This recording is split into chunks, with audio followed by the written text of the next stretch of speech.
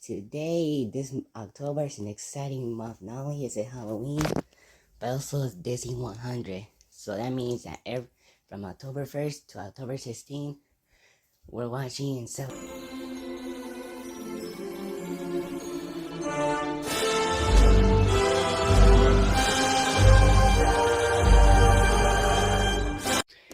Well, guys, today, this October is an exciting month. Not only is it Halloween, but also it's Disney 100. So that means that from October 1st to October 16th, we're watching and celebrating Disney stuff.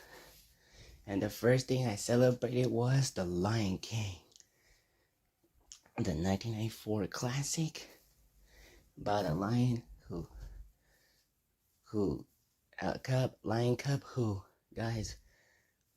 ran away after his father was killed by Scar, and he meets up with Pig and I forgot and Timon, don't know what his species is, and he was mistaken for Simba killing Mufasa, but he didn't.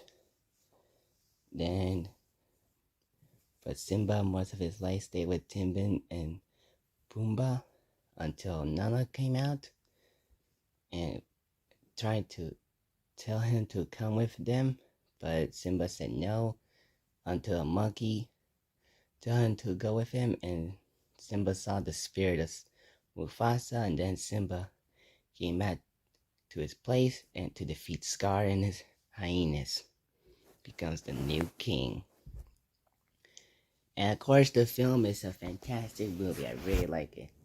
The animation is flawless, super duper flawless. One of the best animations I've seen in the movie. Now the characters like Simba, everyone, and Scar, everyone looks very well. Of course the opening,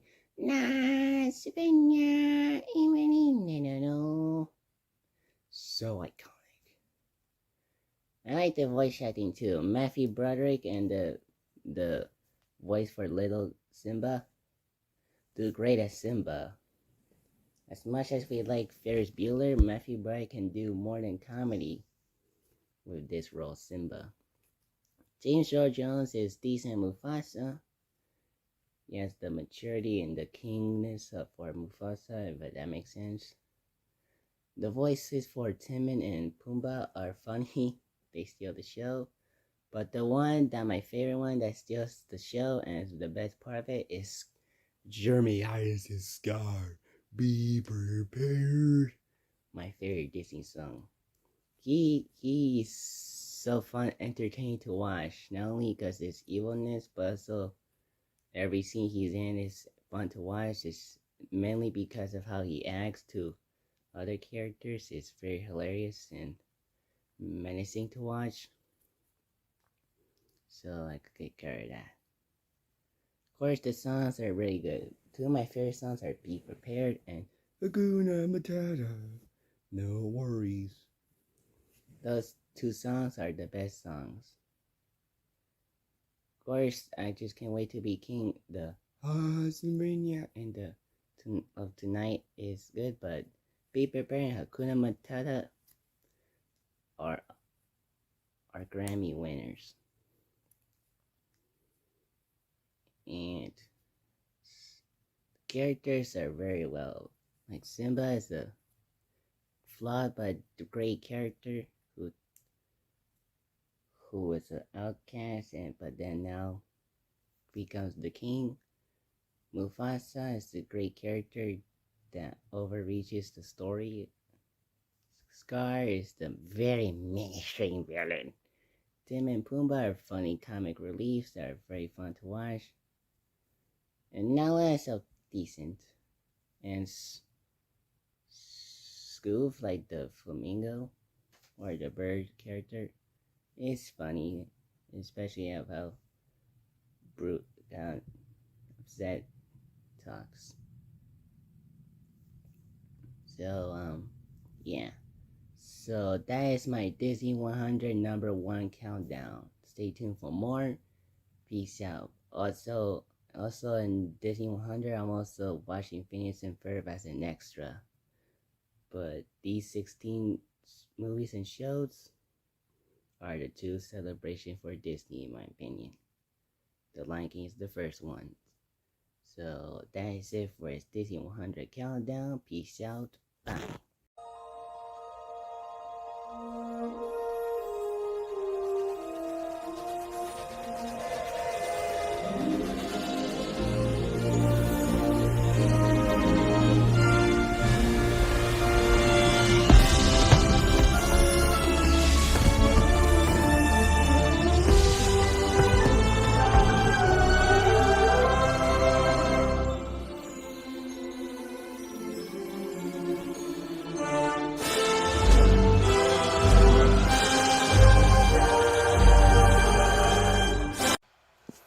So for this Disney 100, I watched Toy Story 2, which I consider as my favorite Toy Story movie because it has my favorite animation. And the animation looks really good. It's probably the best one of them all. I like the opening scene about Buzz Lightyear in the video game and going on an adventure, destroying robots and nearly defeated Zurg, but was killed. Which was one of the reasons that made me think of the Buzz Lightyear movie before Lightyear came out. I also like how this is the film that introduces Zurg, Jessie, and Stinky Pete, because all those three characters are very good. Zurg is a pretty fun parody of Darth Vader. Jessie is a fun character that's cool that she became a part of the film, the franchise. And Stinky Pete was a decent villain. And I thought Woody and Buzz are still great characters. Hanks and Alan still do great as their characters. I really like how these Toy Story movies have different genres. The first one is like a buddy movie. Second one is an adventure movie. Third one's like a prison drama film. And Toy Story 4 is like an adventure drama film. Yeah, so I like that. I really like the pizza car chase scene, as well as the airport where they try to escape the plane, Jessie and Woody. And I really like the outtakes / bloopers, which they're very funny, especially one with the Bugs Life and Buzz burping and Woody pulling pranks on Buzz during the making of Toy Story 2. That's clever. So and still like the other characters like Slinky, Mr. Potato Head, and a little bit of Barbie. Then also Rex, who plays a bigger part in this film because he wants to win the Buzz Lightyear game. He kind of does by defeating Zurg.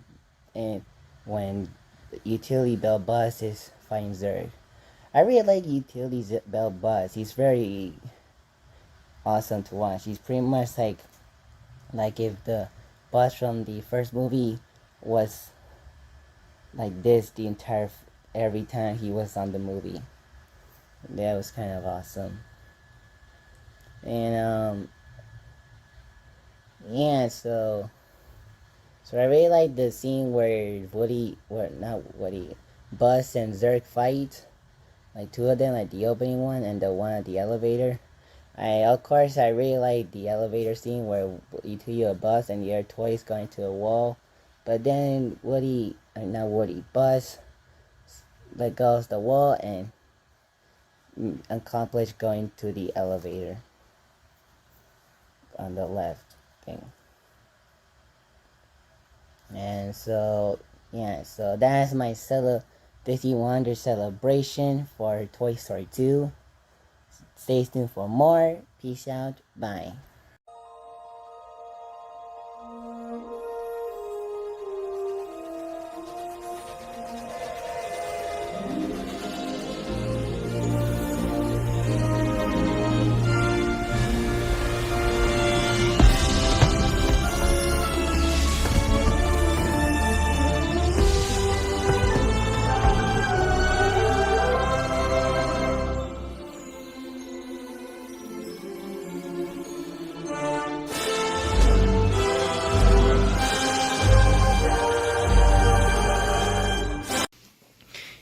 So for Disney 100, Day 3 is A New Hope, which is the first ever made Star film in the Star Wars universe. And of course, it's one of the most iconic films in cinema history. Now, to be fair, this movie was not made by Disney. It was made by 20th Century Fox, but still, it's still Disney since Disney Infinity has this New Hope stuff. It has been celebrated for Disney, how iconic it is, and of course, Fox is owned by Disney, so it still makes sense why we're taking a look at New Hope for Disney 100. And my quick thoughts on this movie is that it's amazing. It's a classic. One of the most iconic films of all time. The characters, Luke Skywalker, Han Solo, and Princess Leia, and Darth Vader, and Chewbacca, Obi-Wan Kenobi. Anyone is one of the most recognizable characters ever. And even this movie, they're really good. Of course, a lot of the action scenes, including the rescue scene and the final battle scene with the ships, are pretty cool to watch. And I really thought the opening was pretty decent with C-3PO and R2-D2 and Leia escaping from Darth Vader and the Empire. And of course, the actors does well. Mark Hamill is Luke Skywalker. Harrison Ford is pretty cool as Han Solo. Anthony Daniels is funny as C-3PO. James Earl Jones / David Prowse is menacing as Darth Vader. And Carrie Fisher is good as Leia. One thing that concerns me is that I watched this on Disney Plus. And it makes me think that this version of New Hope is not the original 1977 one. It's probably one of those type of DVD special editions because of the Chapter 4 New Hope title card at the beginning. And I don't think Boba Fett was in the original cut since Holiday Special was his actual first appearance, not A New Hope. So I'm pretty sure this is like a special edition version of the film. So and not the original version. But that's not that bad because A New Hope is still a great movie to watch for everyone. It's one of the most iconic, greatest, and most classic films in history. And you know that I'm a huge Star Wars fan, so yeah. So of course, the theme song, ding, ding, ding, ding, ding, ding, ding, ding, ding, ding, ding, ding, ding, ding. And of course, the iconic Millennium Falcon and the Death Star. This film is such a classic. So yeah, that is it. Peace out. Bye.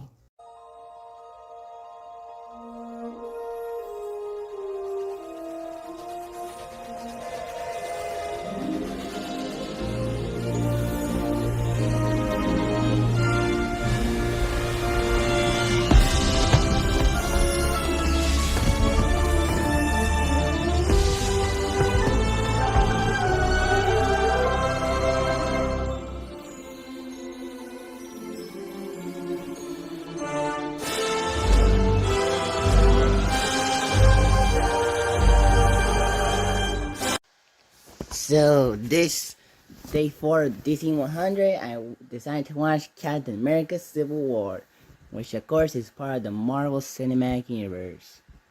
Now when you think of this movie, you think of three things. One is the Captain America versus Iron Man fight scene, which is pretty cool fight scene, where Iron Man mistaken Winter Soldier for killing his parents after seeing the video, and then Iron Man attacks both Captain America and Winter Soldier, but Captain America defeats him. The second thing is that it's the first movie to introduce Tom Holland as Spider-Man and the late Chadwick Boseman as Black Panther. which are pretty cool. They're pretty cool characters in this movie, though. I do think Spider-Man is a little useless in this movie, because he doesn't do much in this movie outside what I'm gonna talk about next. But Black Panther is more prominent in this movie than Spider-Man. And the third thing is of course, the airport fight scene between Team Captain America and Team Iron Man. And besides that, I really thought this movie was really good. I really like it. It's a interesting crossover Captain America movie. All these Avengers fighting each other. They started off as allies fighting Crossbones, but then they got more rivalry because Winter Soldier is pretty wanted in these movies, especially since he was mistaken for the murder of T'Chaka, the father of T'Challa. And that's a good idea, good film idea. I thought Herman Zemo was a great villain, not a perfect villain, but a decent one. Though I liked him better in Falcon Winter Soldier. And I thought the actors did well. Mostly Chris Evans, Tom Holland, Robert Downey Jr., and the list goes on. So, yeah, so I really like Captain America Civil War. So, peace out, bye.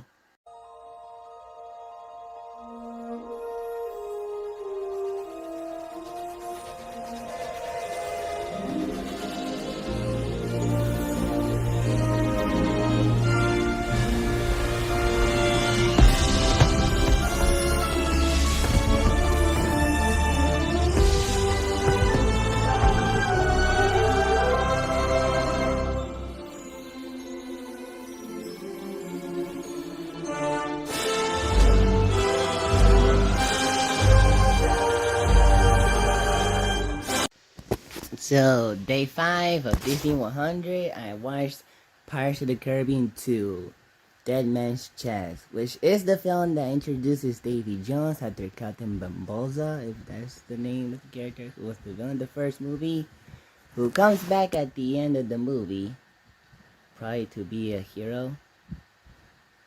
Well, it got me sense since he was a sidekick for Disney Infinity, one of the 3 sidekicks alongside Elastigirl and Mike Wazowski. But so I've seen the first one I think 2 years ago or last year. I think it was in 2021. So I don't remember fully exactly, but I remember some of them, some parts of the movie. But let's talk about the sequel, which I thought was pretty fun. I really liked it. And despite what's been going on with him, I think Johnny Depp is really entertaining to watch as Jack Sparrow. He's really had one of the best of his lives as the character. And his fight scenes, all the fight scenes are really good in this movie, especially the one where they try to get the necklace, and the one where the octopus creature tried to kill the pirates and the boat at the end of it was pretty cool. And the effects on the monsters, either their CGI or makeup, it looks pretty impressive, especially some of the freakiest ones. And Davy Jones' design looks pretty imitating and really cool. And I really like this film a lot. And of course the movie ends with Jack Sparrow being at the side of a creature. But we all know he survived since there are sequels of it. And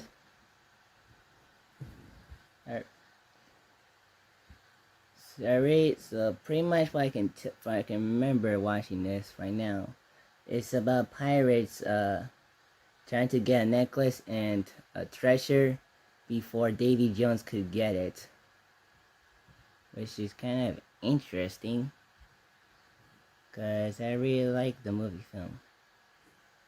So yeah, so that is it for this video. Peace out, bye.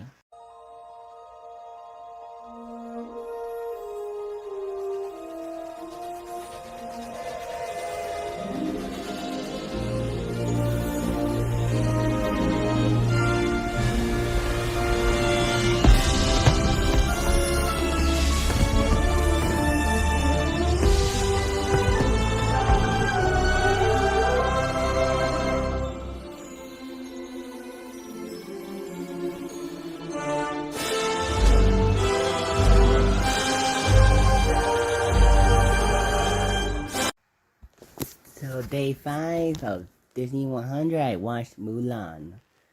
It's been years since I've seen this movie on Netflix, and I watched it today for Disney 100, and I like the film a lot. The animation is flawless. It looks really good and stylish, especially with all the characters. Everyone, really looks cartoony, but also nicely drawn and stylish. And smooth as well. Everyone looks that way. The songs, of course, were you talking about reflection or make a man out of you? And they're really great songs, especially "Make a Man Out of You." That I listened to that a lot recently, and I thought the voice was really good, especially with Ming-Na Wen, Mega Fer, rest in peace, and BD Wong as Li Shang. I thought the Hans were great villains, especially Yan. He was very scary villain. Straight when he tried to kill Shang and Mulan before Mulan defeated him.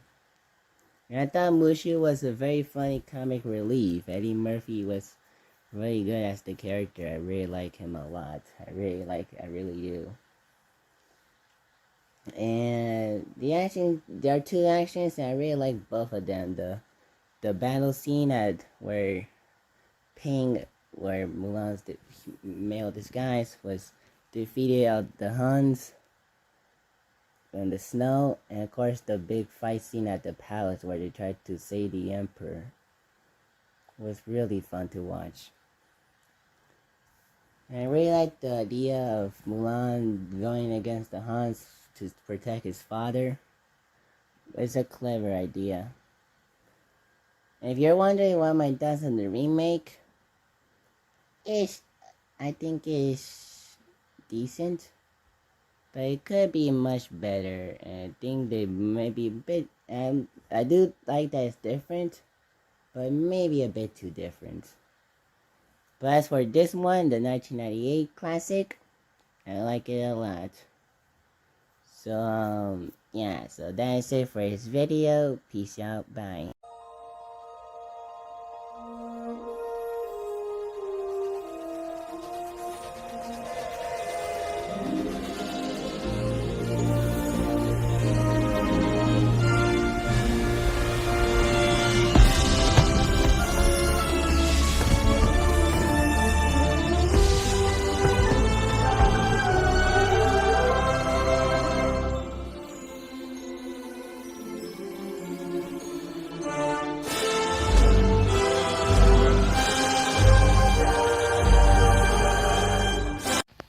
What's up, everyone? Today we are looking at day 6 for Disney 100, and we're looking at Cruella, which came out in 2021.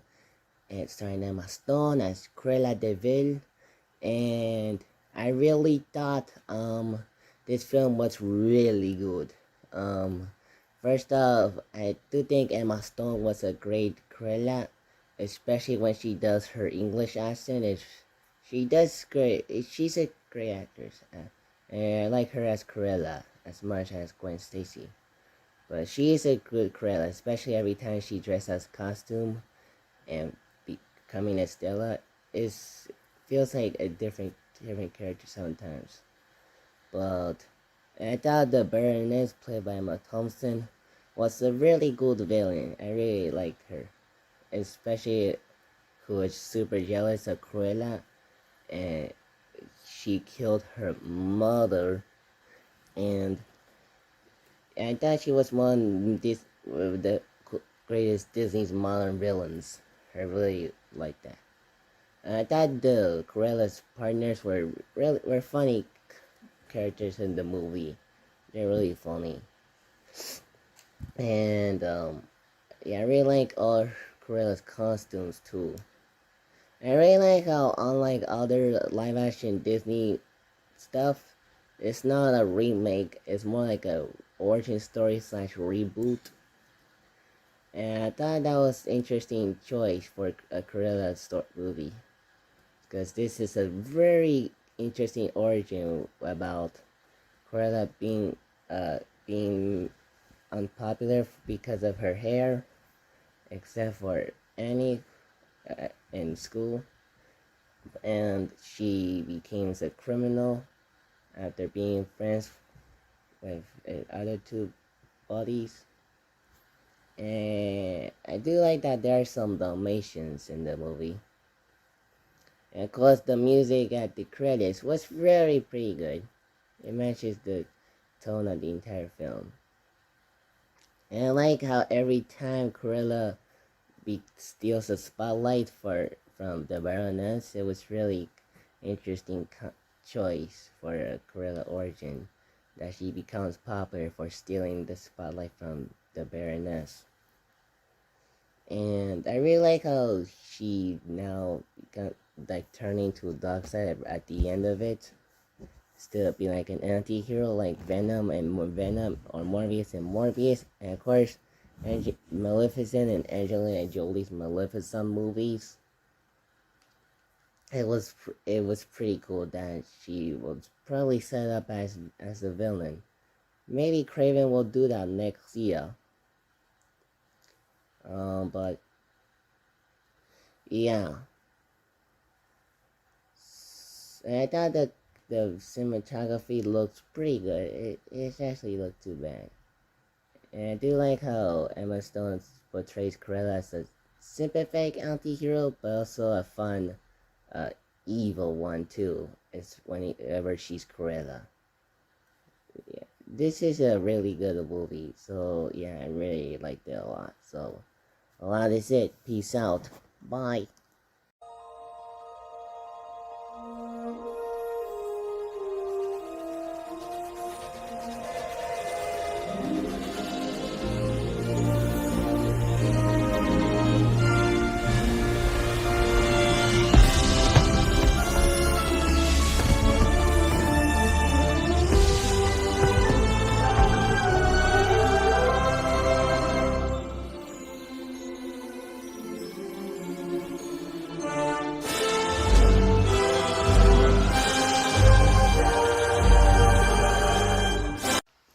Day 8 of Disney 100 featuring Roger Rabbit, which it takes place in a toon world where cartoons and humans coexist, and cartoons make their own shorts.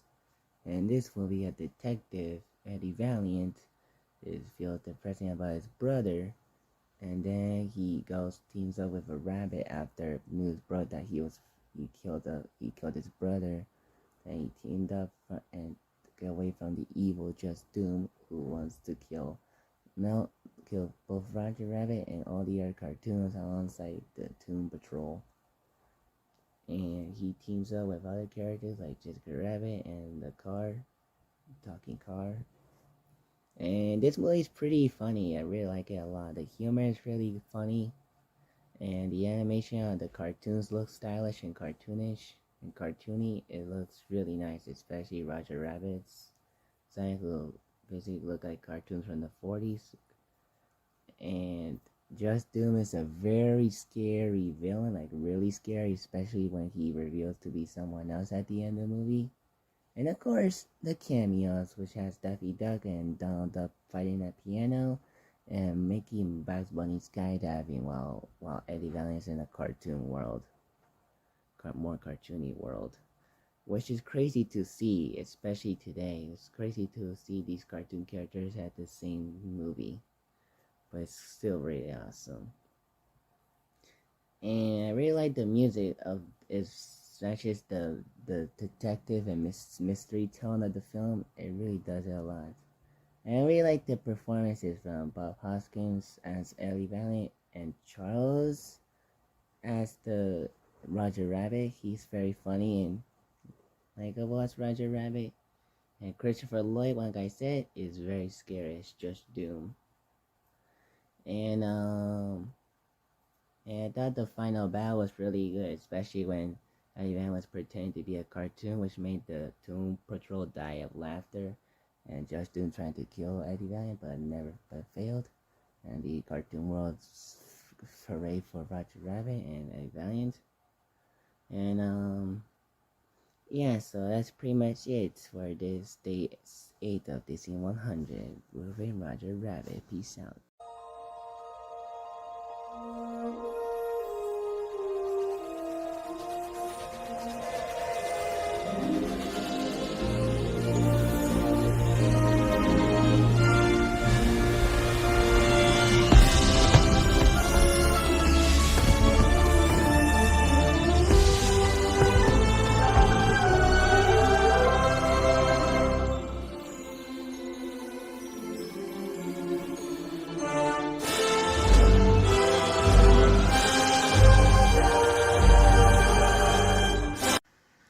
So day 9, I watched Wreck-It Ralph, and yeah, that was intentional because I watched Who Framed Roger Rabbit yesterday, and I decided to watch Wreck-It Ralph since they're about video say they revolve around.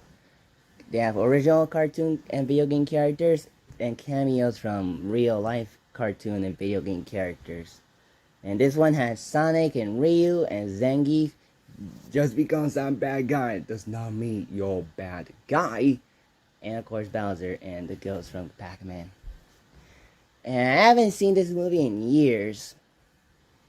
I watched it when I was little, and I watched it again for Disney 100. And I thought this movie's a lot of fun. It's very colorful, it's very funny, and very stylish from the characters. It matches what a video game character could look like, especially with Wreck-It Ralph, Vanellope, Felix, Calhoun, and King Candy. King Candy is a very intimidating villain, especially the twist at the end. He's pretty much the video game's Judge Doom. And Wreck-It Ralph is an interesting character. For many people, he thinks like Mega Man and Gru from video games, but no, because he doesn't start off an actual bad guy. He was portrayed as a bad guy, but he wants to become good because he feels tired doing the same thing and feels like treated like crap. But never succeeds and tries to win a medal, but Vanellope stole it, but then become friends. They build her way in a car race, while Felix and Calhoun are together trying to find Ralph and the Cyborg, but didn't. And yeah, I really thought the film was really good. The cameos were good, the villain was interesting, and the story was really good. So yeah, so that was Wreck-It.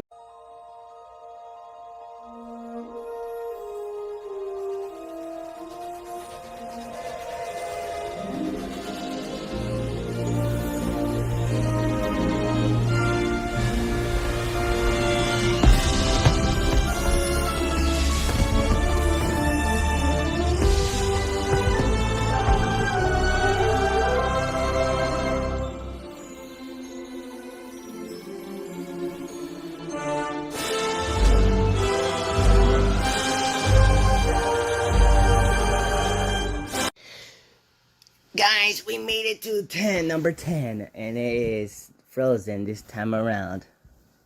Now, I never talked about this, but I feel kind of embarrassed to say it, but when I first saw it, I became a huge Frozen fan because I had a Disney Store playset of it, a toy set of it, Disney Infinity, Elsa and Anna set, and a drawing book of Frozen that recreates the film for the most part.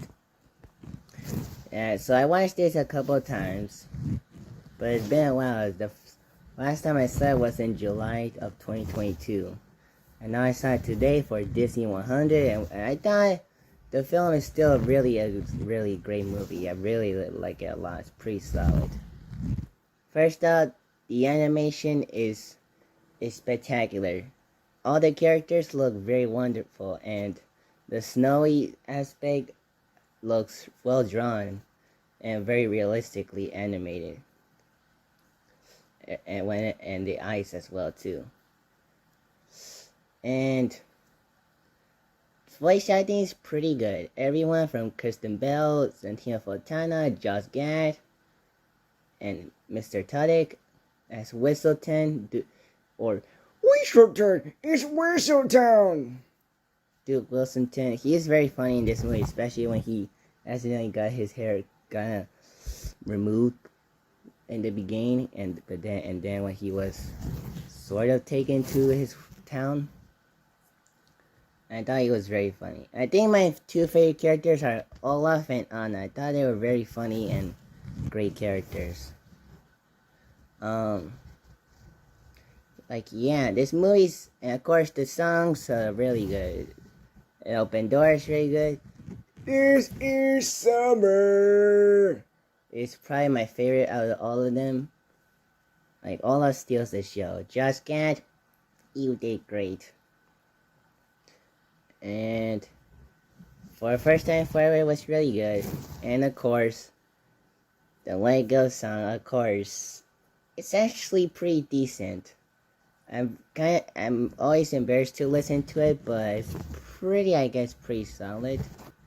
Though I think it's a bit too solid because I think it's the one. I think that song makes you think it's what makes you think of Frozen. So yeah, so those are my positives for Frozen because I had two gripes with this movie, just minor ones. One is I thought the deaths of the parents were kind of rushed out, like it just happened out of nowhere. It just where the sisters grow up, but then the parents are taken to a boat, and then they just die out of water. Like it just cut to them dying. It's just kind of weirdly edited. Like they probably should have added like one scene that would set up their deaths, like there's something like a boat problem or something like that, because it feels kind of weird that they just die after going to a boat. Another gripe with this movie is a weird one, and that is with the character of Prince Hans. Now I'll be honest with you, when I first saw the film, I was very obsessed with this character. He was my favorite character in the movie. And he was amazed because he was the villain of it, and a lot of times those are my favorite, like The Lion King, Beauty and the Beast, and later The Lego Movie 2, and Eternals. But now watching this, he is okay. I'll be honest with you, like when he was a good guy for half the movie, he's actually a pretty decent character. I really like him a lot. And I thought his costumes are really good, especially the main one, the white, blue, and purple suit. Like, it looks really good. I really like that suit. But when he becomes the villain at the end of it, like, oh no, if only there was someone there who loved you. He's pretty wasted. I mean, yeah, that's been foreshadowed a lot. But I think his villainy is pretty wasted. Like, he only plans is to rule the kingdom by killing Elsa and laying Anna to die. But that's pretty much it. He doesn't really do that much evil besides letting Anna die and kill Elsa. That's pretty much it. So I think he's a pretty decent character, so supporting one. But as the villain, he's, like I said, wasted. But other than that, but I still like the character a lot. I really like the character. Hans is a pretty decent character. And so I have seen Frozen 2 just in case. I liked it, but it's not as good as the first one. But other than that, yeah, that's pretty much it to talk about this movie. So, yeah, so that is it for this Disney 100 Day 10 countdown. Peace out. Bye.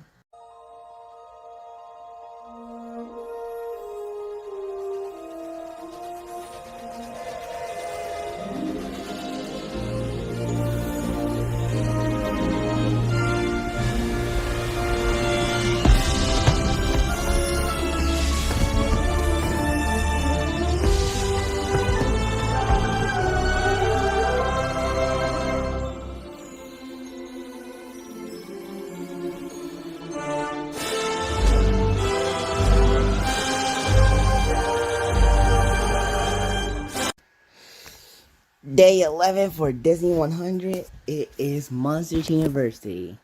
I really loved this movie when I was much younger. And it's kind of like Frozen, where I became so obsessed with this movie. And I became a fan with one character, Randy.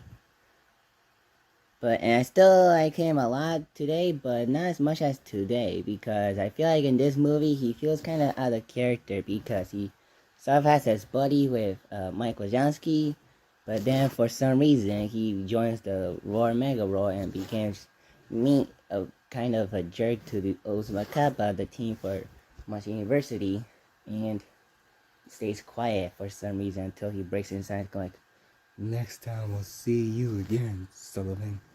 I know that's not actually what he fully says, but that's close enough. But other than that, I thought this movie's a lot of fun. So the movie is a prequel about a college, about Mikey going to university to become a scarer. Even though some people think he's too funny and cute to be scary, but he joins it, and Sullivan works there. And he's kind of famous for being the father of Bill Sullivan, and initially being part of the Roar Mega Roar until he joins the Uzma Kappa, which was treated as a joke, especially at the party scene. And I thought the film was a lot of fun. The score was really good. The voice acting was really good from Billy Crystal, John Goodman, and Steve Buscemi, and Nathan Fillion too. And Pearson too. And the animation is pretty good. I really like the designs, probably much better than Monsters Inc. They look much smoother, and more detailed than the ones in Monsters Inc. So I really like the animation, probably much better, but it doesn't need to bother us since Monsters Inc. was made in 2001 and this movie came out in 2013. So no fully need to judge it. But I read that. So also in this movie is monsters go to scare games for the competition to see who could be the best scare team. The Uzma Kappa or Mega Roar or the other why am I keep saying people? Monsters team. And the Uzma Kappa's quote unquote win. But Mike, after being told that Sullivan cheated, he decided to scare kids on his own, but failed as they think he's funny. And then the police tried to hunt him and Sullivan, but then they scared the crap out of them, resulting in a very hard explosion in one of the university cafeteria or basement, which got them expelled until they got hired for work to go on mails, and then they decided to become workers at Monsters Incorporated, setting up Monsters Incorporated. And I rate down the scare game moments it's a lot very fun and entertaining to watch, especially the quiet library scene. I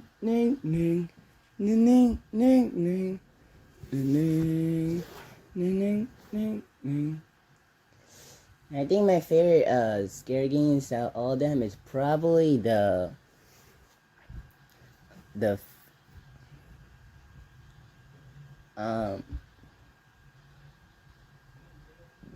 final one, because it's the most one I think about the most and I like the most. So that's probably my favorite one. And I thought the film was very good. It's really good. I really like the film a lot. So yeah, so that's it for this Disney 100 Day 11 Countdown. Peace out. Bye.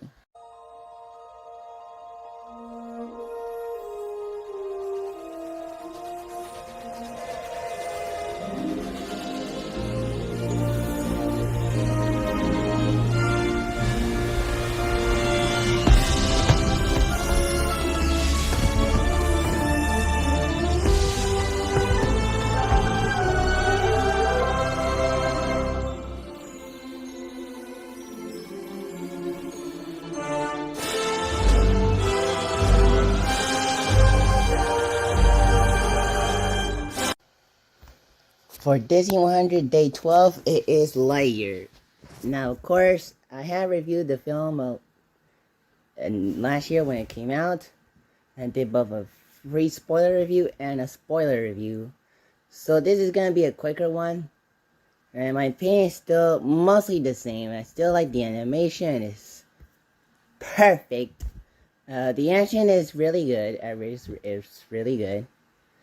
The voice acting I thought was decent. I thought Chris Evans was good as Buzz, but nothing can beat Tim Allen. And I thought the other characters like Peter Son as Socks is hilarious. He's the best character in the movie. And James Brolin as Zurg is okay. So I'll talk about him later.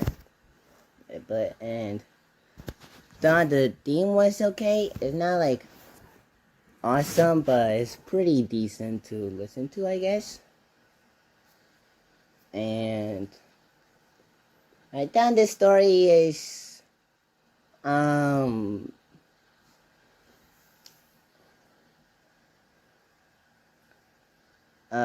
okay. It's not like perfect. I have not talked about these two things.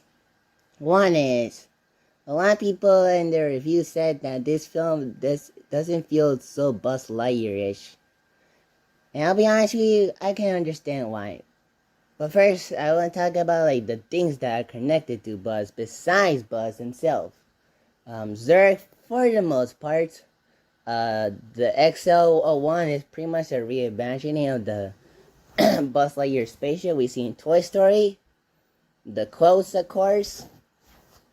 The crystallic fusion, which does play a big part in the story, like the crystallic fusion, like from which was a reference in the first Toy Story movie. I need to prepare my turbo boosters. Do people still use fossil fuels or discover crystallic fusion? And well, not every quote, because in this movie he doesn't say, "You're a sad, strange little man, and you have my pity. Farewell." And he doesn't turn Spanish either, which I was hoping for both of those to be in it, because those are two iconic things about Buzz. Well, one of, other than the To Infinity and Beyond, which plays differently than what we see in the Toy Story movies.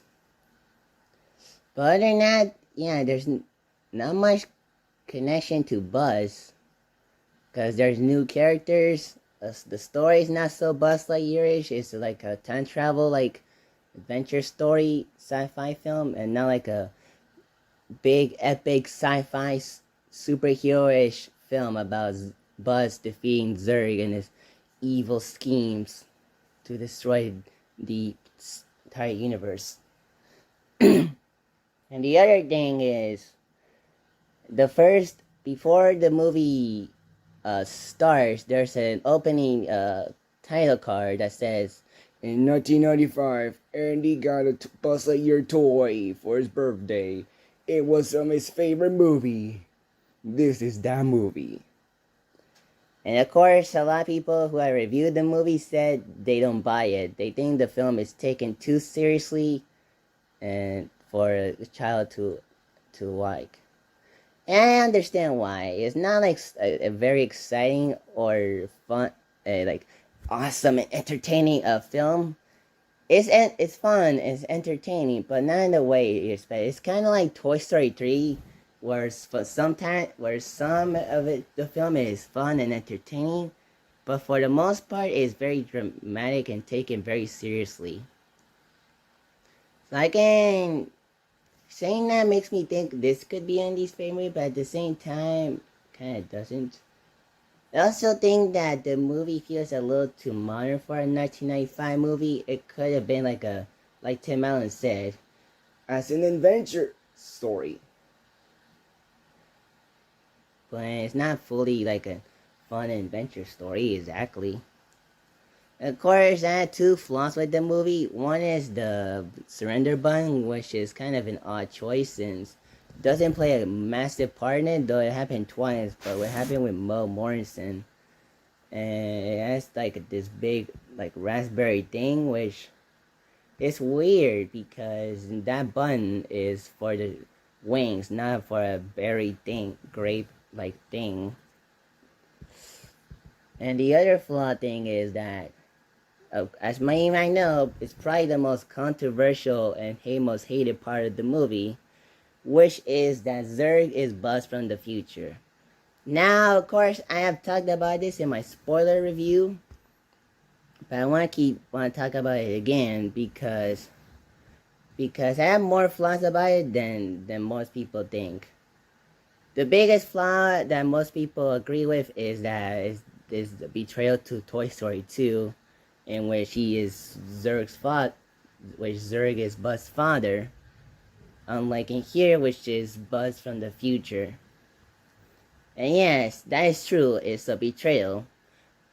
But that's not the main reason, that's not the only reason why I think the Zurg twist is not that great.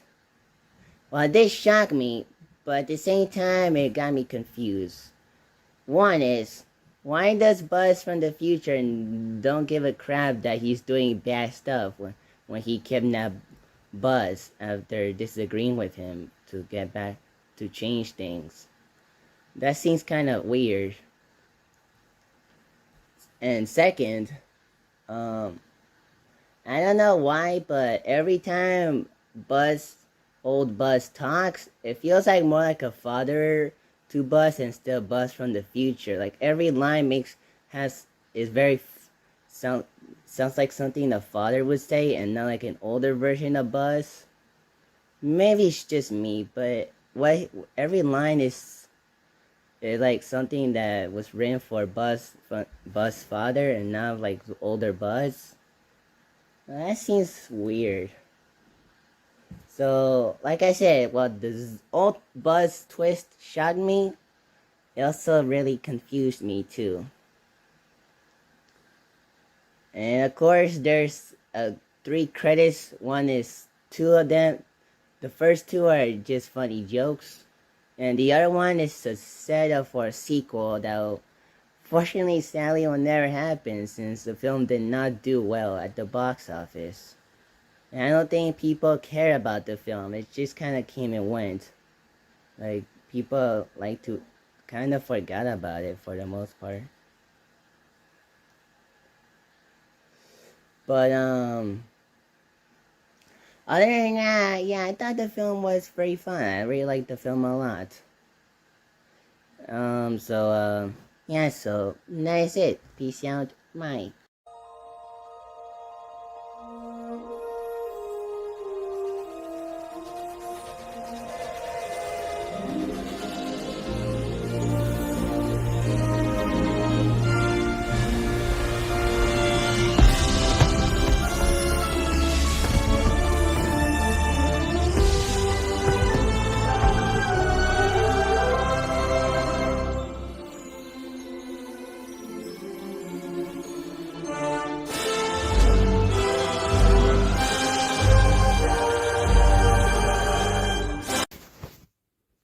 For Disney 100 Day 13, it's different because it's a Disney Channel show.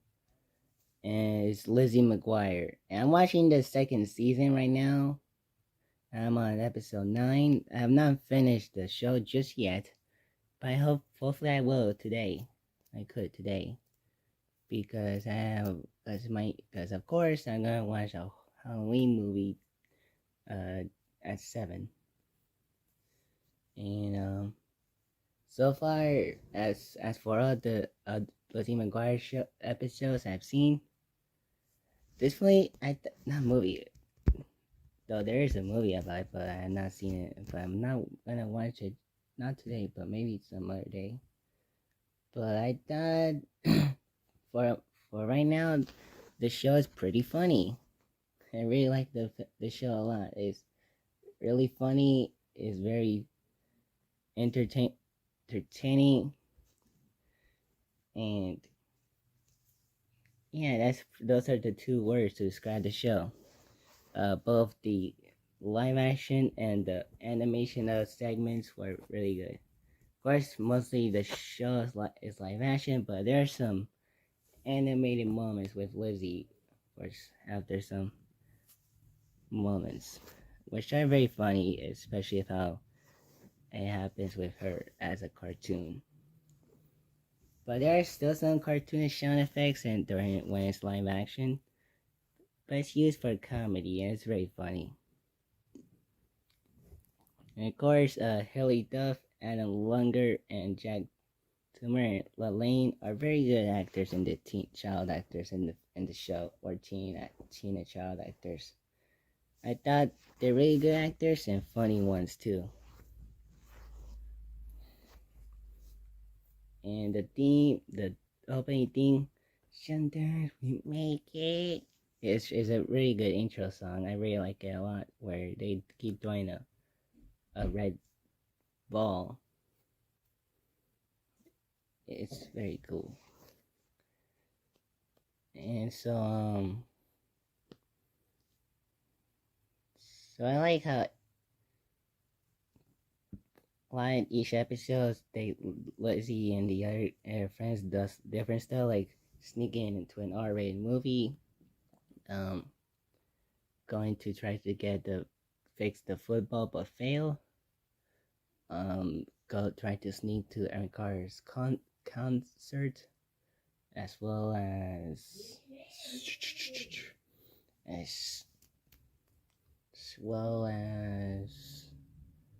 good lord, what else? It's been I forgot, but those are the big things I remember. So so they go to a bunch of places and it's very funny and very fun to watch. I really like the show. I like the show a lot. Hope to finish it today as quickly as I can after this. So yep, that's pretty much it. So peace out, bye.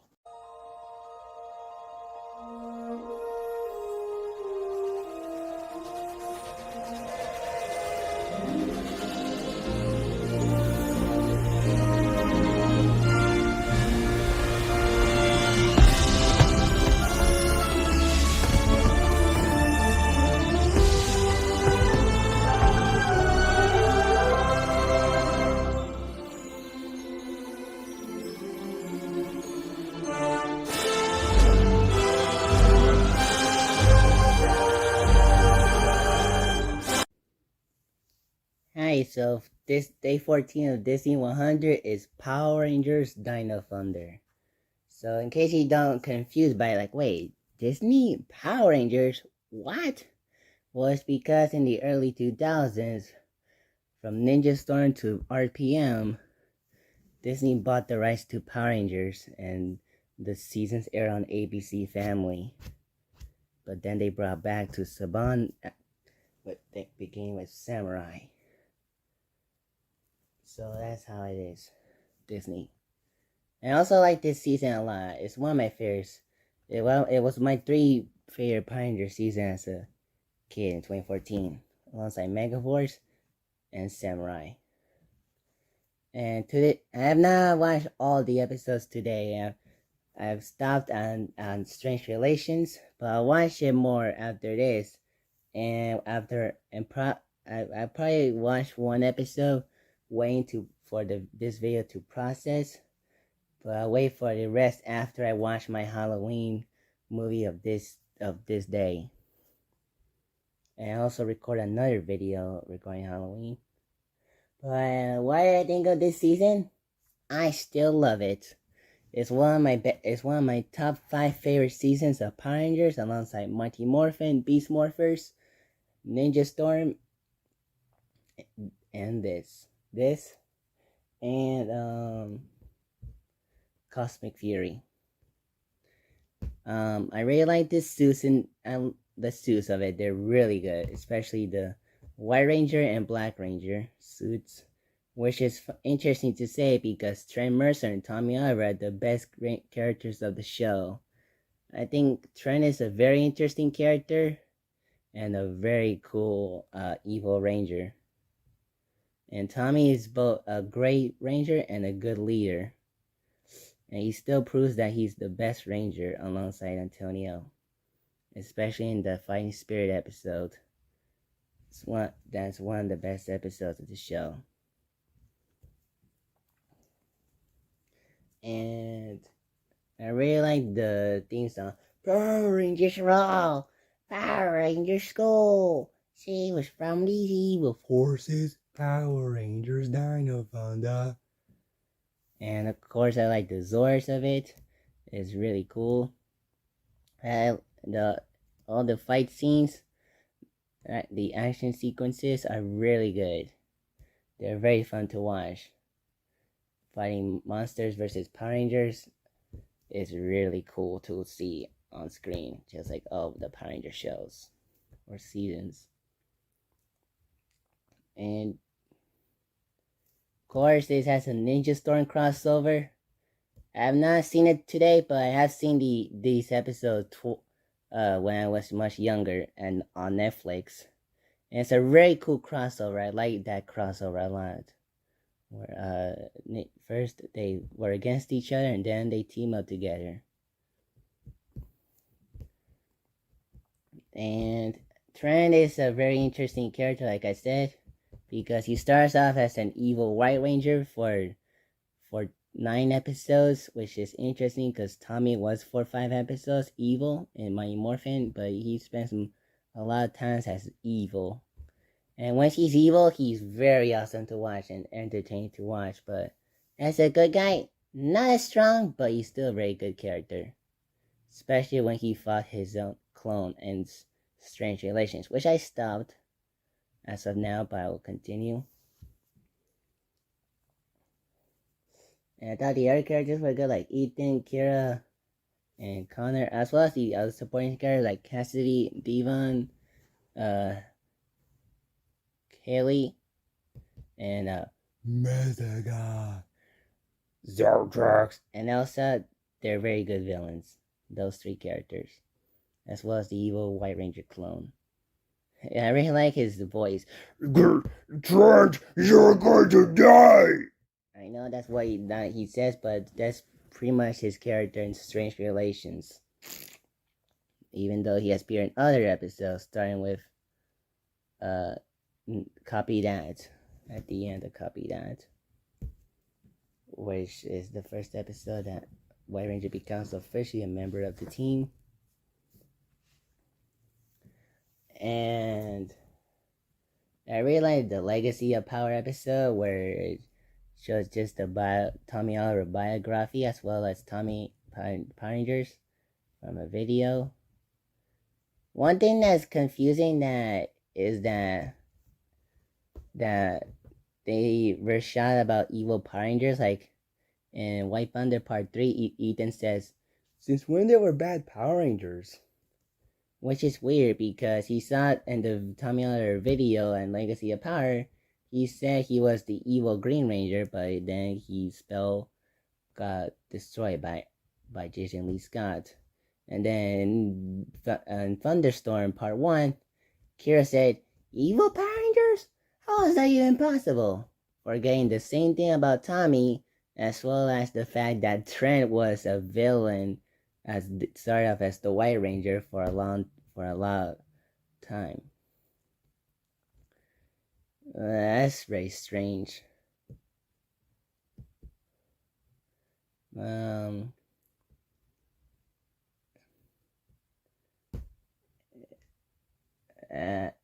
have. To be clear, I have seen the finale when I was younger too. So I do like that ending as well, where Kira sings at the end they go to, I guess, a restaurant or dance party. So I've seen that finale years ago, but I will watch it after this, after this, or after the Halloween thing. So yeah, I think that's pretty much it. So I'll continue. So that is it. Peace out. Bye.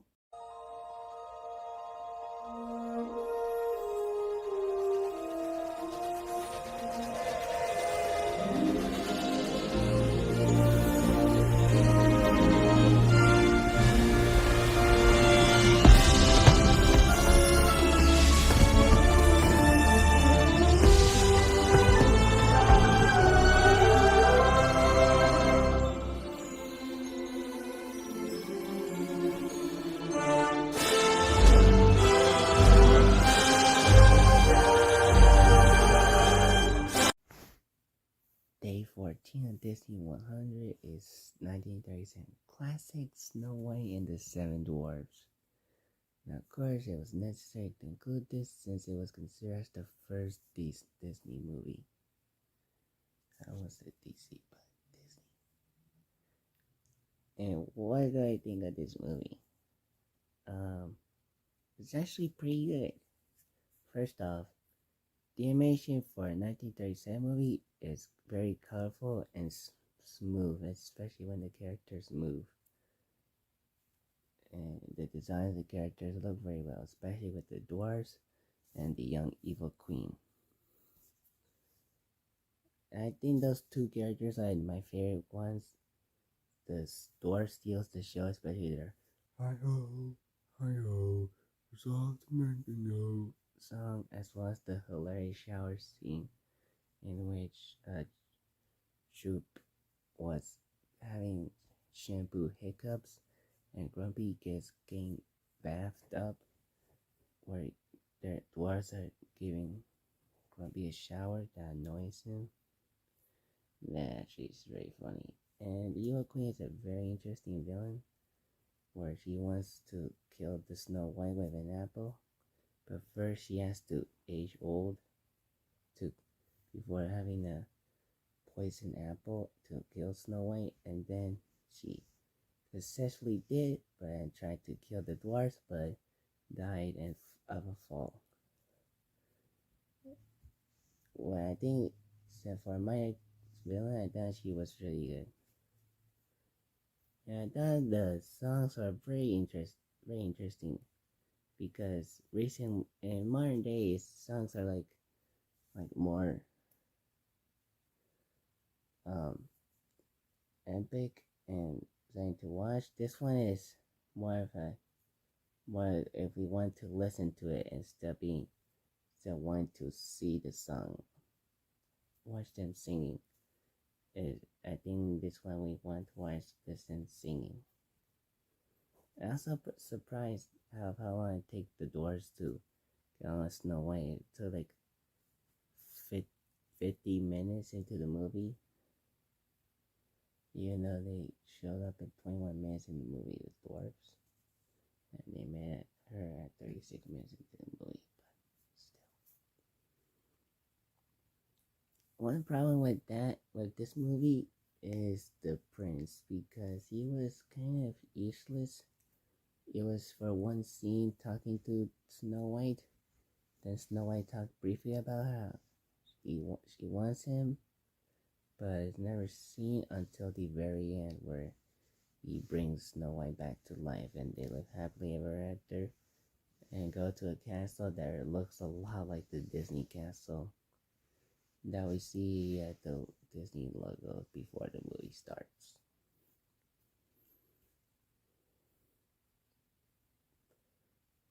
But it's kind of interesting, considering it's been set up with when Snow White was playing her evil plan to kill Snow White, where to resurrect the true love's kiss with first kiss wishes, but she ignores it, which is pretty hilarious.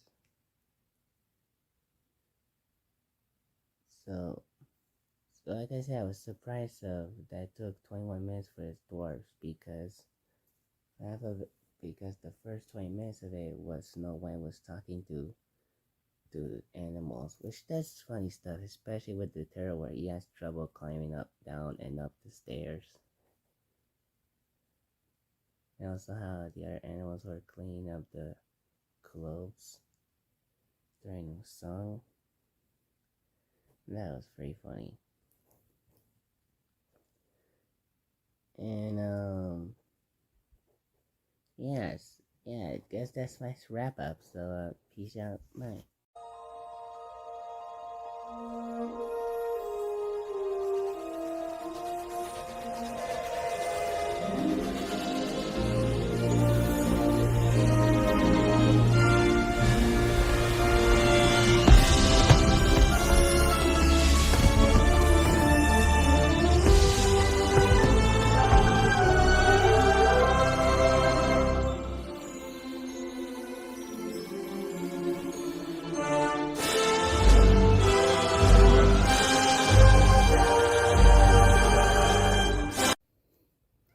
What up, guys? Today is exciting because it's Disney 100, and the final ones of this countdown are Steamboat Willie and the third season of The Mandalorian. Let's start with Steamboat Willie because his, of course, is super iconic. Like the first appearance of Mickey Mouse, who is the mascot of Disney. And I thought the short was very funny. Of course, it starts out with the iconic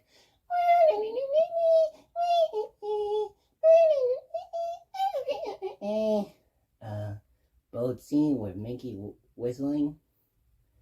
And then goes a lot funnier because it goes to cartoony mode where Mickey uses animals as instruments during the musical number at the end. And also Stinky Pete spitting stuff, the last one time he did it, throws at him. Is very hilarious. And of course, for 1928, the animation is really good. It's really good for a cartoon, for black and white cartoon. And I know that Plane Crazy is technically the first Mickey short, but this is the first release one. And it's a perfect start to Mickey Mouse.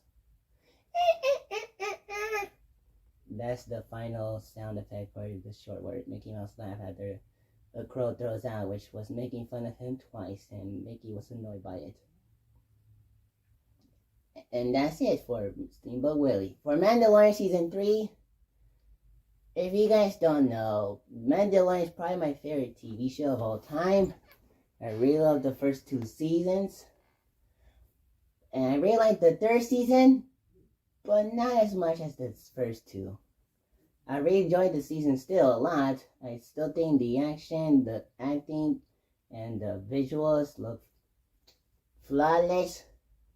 And the characters are well, like Mando, Bo-Katan, and the other Grogu, cute. But the writing of the show is kind of all over the place and weak. Because there are some moments that feel pointless to the entire this show. Like, probably the worst episode of the entire series is the 3rd episode of the 3rd season, where Dr. Pershing is the lead of the episode. That one is kind of pointless since he's not seen again, and it doesn't affect the Alliant Kane that much, since she's still part of the New Republic, even when she is working for Moff Gideon, as seen in episode 7. But as for the other 2 episodes, they're not as good as the other ones, like The Foundling. Aside from the awesome Grogu flashback with Jar Jar Binks as a Jedi, it's just a generic rescue episode. And of course, Guns for Hire it's a little funny with the Jack Black cameo, Robot running away from Mandalorian and Bo-Katan after being kicked by Mandalorian, and then Mandalorian giving Bo-Katan a sword just because she rescued him, which is kind of weird. Even though it was supposed to say that Moff Gideon, that she needs the sword by winning in a battle with Mando.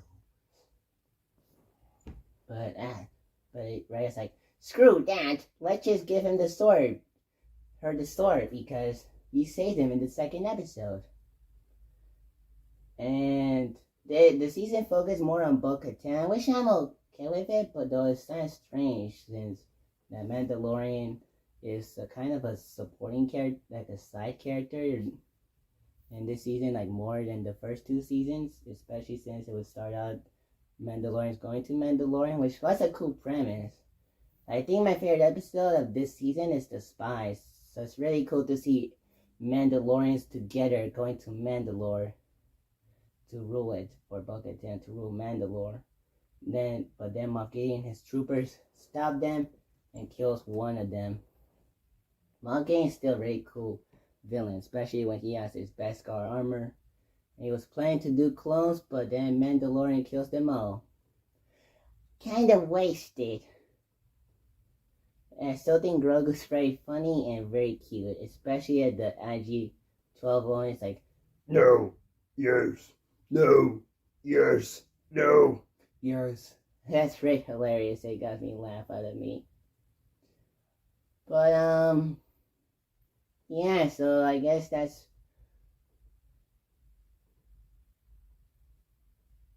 yeah. I think that's pretty much it.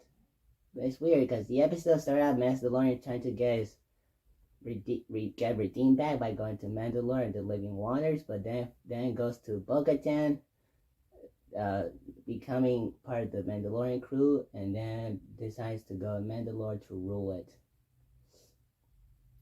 And I thought the ending was very funny, where Mandalorian's sitting down and Grogu's looking at the front, and then it goes to a smack circle, like a lot of stuff, and then boom, and that was pretty clever. And still think, and the pirate is a good episode. Like this season, even though it has some major problems, that's not as good as the first two seasons. I still had a good time with it. So yeah, so that's pretty much it for Steamboat Willie and Mandalorian Season 3 for Disney 100. So that's it for this video. Peace out, bye, and happy Disney 100.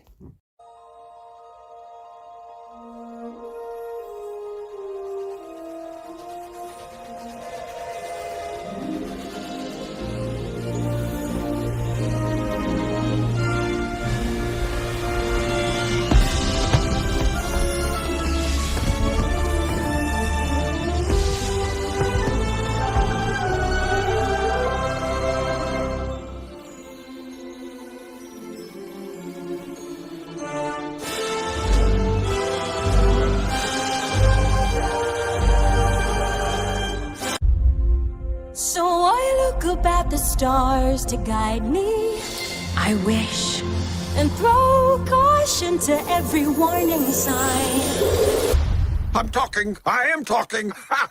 Who knew my voice would be this low? You are their handsomest, most beloved king. You're right. I am a handsome king.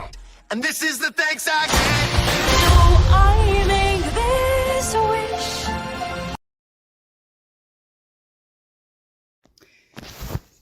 Welcome to the first day of preparation to Disney's Wish, where I watched 22 Disney stuff in preparation for Wish coming November 22.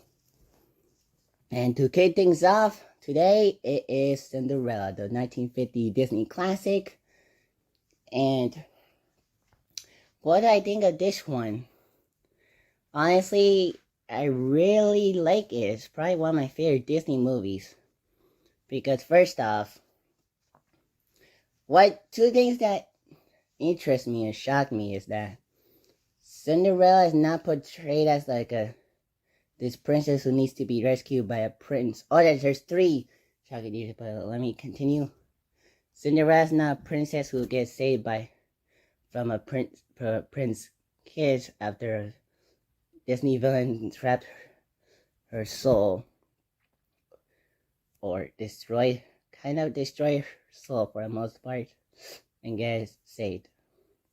But instead, she is trapped. She lives in a house with Lady Trimini and her two daughters.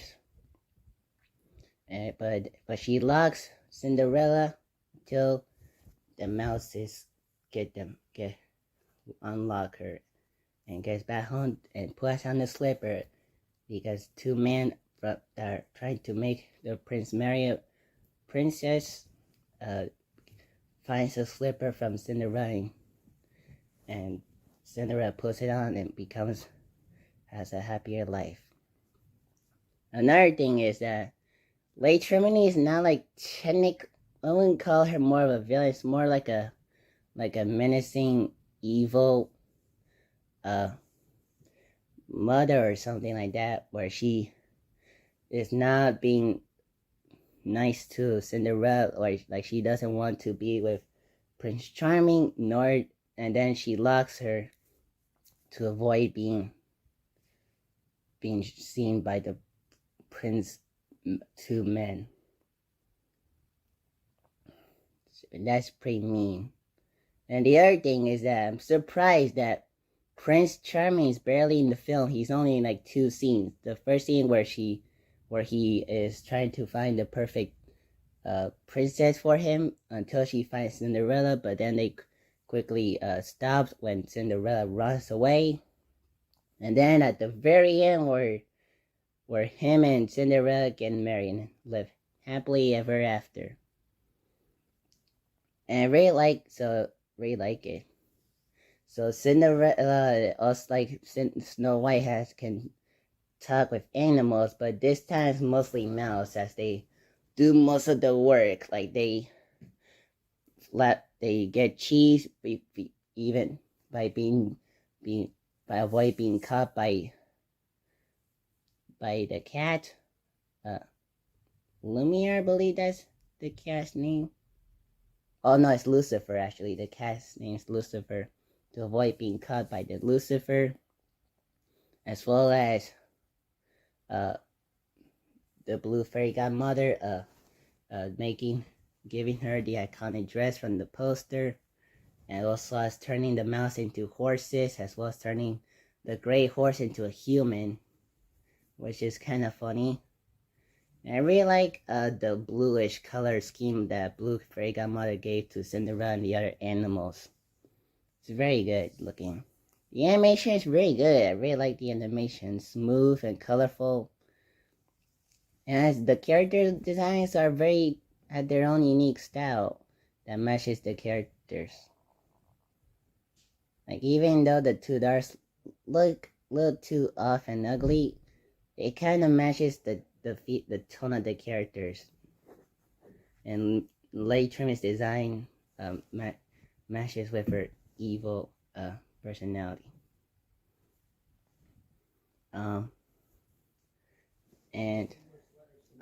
Yeah, so I think that's pretty much it. So yeah, so peace out, bye. And this is the first day of preparation to Disney Swiss.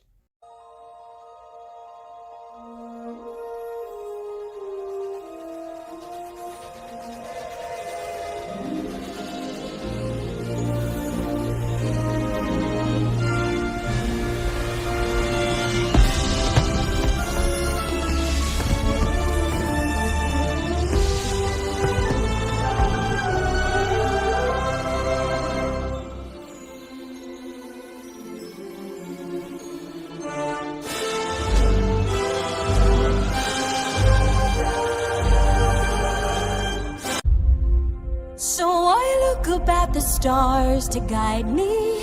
I wish and throw caution to every warning sign. I'm talking. I am talking. Ha! Who knew my voice would be this low? You are their handsomest, most beloved king. You're right. I am a handsome king. And this is the thanks I get. So I make this wish. Today's preparation for Disney's Wish is Aladdin, the 1992 classic about a thief who finds a genie and he becomes a prince to marry Jasmine and needs to stop Jafar before he takes over the world and marries Jasmine. And I thought this was a lot of fun. It's very colorful. The animation is very smooth and very good, and some characters look very well and has charms and does some like stereotypes, which is weird to say since Disney Plus voice warning about stereotypes too. But other than that, the animation and character designs look pretty good. I thought the genie was very funny. Robin Williams captured it, and so is the parrot. Gilbert Gottfried is funny because of his voice and deliveries. And Jafar is a very menacing villain, like a very menacing antagonist. Yeah, especially when he tries to destroy Jasmine, Aladdin, and the old man, as well as ordering Genie to destroy stuff, even if he doesn't want to. So I thought Genie was very funny, but also an interesting character, especially since he doesn't want to do bad stuff, and he kind of feels bad and bad for Aladdin earlier. Well, Aladdin feels angry, then celebrates him and Jasmine at the end. The songs are pretty interesting. There are only 4 songs, like the Aladdin's introduction. It has a song, Never Had a Friend Like Me, Whole New World, and also the Jafar song. So it's not a lot of songs, but there's a few songs to listen to. I think my favorite, of course, is Never Had a Friend in Me, because it's very entertaining, funny to watch. As the genie comes back after 10,000 years. And I thought the other characters, like Jasmine, is pretty good, and Aladdin is a very good protagonist. And Old Man is kind of a little funny.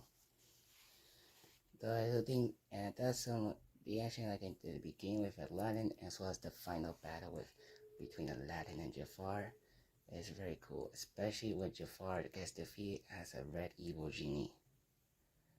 It's interesting to end. Also, there are some Easter eggs as well, like Goofy, Pinocchio, Schwarzenegger, Jack Nicholson. Although those all come from Genie for comedy, which is funny. So yeah, I really thought Aladdin was a very good Disney movie to watch. So that's it. Peace out. Bye.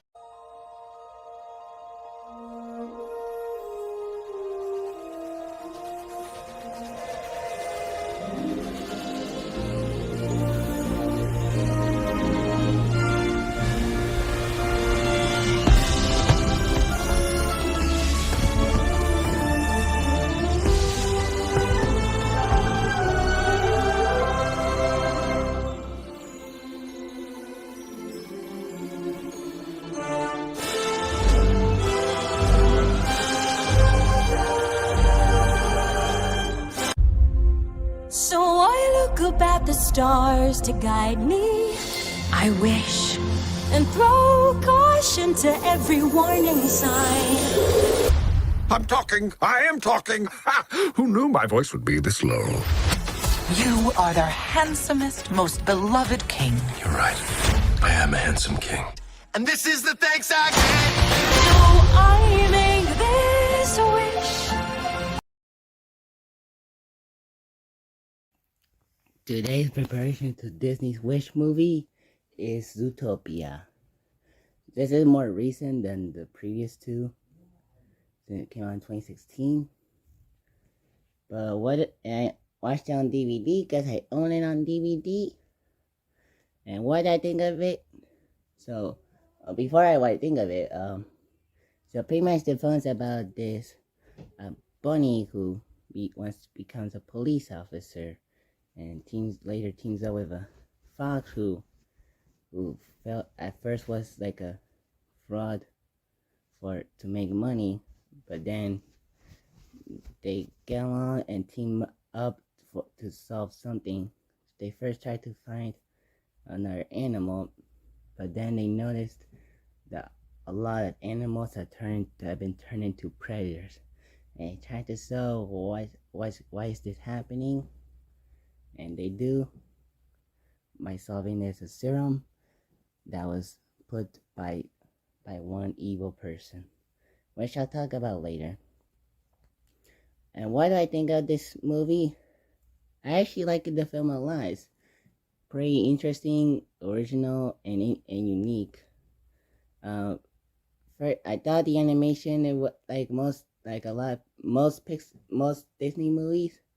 It's really good. It's really like the animation a lot. It's pretty good with all the animal designs, the backgrounds, the ice creams, and the voice acting is pretty good. Mostly coming from Jennifer, Jason Bateman, Idris Elba, Tudyk, and J.K. Simmons.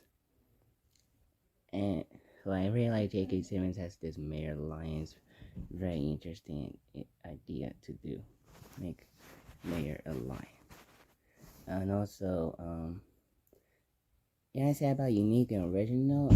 The main thing about it is that the film is mostly a buddy cop movie. It's something different from other Disney movies. Well, it's not musical either. So I really like the new idea for a Disney movie where it's now a buddy cop movie trying to solve something involving predators and savages. And I thought the characters were very interesting. Like Judy is a very interesting character where Cyril wants to be a police officer. Yeah, fails at first, but then succeeds a lot more when he gets help from Nick.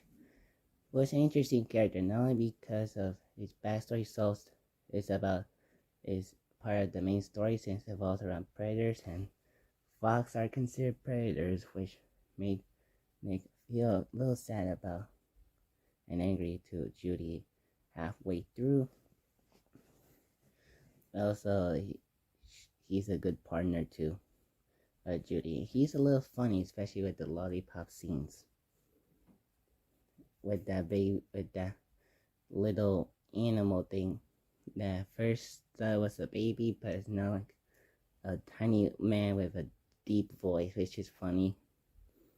Idris Elba's chief character is alright. First, he kind of a little mean to Judy, but he gets better as the movie goes on. J.K. Simmons' Mayor Lionheart is pretty funny. It may probably because of how J.K. Simmons delivers his lines and how angry he gets is interesting. And of course, he was framed. Villainous interior. And Bellwether, well, to get to spoilers with Bellwether now, because for the most part, she's a alright supporting character, but when she becomes the villain at the end, it's kind of feel wasted. Just come out of nowhere. Like, I think Prince Tom was a better twist villain since it was kind of foreshadowed. I didn't see any foreshadowing for Bellwether. It just feels just there.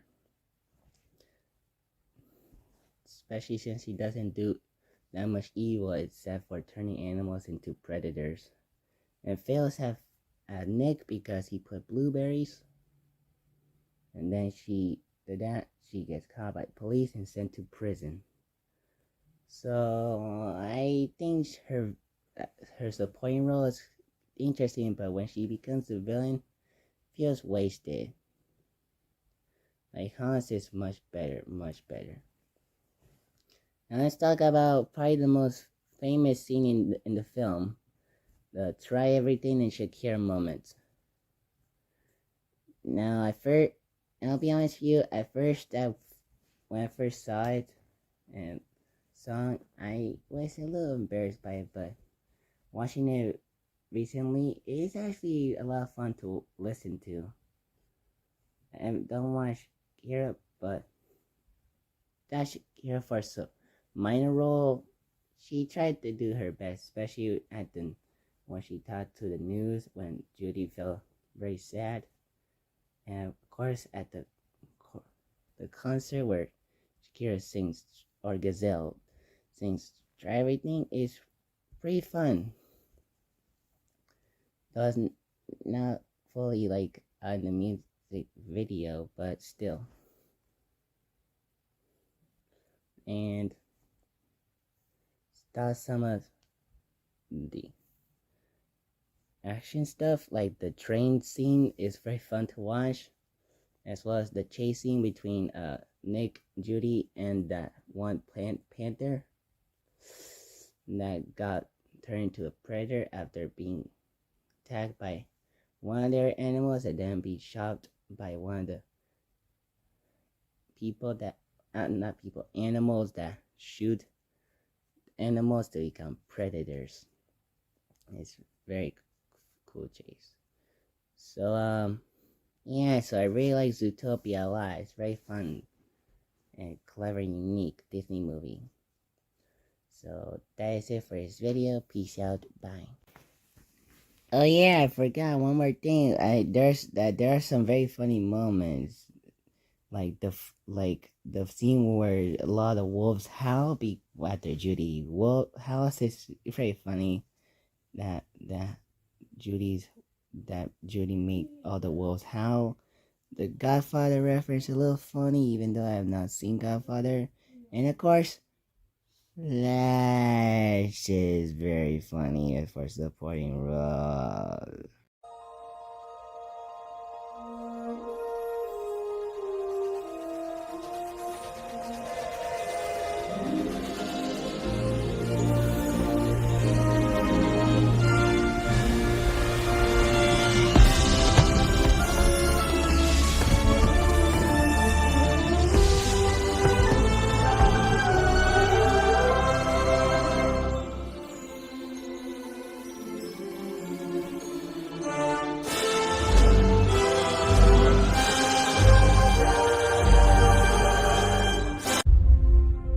I look up at the stars to guide me, I wish and throw caution to every warning sign. I'm talking. I am talking. Ha! Who knew my voice would be this low? You are their handsomest, most beloved king. You're right. I am a handsome king. And this is the thanks I get. So I make this wish. Today's preparation to Disney's Wish is Hercules, released in 1997. And Ray, I've seen this before on Netflix. I've rewatched it today. And I thought this film was very fun. I think it's underrated. It's very cool and very fun. The animation is very interesting because it's more cartoony and stylish and squash and stretch, especially when Hercules fight creatures during the Zero to Hero song. Of course, Hades' movements and animation. Like Hades is my favorite character in the movie. He's very funny and entertaining to watch. One of the best Disney villains ever, especially every time he gets angry. He's very funny. James Wood's voice is very suitable for that role. But Bill is also funny too. David Dito is very funny as well.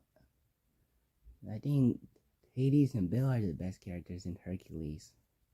Hercules is a very good protagonist. He reminds me a lot of Superman, where he's the son of someone kind of heroic, and then gets adopted by two parents, and then was born with strong abilities. Then it goes to the father something where like Jor-El is his head, but Zeus is the statue and then he tells his son to become a hero. And he does and becomes a famous, heroic hero, saving the world.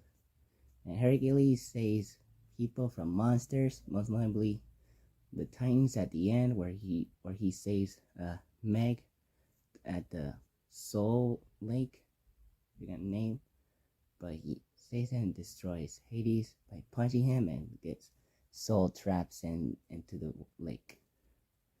And I do like the other creatures, monsters. They look interesting, especially that one dragon creature that made Hercules famous, because he looks quite CG-ish. But it's interesting CG-ish, because I think it would not feel well if it was 2D. Though the animation still looks really good. And Meg's interesting because he's kind of like a fun of damsel distress, where she's pretending to be one because he's working for Hades, trying to make Hercules find Hercules' weakness. And Meg gets saved every time when Hercules destroys a blue creature, then helps two kids that are actually Hades' minions in disguise, and makes a deal with Hades by looting his powers to save Meg. And then she saves her at the Soul Lake or something like that. And I thought some of the music songs are very interesting, most notably the one where I Belong, because it's separated in 3 parts of each 3 scenes, which is interesting to see. I never saw that before. And of course, the Zero to Hero is very fun to listen to, since it's about where Hercules becomes an actual hero. And the Meg song, like Can't Be Loved, is very interesting as well. But yeah, Hercules is one of my favorite Disney movies. It's very underrated. It's very fun. It's very funny, mostly because of Hades and Bill. So I do think Pegasus is very funny too, especially when he headbutts Hercules, both a baby and teen. But yeah, so I thought Hercules is very fun to watch. So that's it for its preparation to Disney's Wish, Day 4. Yeah, Day 4. Bye.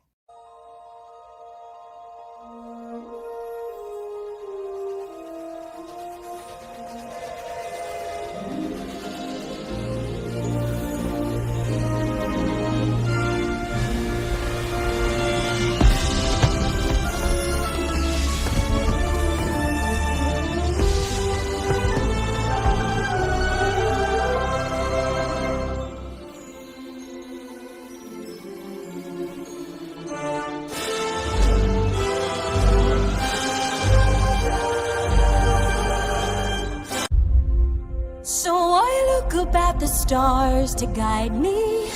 I wish and throw caution to every warning sign. I'm talking. I am talking. Ha! Who knew my voice would be this low? You are their handsomest, most beloved king. You're right. I am a handsome king. And this is the thanks I get. So I make this wish.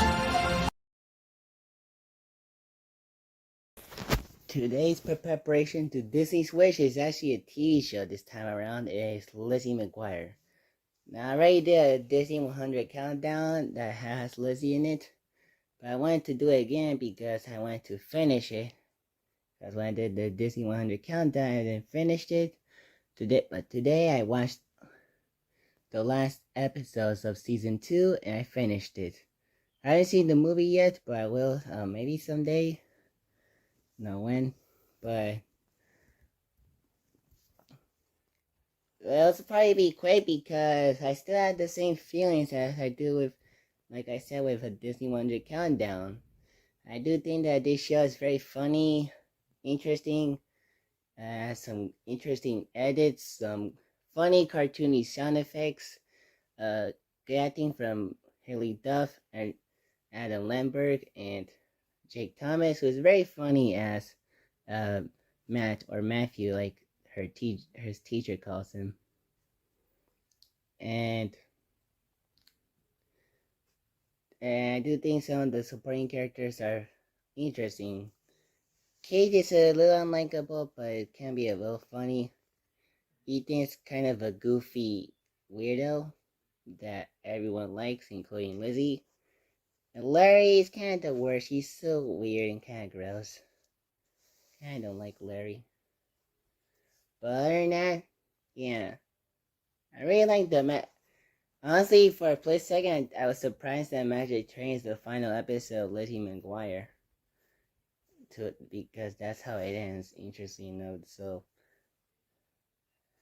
I'm pretty sure the show is kind of cancelled after just 2 seasons, and they got moved as the series finale.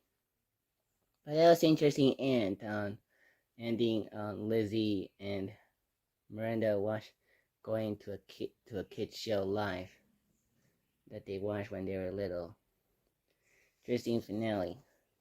And also interesting that some of the episodes I watched today focus more on Gordo with this credit card, having a little bit feelings for Lizzie, even though that has not been continued on after Lizzie kissed Gordo in the cheek and the picture. Nothing happened after that, interesting enough. Which I'm kind of surprised by it. Thought something would happen, but nope. And I thought the monkey was very funny when he was doing Math's homework without noticing. It's very funny. That was very funny. I thought Mr. Dean was interesting, especially when he was becoming friends with Sam during one of the episodes where he stayed in his house, and then Math's teacher came in and goes with Mr. Dean. So Mr. Dean is an interesting character and teacher. And I also like the cartoon Lizzie segments. They're very funny. Especially that when Gordo's in her animation world is a robot, interesting enough. Ever since the episode where Gordo tries to ask someone out, but no, because she thought he was short. And I also still like the theme song. If you leave, wait.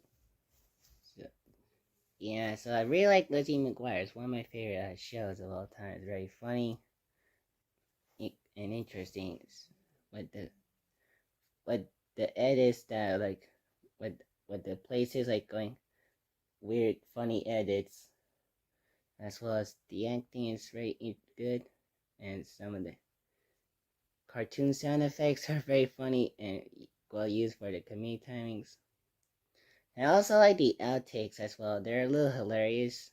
they're what they are outtakes, but they're very funny of the actors laughing and messing up their lines. It's very funny.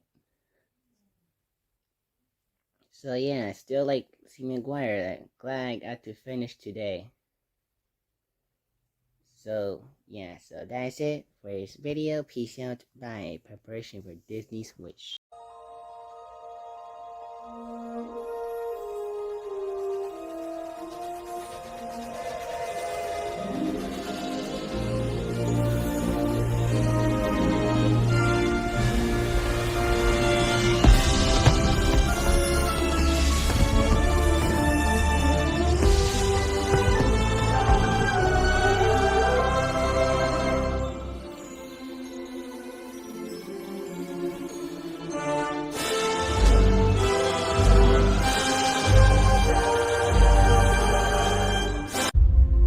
So I look up at the stars to guide me. I wish and throw caution to every warning sign. I'm talking. I am talking. Who knew my voice would be this low? You are their handsomest, most beloved king. You're right. I am a handsome king. And this is the thanks I get. So I make this wish. Today's preparation to Disney's Wish is Strange World, which came out nearly a year ago, which flopped very hard because of how barely marketable it was. There was only one trailer, and that was it. No other trailer besides that, which is kind of weird. And most people forgot about it, and the film bombed so hard it came out on Disney Plus a month after the movie came out in theaters. Now I did I already talked about it last year when it came to Disney Plus, and I thought and you can watch my video of it. But what I think of it rewatching it again, I really like Strange World. It's like a Disney sci-fi comic book, which is interesting because I heard that this film was based on like pulp comic books from the 40s or something like that. And that the film was told like a comic book because it ends like a comic book, like the end. And there's a comic book of Strange World that's 25 cents. So I really like how the movie's told like a sci-fi Disney comic book. And the animation is pretty good. And like the computer animation style, well, there are some cartoony elements like the creatures. And of course, Jagger Claude is a very funny character because of how he talks and is quaint. And his design is pretty cool. And his personality is also very entertaining, like this. Yo, I'm going on this adventure. Let's do this, son. It's very funny. Searcher, Jake Gyllenhaal's decent protagonist farmer who's the son of a legendary adventurer who has been gone for 25 years. Ethan is an interesting character, mainly because of his friendship with Splat. Legend the dog is a very interesting dog. He's for the most it's funny for that moment where he tries to open the family door after the adventurers locked them away and the ship. It's a little funny with that scene until Splat helps him. I really like the world like they go to, like the Strange World is very colorful and imaginative and creative with all the pinkish color to it, and the creatures' designs is very unique and interesting. Like it looks pretty good. Like I want to if it was real, I would like to see in person. It would be interesting. And of course, the creatures are kind of dying because of a heart that would destroy it, and the adventurers try to stop it by destroying it, And then after that, the heart gets better and becomes pinker, and the world is saved. And I really like of the ship. It looks pretty interesting. Like the movie's kind of like Lightyear done better because it's more adventurous, more colorful, and more unique than Lightyear. Like, I think Lightyear should have done like what Strange World and even the Buzz Lightyear Star Command should have done, where it's much more adventurous, more colorful, and more fun and exciting than the one we got in June of 2022. And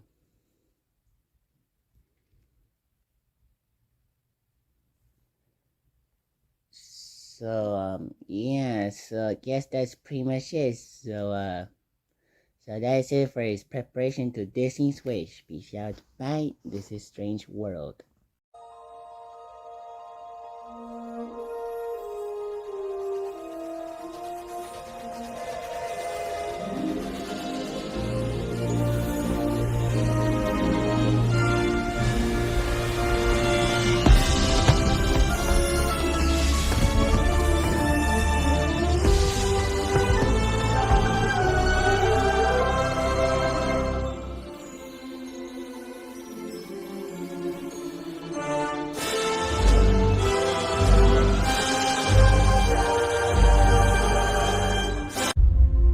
So I look up at the stars to guide me. I wish and throw caution to every warning sign. I'm talking. I am talking. Ha! Who knew my voice would be this low? You are their handsomest, most beloved king. You're right. I am a handsome king. And this is the thanks I get. So I make this wish.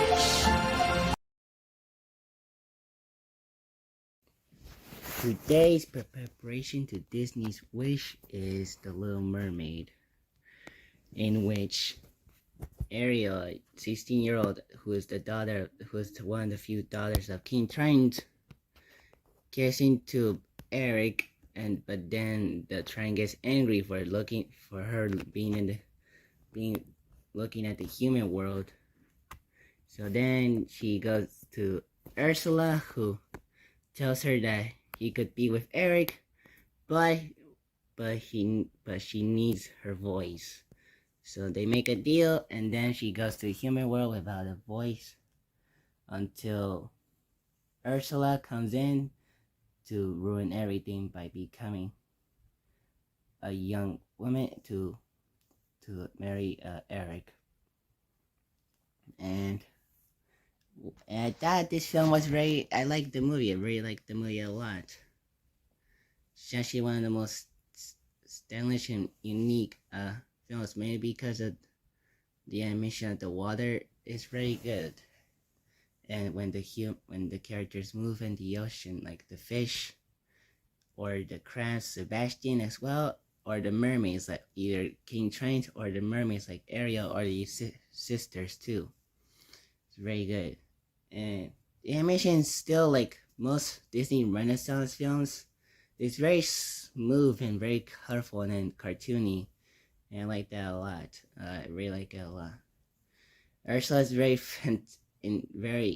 awesome and great villain. Especially with her motivation to become much younger to marry Eric, but then tries to attack Ariel and Eric so they wouldn't get married. Also make everyone lifeless with tiny gray creatures or something like that, like she did with Queen China at the end. Yeah, she's a very good Sebastian, Maybe because of his voice is so funny, especially when he sings "Under the Sea."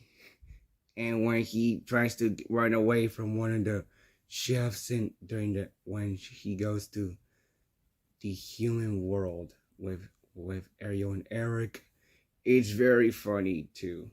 especially at the end where he tries to run away again, and then beats him up with his part of the boat, and lives happily ever after. Well, Ariel and Eric get married. Ariel's an interesting character. Joey Benson has one of like the best voice actings of all time. Like voice is one of the best as well. Like Ariel's really good, especially when she sings. It's amazing. And Erica is very good too. Especially when he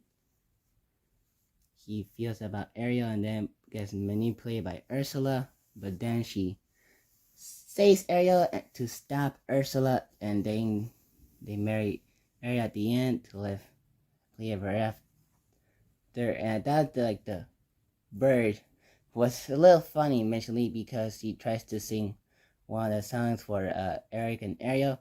They're no, but it fails because Sebastian takes over to sing the rest of it. And of course, when he tries to warn Ariel and Sebastian about Ursula, what she's doing, it's quite funny. And I thought some of the minor characters were interesting. Mainly I think that's supposed to be Eric's father, like the one with the purple scarf and white hair. It's a little interesting. So yeah, I really like The Little Mermaids, which is weird to say, but it's just a classic. And that is it for this video. Oh no, not. And I really like the songs too. Like every song is pretty good, maybe because of the actor's singing skills to sing is very good. Mainly the Ursula song, the Under the Sea, and every song that Ariel sings is very good, mainly because of the voice that works so well. So yeah, I really like The Little Mermaid. So yeah, so that is it. Peace out. Bye.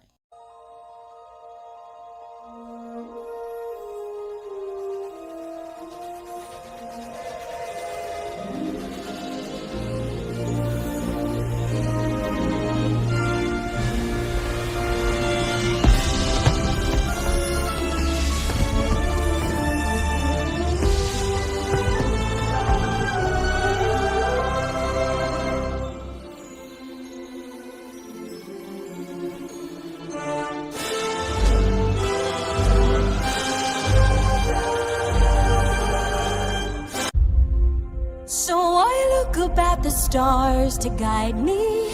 I wish and throw caution to every warning sign. I'm talking. I am talking. Ha! Who knew my voice would be this low? You are their handsomest, most beloved king. You're right. I am a handsome king. And this is the thanks I get. So I make this wish. Today's preparation to Disney's wishes is a little different. And the movie for this day is Rogue One, A Star Wars Story. Now, of course, before you comment down below that this is not something that I would consider a perfect thing for to celebrate Wish. So it has nothing to do with Wish.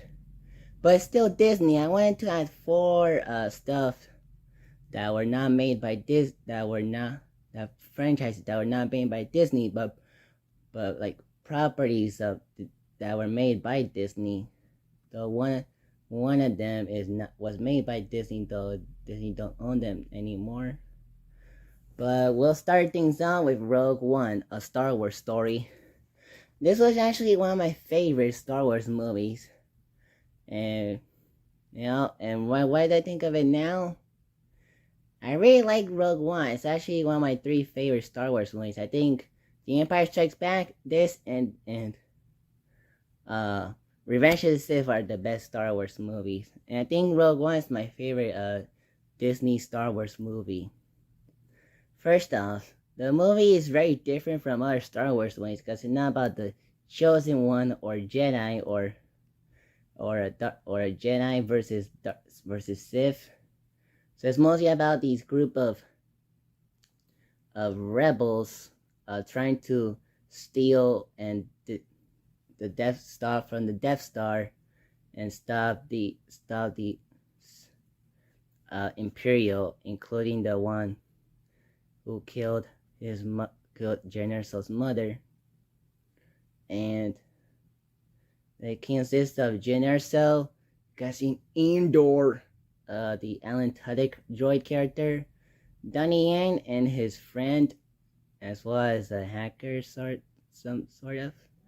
I don't remember the character's name, and I think hard to pronounce Donnie Yen's blind character's name. But I do remember Jyn Erso and Cassian Andor. Jyn Erso is the main character of the film, played by Felicity Jones. And she's actually a very cool character. I really like Jyn Erso a lot.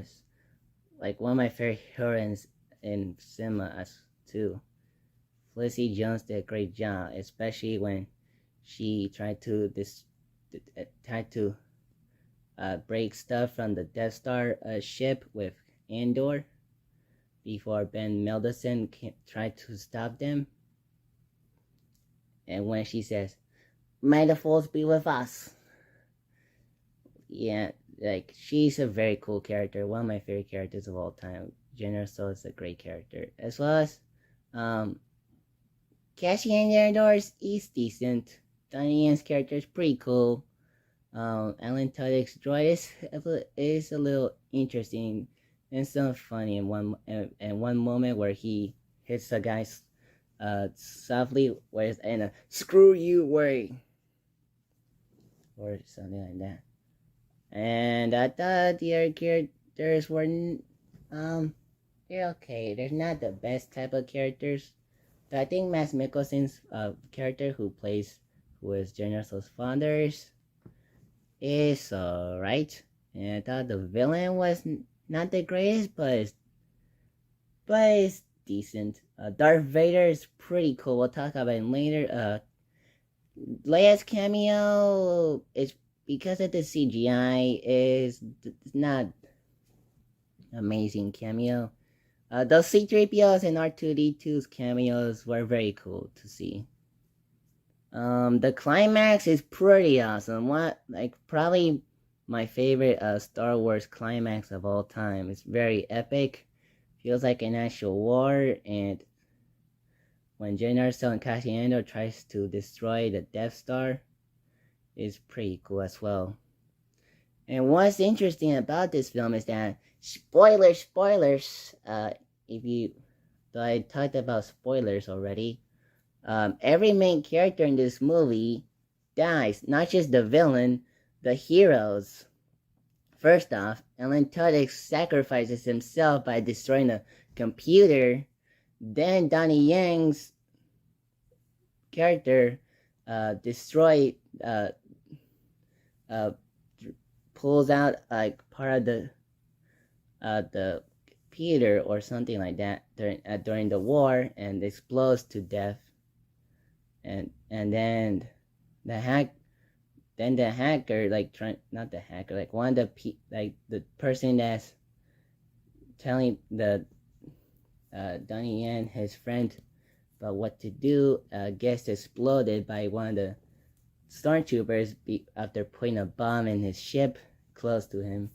And then Donnie Yen's friend tries to kill the stormtroopers, but the stormtroopers shoot him a lot. He slows down, and then a stormtrooper grabs a bomb, and then he slows down and then dies. And then Jyn Erso and Cassian Andor ended the best way, since they saved the galaxy, and they hugged and grabbed hands and hugged, but then flames come in and flame them both to death, unfortunately. But doesn't end like that, because it ends kind of an awesome way when Darth Vader comes in with his lightsaber and kills a bunch of officers. It's pretty cool and very awesome because it plays out like a horror movie, and the way he kills all of them is very terrifying and very cool to see. And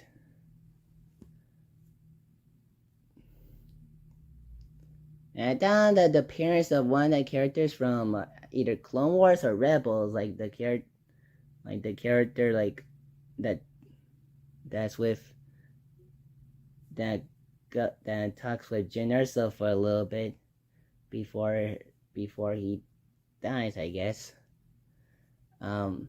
It's an interesting appearance. And I like the visuals of the movie. It's very good. Yeah, it's very good. One of my favorite visual movies of all time. So, yeah, so Rogue One, a Star Wars story. That's pretty much it for Rogue One, a Star Wars story. Very good Star Wars movie. One of my 3 favorite Star Wars movies and my favorite Disney Star Wars movie. So that's it for this video. Peace out. Bye.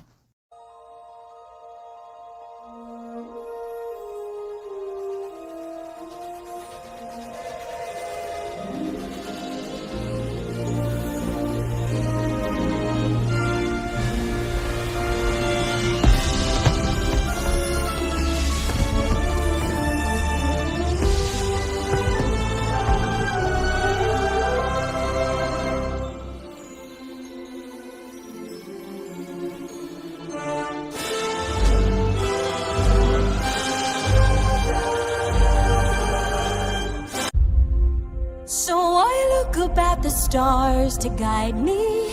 I wish and throw caution to every warning sign. I'm talking. I am talking. Ha! Who knew my voice would be this low? You are their handsomest, most beloved king. You're right. I am a handsome king. And this is the thanks I get. So I make this wish. Today's preparation to Disney's Wish was a very long one, and it was Avengers: Infinity War, the second and the fourth Disney non-Disney properties that were owned by Disney.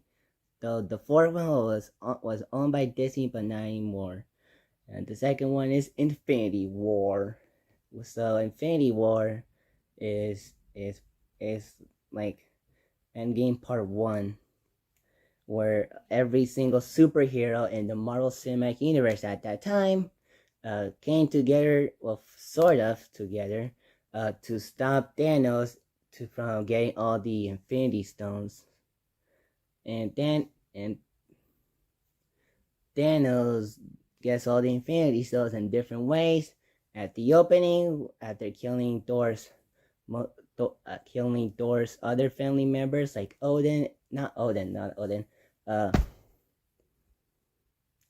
Idris Elba's character, I forgot the character's name, and Loki. And then he gets the Soul Stone, unfortunately, by killing Gamora, which he feels heartbroken and was mourning her, and sees her young self at the end after snapping his fingers. And Thanos later gets the Soul Stone from Doctor Strange, and who gives him it in order to save Iron Man and himself. And then he gets the Soul Stone, but by going back in time to get Thanos Vision Soul Stone from him.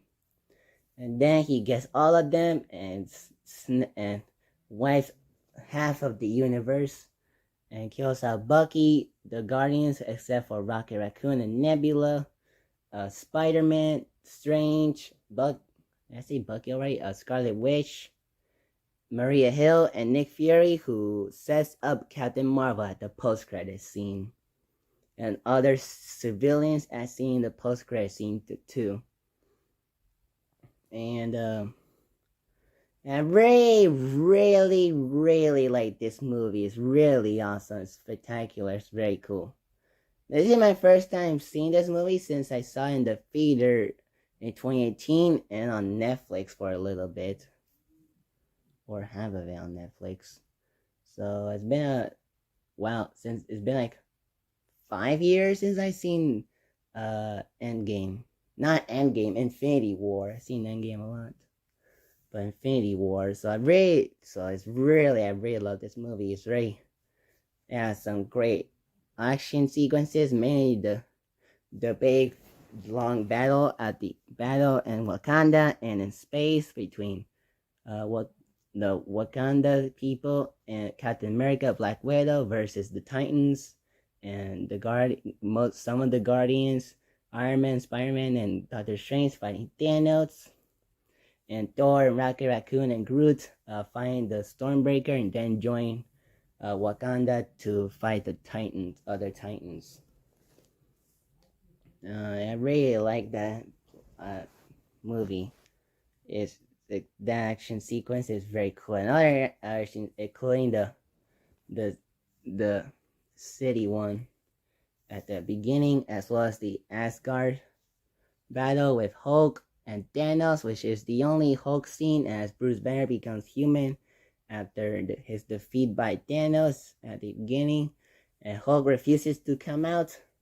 So because of that, Bruce Banner, for the most part, stays normal until he comes to battle as the Hulkbuster, which is kind of awesome considering in Age of Ultron, after Scarlet Witch manipulates Hulk, Iron Man Hulkbuster comes in and attacks him until he's not brainwashed anymore.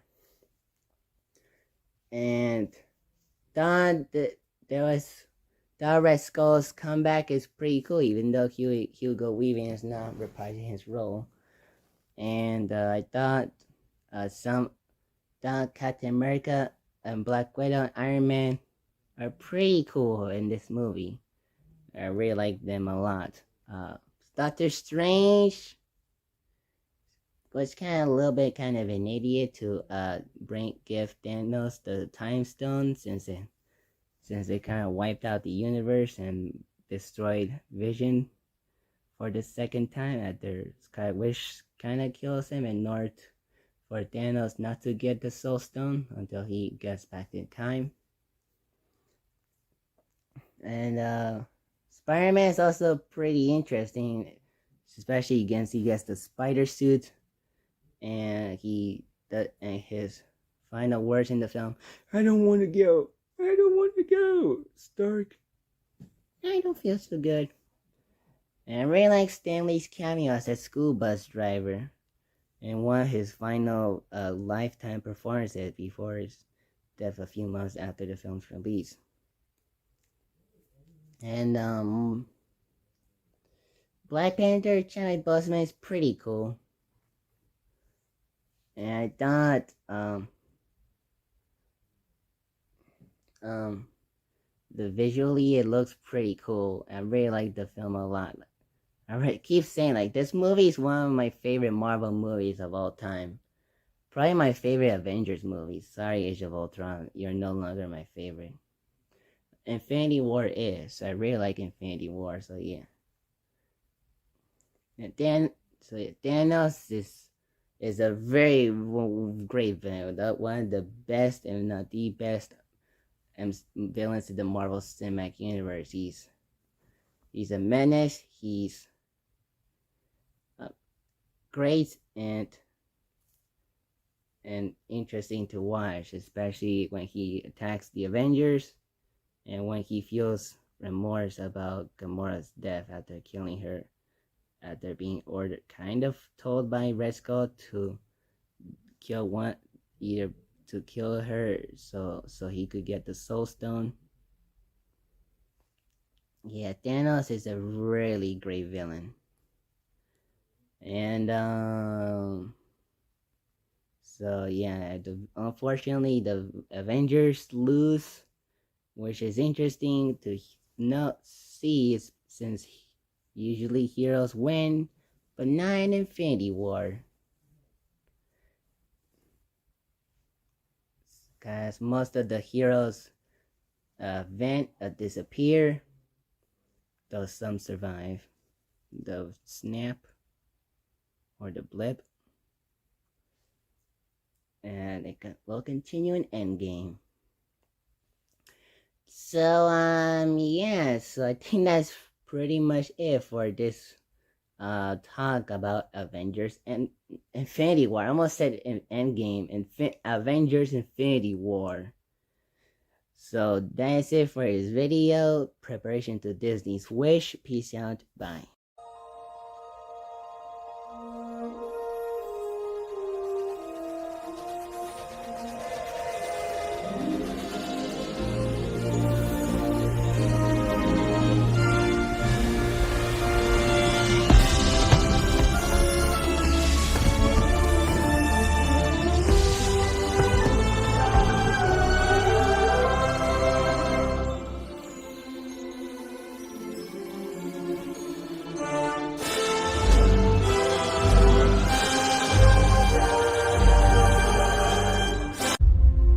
So I look up at the stars to guide me.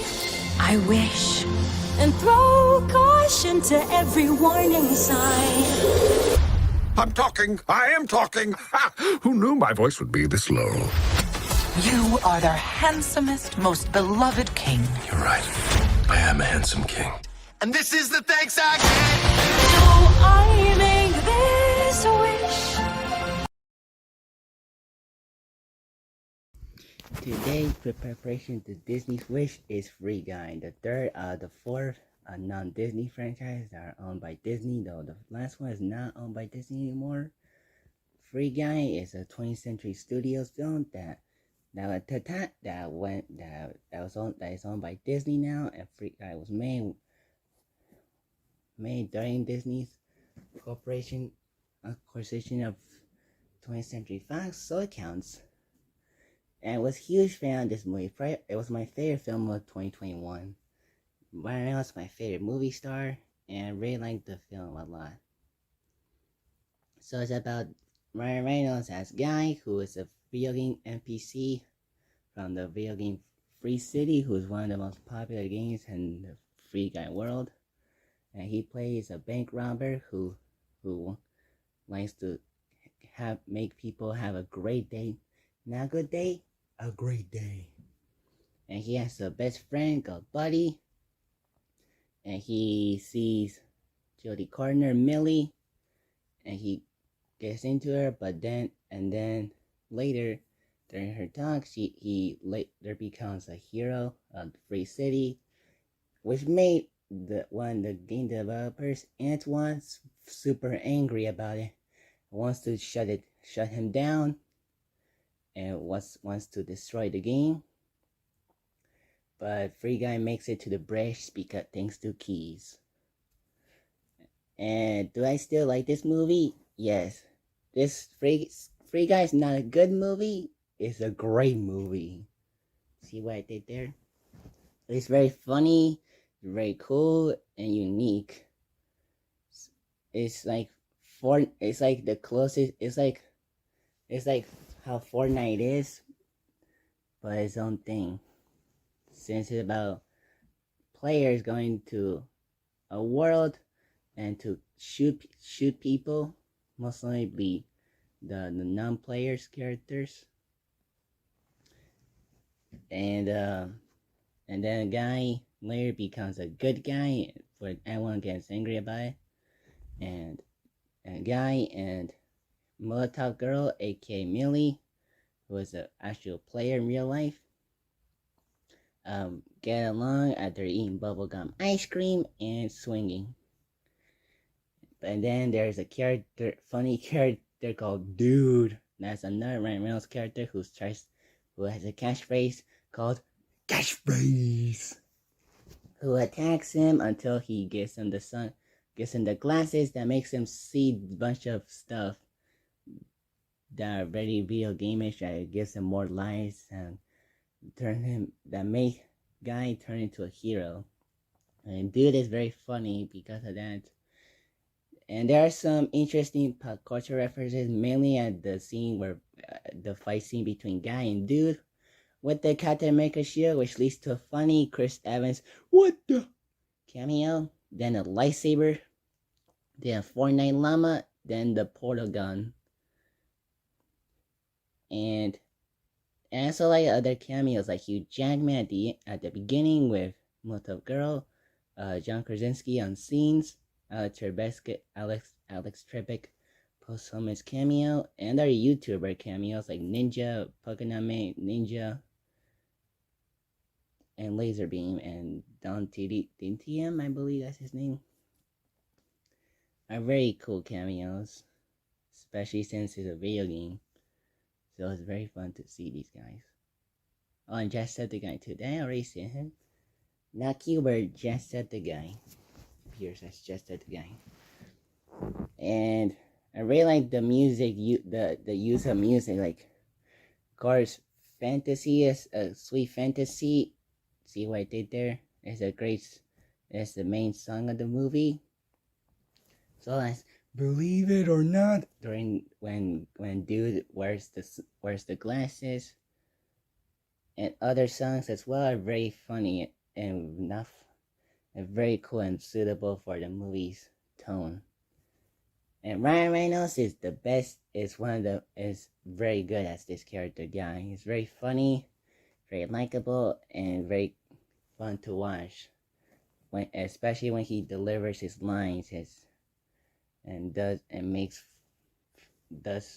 other stuff like running away from Keys and his bunny friend, or when he accidentally gets hit by a car to saying, "I can't die, I'm never gonna die," or when he sees her reaction when he puts on the glasses, tries to run a bridge, and lives a happy life and free life.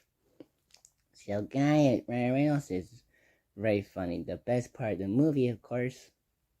But Dude is also funny, and Edward is a very fun villain too. He's maybe because of his delivery. Like, the movie has very good lines. They're a little bit quotable to me. It's very like Free Guy is one of my favorite movies of all time. Probably my favorite Ryan Reynolds movie. And Joe Keery is good at keys. And I thought the action scenes are good. Like the scene where Guy accidentally kills Dwayne Johnson's avatar that was used by two little swearing girls. It's very funny.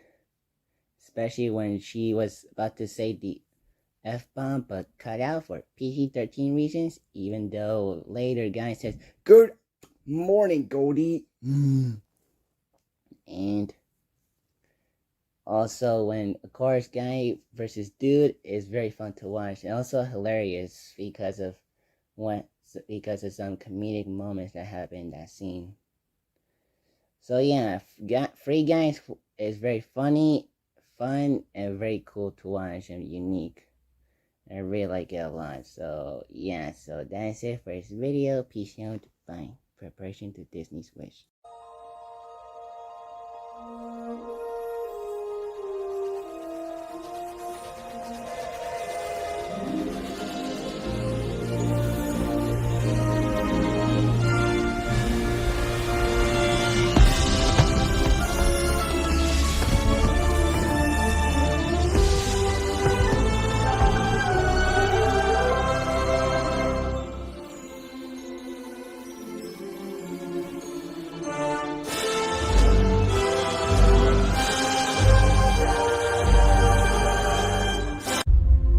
So I look up at the stars to guide me. I wish and throw caution to every warning sign. I'm talking. I am talking. Ha! Who knew my voice would be this low? You are their handsomest, most beloved king. You're right. I am a handsome king. And this is the thanks I get. So I make this wish. Today's preparation to Disney's Wish took several hours, but I did it, and it's Power Rangers Ninja Storm. So I say in the Rogue One, if he were a free guy, that this is the fourth out of the four non-Disney franchise that are owned by Disney. Does not anymore because it's now owned by Hasbro and Netflix. But at the time Ninja Storm was made, it was owned by Disney alongside Dino Thunder, which I included in the Disney 100 Countdown, and also has a crossover with it, as well as SPD, Mystic Force, Jungle Fury, Operation Overdrive, and RPM. So I count Ninja Storm since I'm also a huge fan of Power Rangers, and I watched Ninja Storm back in 2018 to 2019 on Netflix. And yeah. And also it's kind of like how Dead Meat covers Mortal Kombat kill counts because how violent it is, how he's a fan of it, and how horror characters are in the Mortal Kombat games.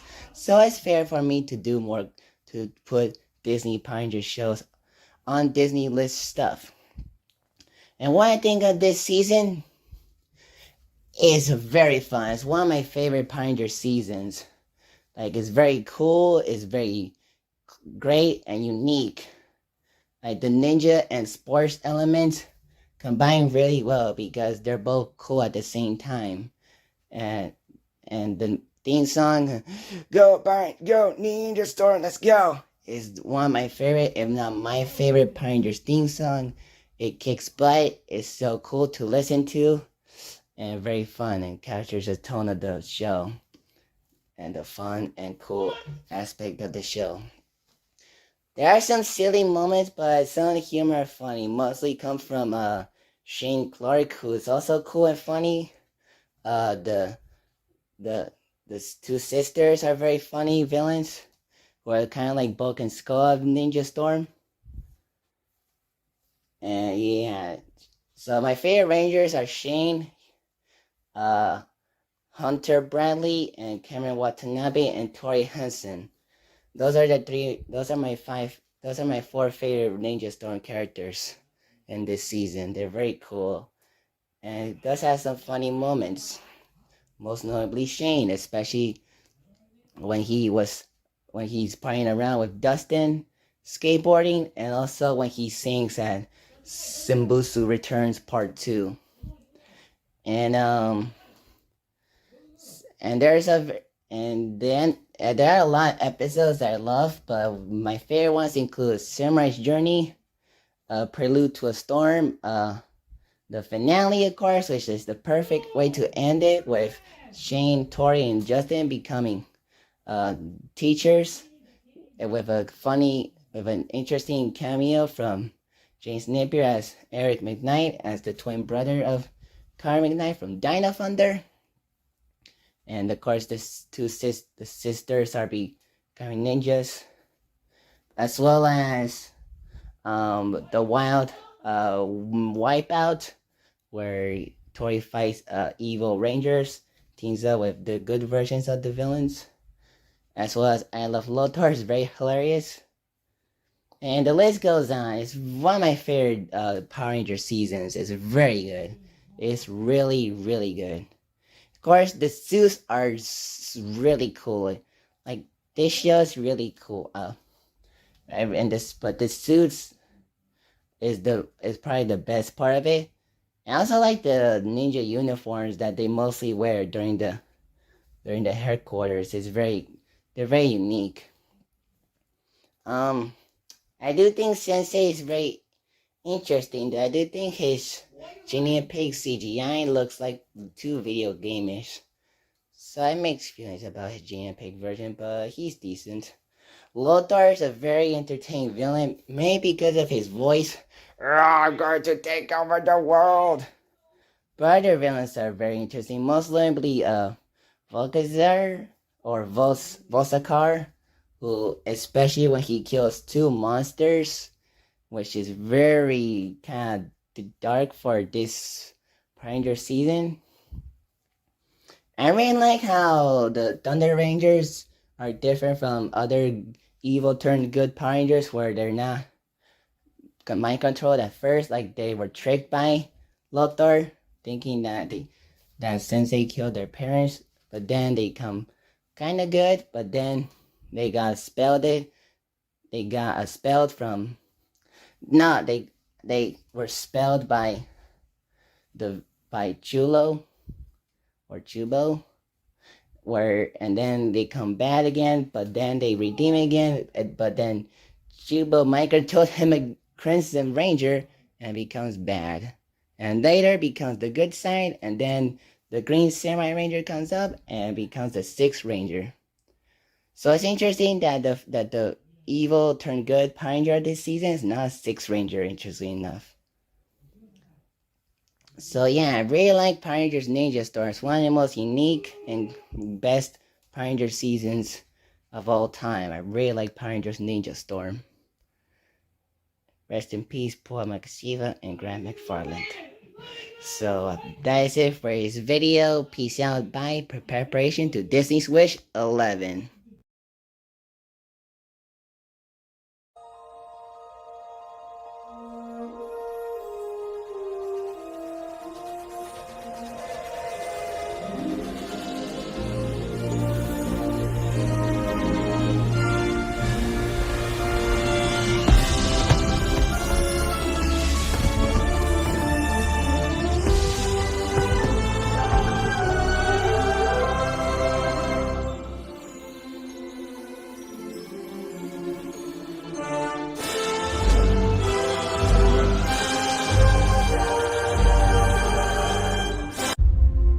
So I look up at the stars to guide me. I wish and throw caution to every warning sign. I'm talking. I am talking. Ha! Who knew my voice would be this low? You are their handsomest, most beloved king. You're right. I am a handsome king. And this is the thanks I get. So I make this wish.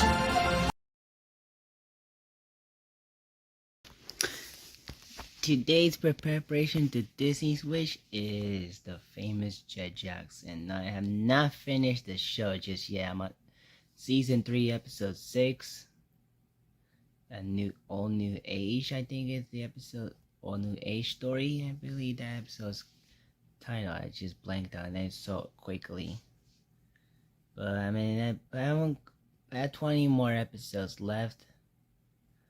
But I'm worried that I might not be able to finish it because as I'm recording this, it's 8:30. And I'm worried that I might not have my time to finish it today. And I probably will not watch the movie either.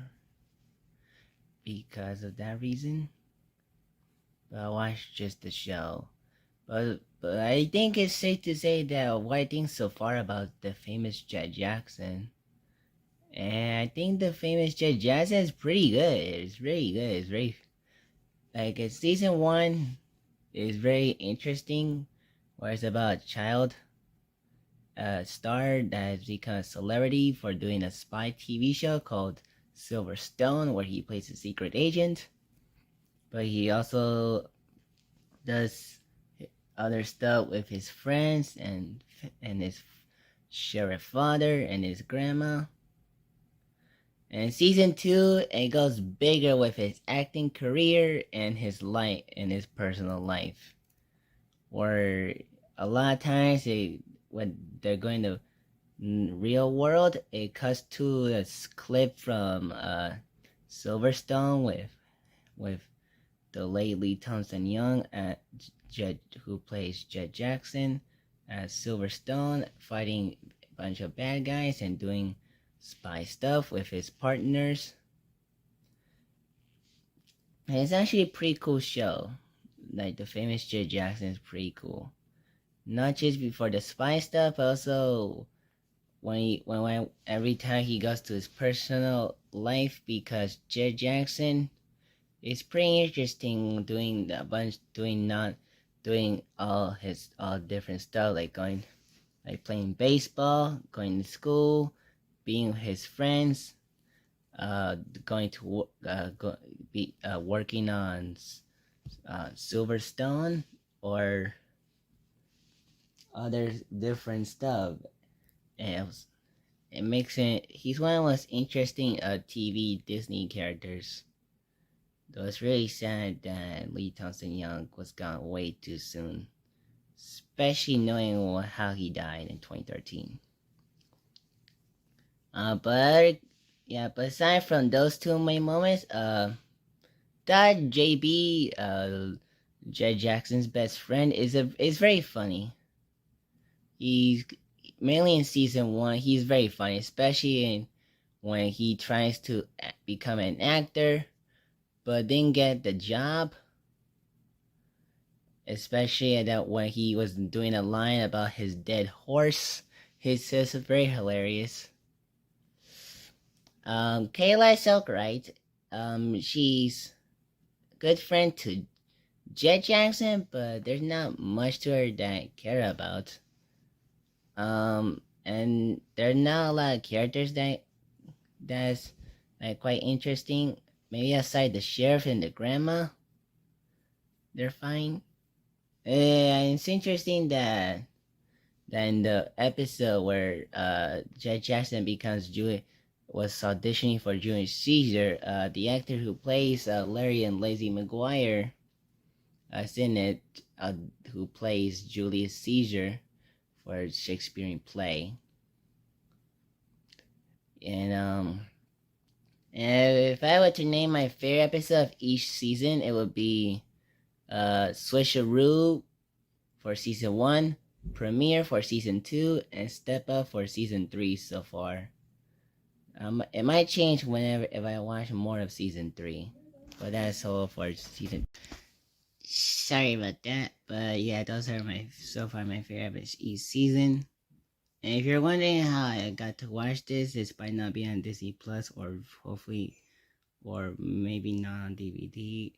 I watched these episodes on YouTube because there are a lot of people put YouTube episodes of Jed Jackson on YouTube. So that's how I got it. And I like the intro too, where he talks about his career and his life. Now he likes being a normal kid too, by paired than being an actor. Interesting intro. So so that's my preparation to Disney's Wish 12. So peace out, by famous Jed Jackson.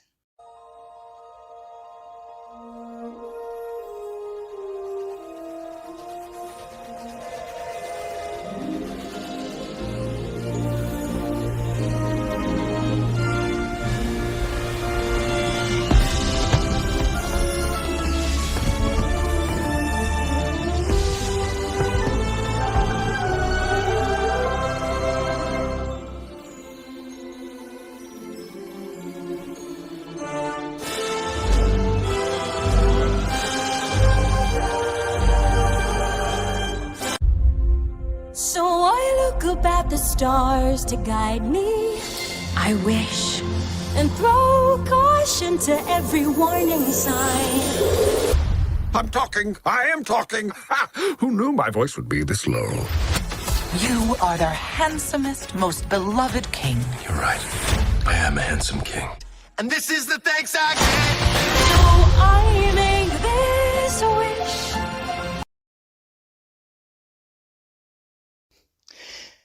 Today's preparation to Disney's Wish is right now a movie after Ninja Storm and famous Jed Jackson, which is Ralph Breaks the Internet, which is a sequel to Wreck-It Ralph, which takes place 6 years after the events of Wreck-It Ralph, which it kind of makes sense. It came out 6 years after Wreck-It Ralph. And what I think of this sequel, I really like this one. It's not much as the first one though it's very fun. The animation is still pretty good. We still have the great character designs for not only for Wreck-It Ralph and Penelope, but also Fitz and Felix, Mr. Lickwack, Shank, voiced by Gal Gadot, who's probably her best performance that's not Wonder Woman, as well as the blue person that works for the arcades, as well as the gaming characters, look pretty good and accurate to the games, maybe except for Ryu. He looked a little too thin. As for the Disney characters that appear in the Disney, they're pretty good. Like the Disney princesses that were hand drawn translate well to 3D. Mainly Cinderella, Ariel, and Belle. The Mulan looks weird in 3D and computer animation. But yeah, let's talk about the products that appear in it. So of course, in this film, after Ralph made a track for Vanellope Sugar Rush, the gamer that plays Sugar Rush accidentally broke the controller, which made made the people at the arcade place go to the internet to find a new controller. And then Ralph and Vanellope decided to do that by going to the Wi-Fi world, and then they tried to find it and they do it by making money by Ralph making videos that went super viral and popular at first, but it got worse when Ralph read the comments. And then Vanellope got really into Slaughter Race, so much so that she wanted to stay in it instead of going to Sugar Rush.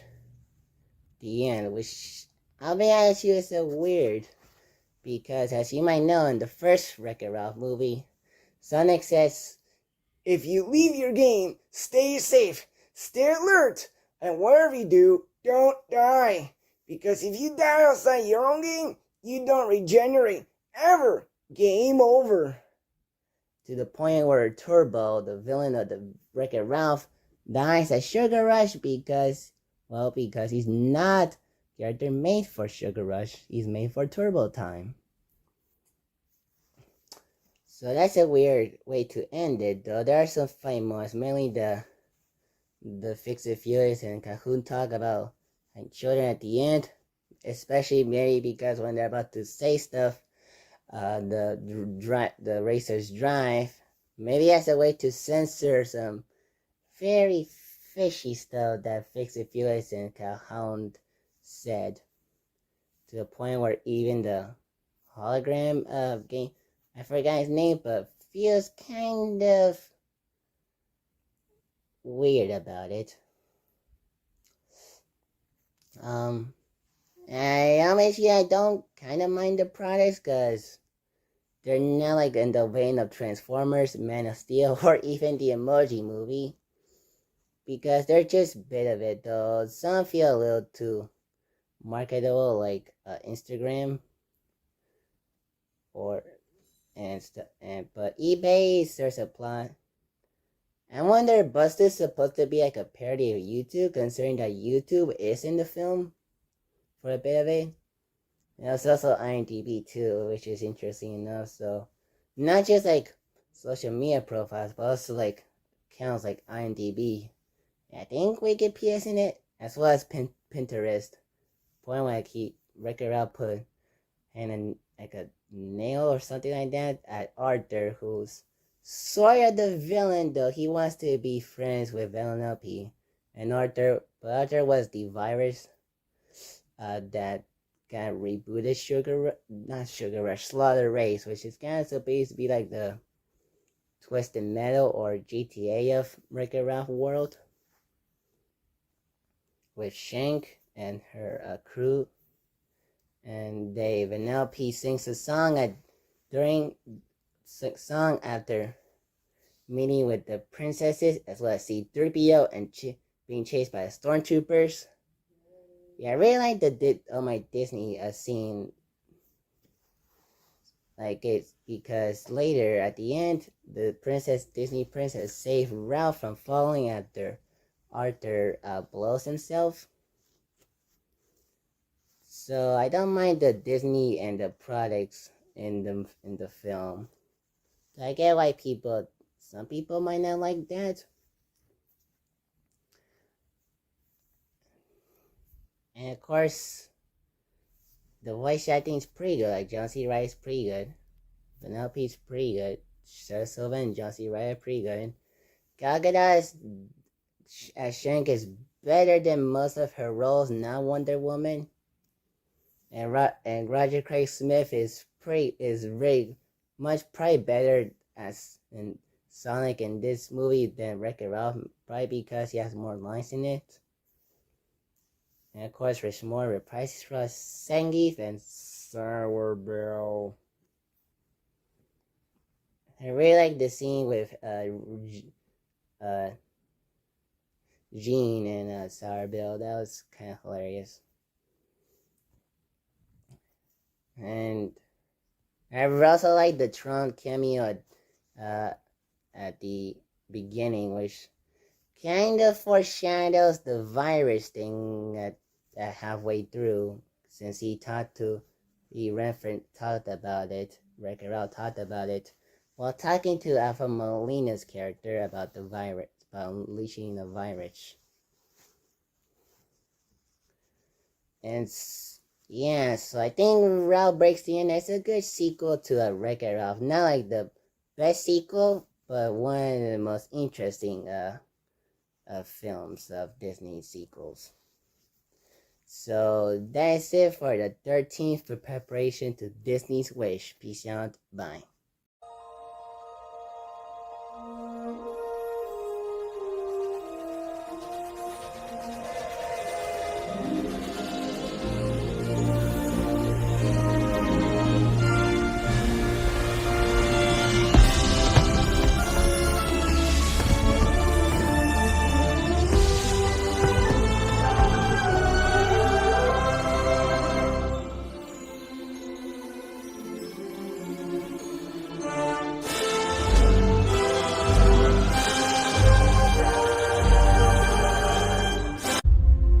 So I look up at the stars to guide me. I wish and throw caution to every warning sign. I'm talking. I am talking. Ha! Who knew my voice would be this low? You are their handsomest, most beloved king. You're right. I am a handsome king. And this is the thanks I get. So I make this wish.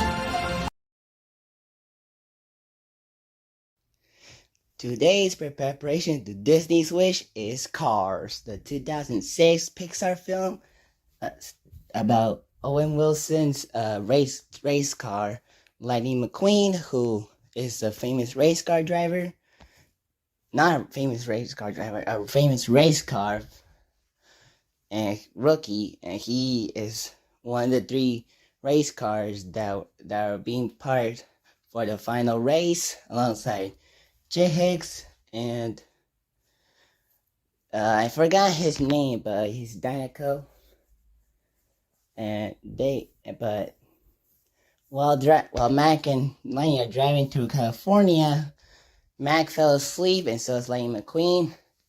And the street gangs made Mac asleep, which opened Lightning McQueen's trailer, and Lightning McQueen's accident leaves by sleeping. Then he tries to go back to Mac, but unfortunately runs to Route 66, where he is facing legal problems. And then it was sentenced to fix what he accidentally did at Radiator Springs. And he gets friends later with Mater and Sally, and gets along and has a kind of rivalry with Doug Hudson, who's someone important to the story. So that's the premise of the film. So what are my thoughts on Cars? I really like this movie. It's one of my favorite Pixar movies. Animation is still, like every Pixar movie, is great. Looks pretty good. This world looks great to look at. The designs of the cars look very cool. Mainly like McQueen and Mater, Moan, and the Dinoco, and J. Hicks and Mac. The car versions of the previous Pixar characters are a little interesting, but we'll talk about that later. The voice acting is pretty good. Owen Wilson is pretty good as Lightning McQueen. Larry the Cable Guy is hilarious as Mater. Mac is also funny. John Ratzenberger, who there's a running. I like the credits of the movie, like where it starts out like Lightning McQueen and the Radiator Springs, having a better life than before. Then at the theater place, they watched 3 car versions of the previous Pixar movies: Toy Story, Monsters Inc., and A Bug's Life. And the kind of joke of it is that John Ratzenberger saw those 3 movies, and Mac is noticing it and complained about it during The Bug's Life. Then it cuts to a very cute dedication to Joe Rank, who passed away 1 year before the release of Cars. He voices Red in this movie, but he also voiced Wizzy, Lenny, and Toy Story, and the warm comic relief from A Bug's Life. It was just pretty cool tribute. And then it cuts to slow shots of the movie for a few minutes. Then it cuts to a post-credit scene where the 2 cars that were trying to look for directions or where to go, and they look very dirty. And then it ends with Flick, from Bug's Life, a car version of him, tries to get to the direction they were going, but then move the other way. So I really like the credits. One of my favorite credits, like all these type of Cars credits, are very good.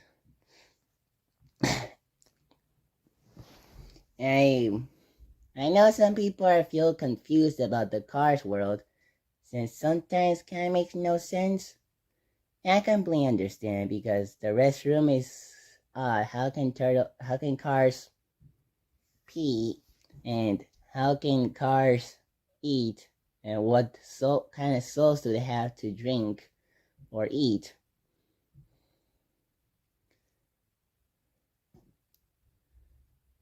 And how do cars kind of age? Since Doug Hudson might have been younger when he was a car racer, Hudson Hornet, and feels a little older. Maybe that's just me. But I think Hudson Hornet is a pretty good character as this retired race car who is the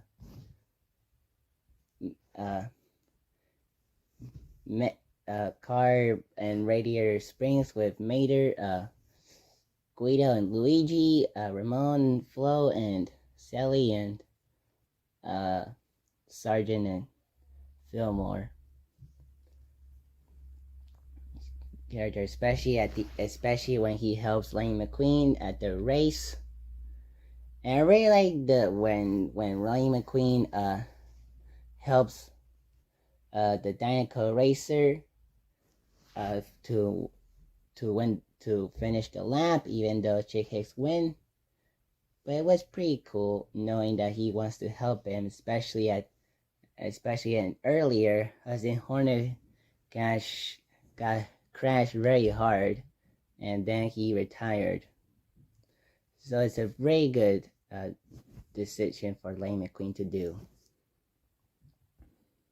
And I really like the use of music, especially the beginning song. Don't know what the song's name, but it's pretty cool. And of course, life isn't highway, driving all night long. It's pretty cool. And yeah, so that's all I could think about Cars. Of course, last thing is, of course, there are 2 sequels: Cars 2, Cars 3. Cars 2 is good, though I get why people don't like it. And Cars 3 is my favorite of the Cars movies, And of course, Cars on the Road, which came out last year, is a pretty good series. And of course, the Mater Toon Tales are very legit. And of course, the spin-off of Planes, they're okay. They're think Planes tries to be like Cars, and Planes 2 is like is like Cars 2 but better. So yeah, so that's my preparation to Disney's wish about Cars. So peace out. Bye. Ka-chow.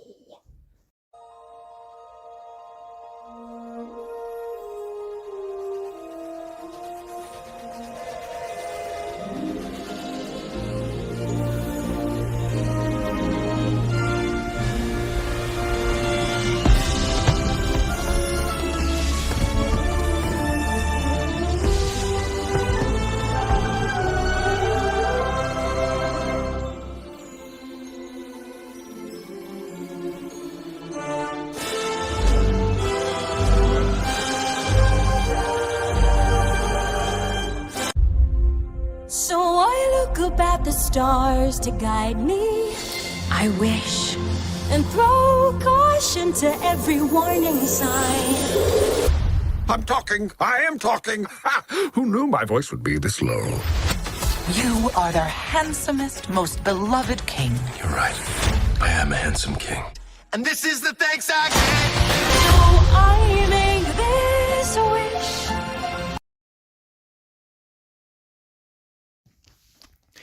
Today's preparation to Disney's wish is Dumbo. And this is much shorter than the other Disney movies, which is interesting because I think the story has enough.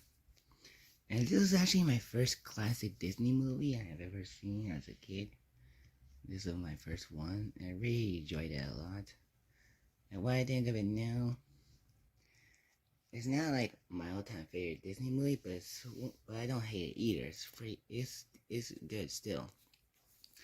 The animation is fun. It's so colorful and cartoony. Mainly the elephants dance sequence, singing sequence. Because even though it's because Dumbo and Timothy got drunk and started blowing bubbles, it's very funny and wacky and cartoony, mainly because of the elephants, what the elephants do when one elephant steps on a baby elephant, but then grows and destroys it. There's a bunch of elephant heads that form into one body, and elephants dance until they turn into cars. And that's clouds. And I like the music of it, yeah. And the pinkish and the other colors is pretty cool. Like, I think that sequence is my favorite Disney's musical sequence. And I was like, be prepared. It's very clever and unique. And Dumbo is very cute and sad character, maybe because of how he feels about being treated by people about his big ears. And he doesn't talk, which is interesting to know for a Disney character who doesn't speak, though he's a little younger. And Timothy is a great manager to Dumbo, who doesn't think Dumbo is a freak because of his ears, but thinks they look cute, which they do.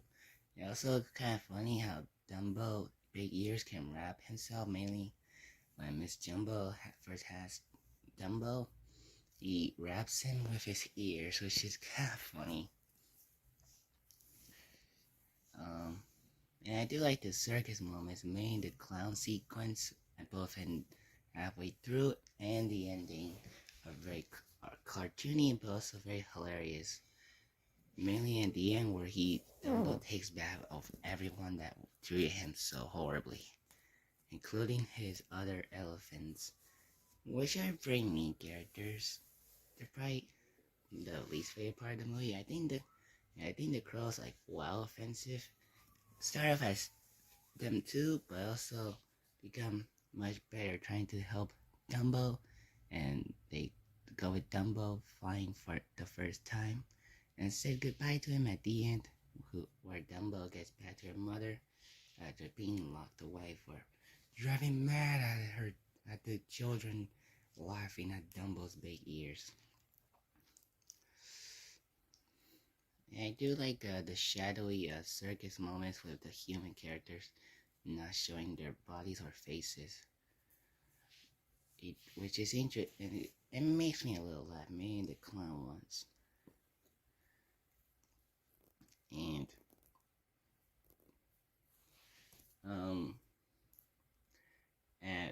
the flying sequence was very good, especially how Dumbo felt away a few moments, but then decided to fly, and then does this flying part with the clowns, as well as the taking payback on the people who treat horribly, and then flies to her mother at the end.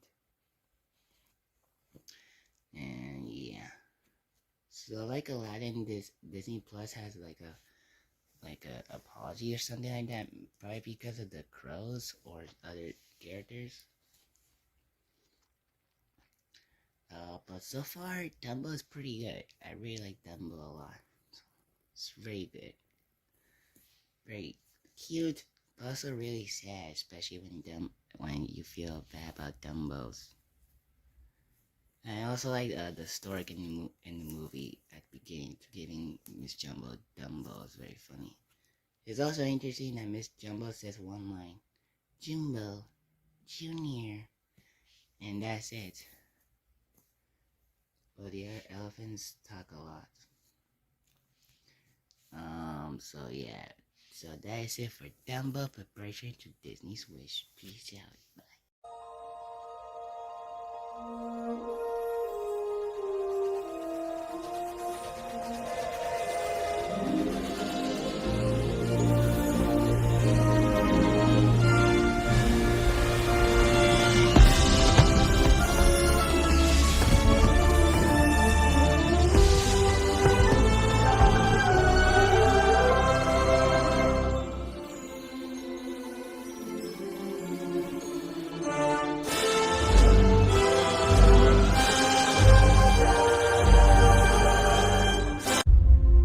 So I look up at the stars to guide me.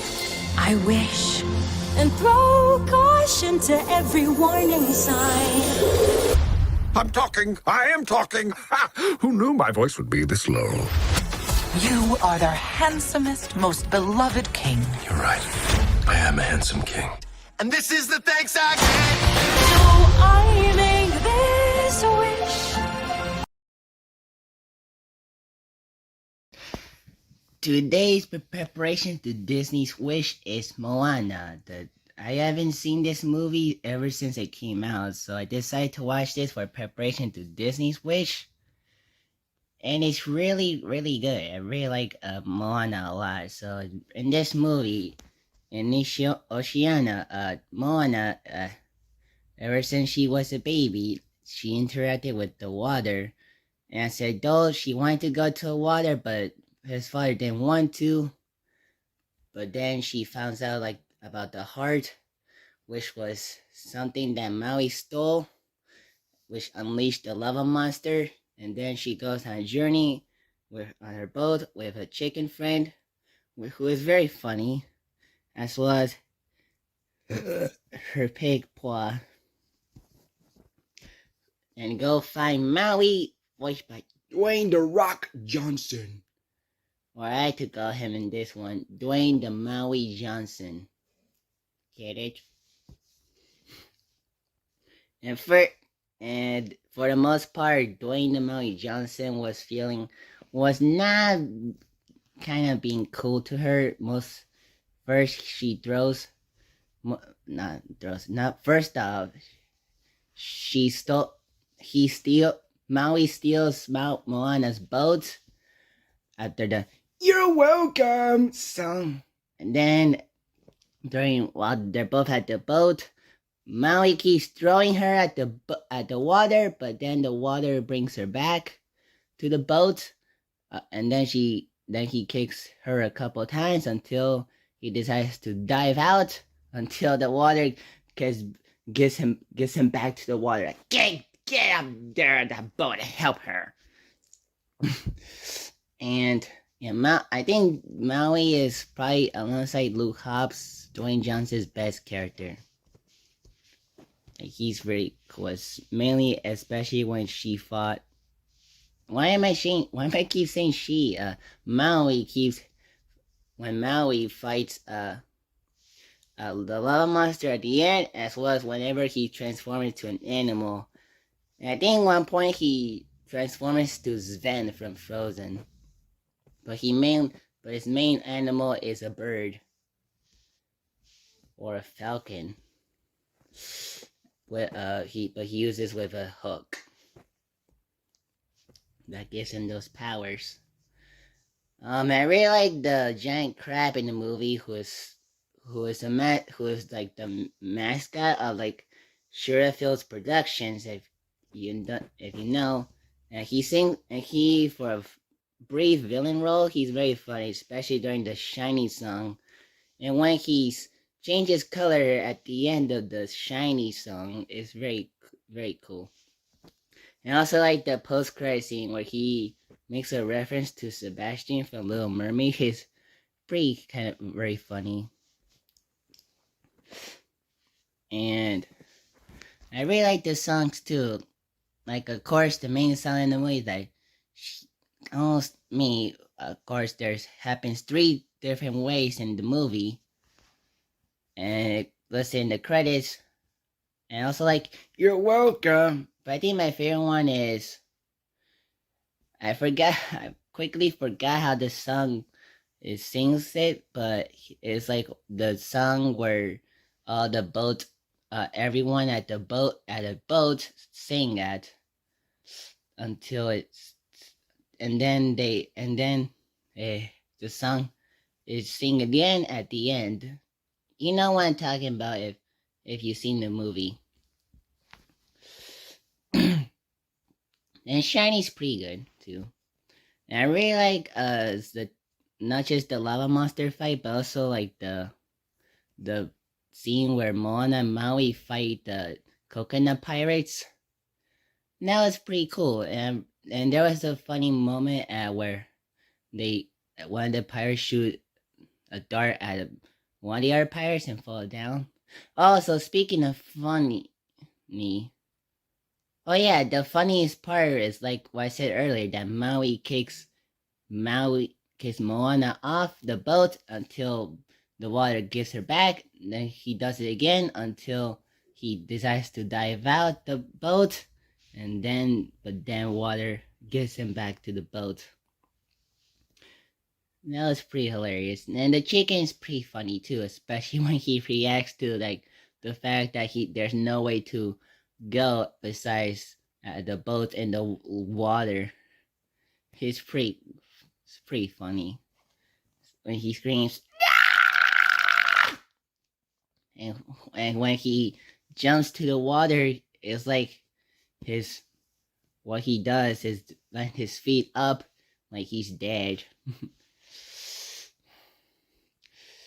And the animation is really good. I really like it a lot. It's mainly the water effects as well as the lava monster's normal form when she turns green with tree-ish green.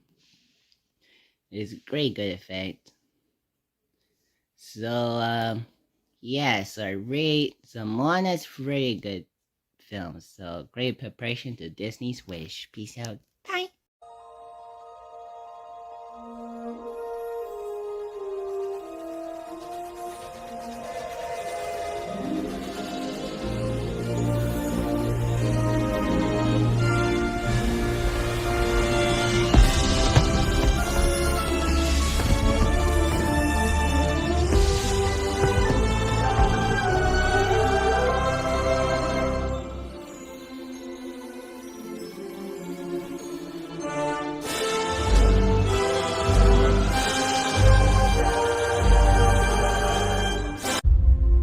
So I look up at the stars to guide me. I wish and throw caution to every warning sign. I'm talking. I am talking. Ha! Who knew my voice would be this low? You are their handsomest, most beloved king. You're right. I am a handsome king. And this is the thanks I get. So I make this wish.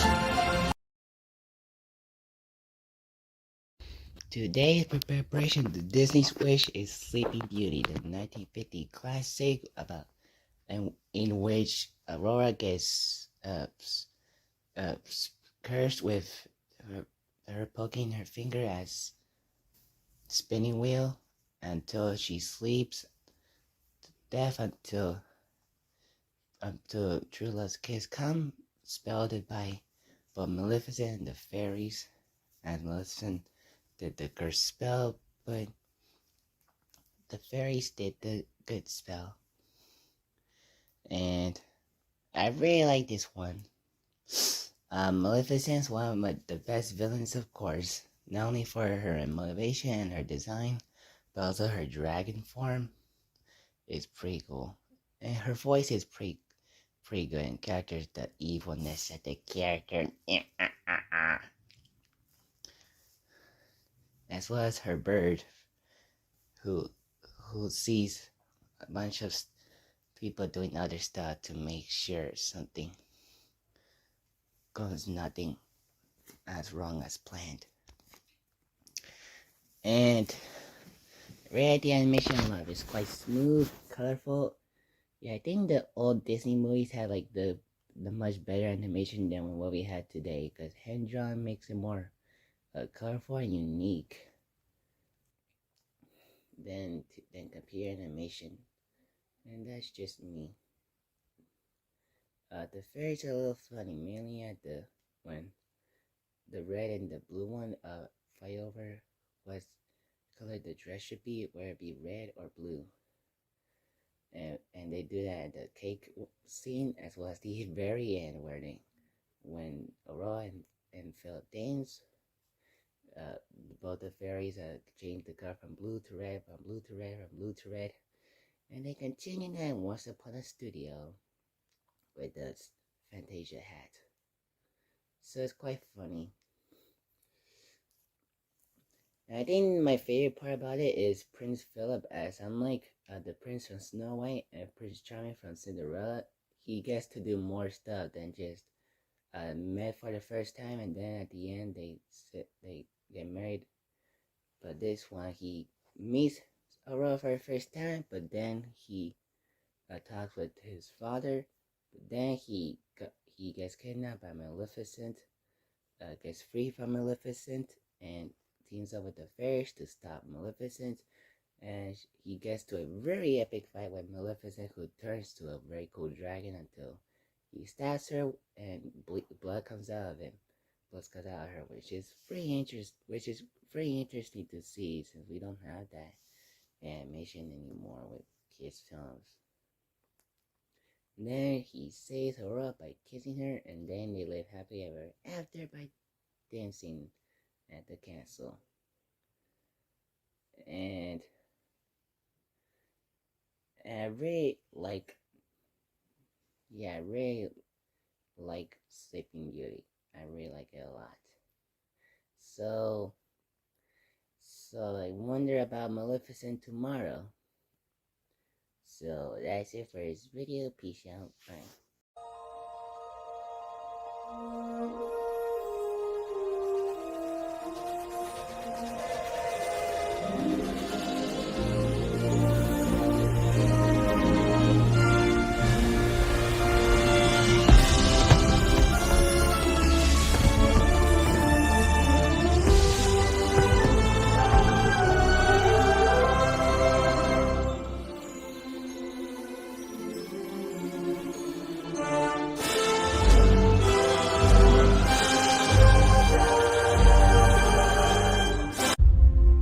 So I look up at the stars to guide me. I wish and throw caution to every warning sign. I'm talking. I am talking. Ha! Who knew my voice would be this low? You are their handsomest, most beloved king. You're right. I am a handsome king. And this is the thanks I get. So I make this wish. Well, guys, today's not today's preparation to Disney's Wish, but it's a preparation to Disney's Wish, a preparation to Disney's Wish Extra. in which I watch the show from every day of preparation to Disney's Wish until it finishes, or if it's close to the end, just like I did with Stranger Things and Supernatural Halloween, as well as Phineas and Ferb and Disney Wonder Countdown, which I'll continue maybe on Sunday for a specific Saturday reason. But not today, but the extra for preparation to Disney's Wish I watched is the anime Disney Junior anime series Handy Manny. Now, I really liked this show as a kid. I really liked this more, or as much as I did. It's very fun, it's very funny, and it does have some heart too. Especially at the final episode of Valentine's Day Party, with Manny and Kelly having dinner. And there are a total of 105 episodes from Sticky Fix all the way to Valentine's Day Party. And so Handy Manny is basically about, for most episodes, because there are some episodes don't do this, but it's mainly about Manny, handyman, who gets to fix stuff with his talking tools. Felipe, Turner, Pat, Dusty, Rusty, and Squeeze, and Stretch. And they fix it, but before they fix it, they usually find after doing the Yeah, come on, let's go. song, they found Mr. Lopar doing something, and after Manny and his tools leave, Lopar's scene ends with some unlucky moments. And during Manny and tools fixing, they get help from Kelly for some supplies to get the stuff broken to be fixed perfectly.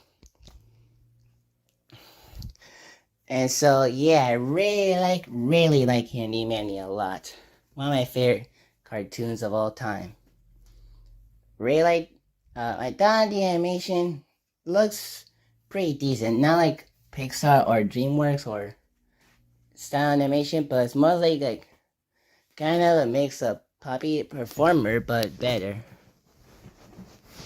Or it's not like perfect, but it's good. But I do think some of the character designs look weird. Mainly Squeeze and Stretch, they don't look right. I do like the voice acting from Woodrow Valderrama as Manny, and Tom Kenny as Pat, and Mr. Lopart, and D. Bradley Baker as Turner. He's very funny as Turner. He's probably my favorite character in the show, alongside Lopart and Pat.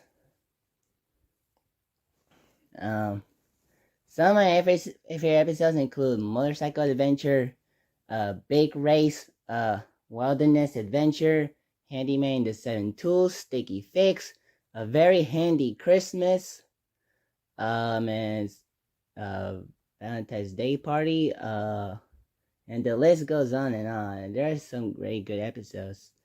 I do think the wedding episode is kind of confusing to me since there was no episode that had Abuelito and Mr. Portilla together until the wedding episode. So it confuses me. Though I really thought it was interesting to see Manny without that hat in that episode. I do like some of the songs besides the intro, as well as the 2 songs that mainly appear in every episode, which include Somebody just like me, one step at a time.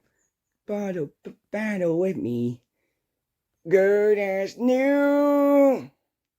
or the Valentine's Day song, or even I was gonna say basketball song, but there's so much. Season 3 has the most songs in Handy Manny, just in case you don't know. So those are, and like I said, so I watched Handy Manny from November 1st to November 17th today. as an extra after watching all the other Disney movies, with the exception of the famous Jet Jackson, because I did not finish that. I tried to finish it, but I didn't. But someday I will. So yeah. And also I watched Once Upon a Studio also as an extra. So after I watched an episode of Handy Manny at 9 p.m., I watch Once Upon a Studio until I go to bed. And that's how I do the Handy Manny as an extra for preparation to Disney's Wish. So that's it. Peace out. Bye.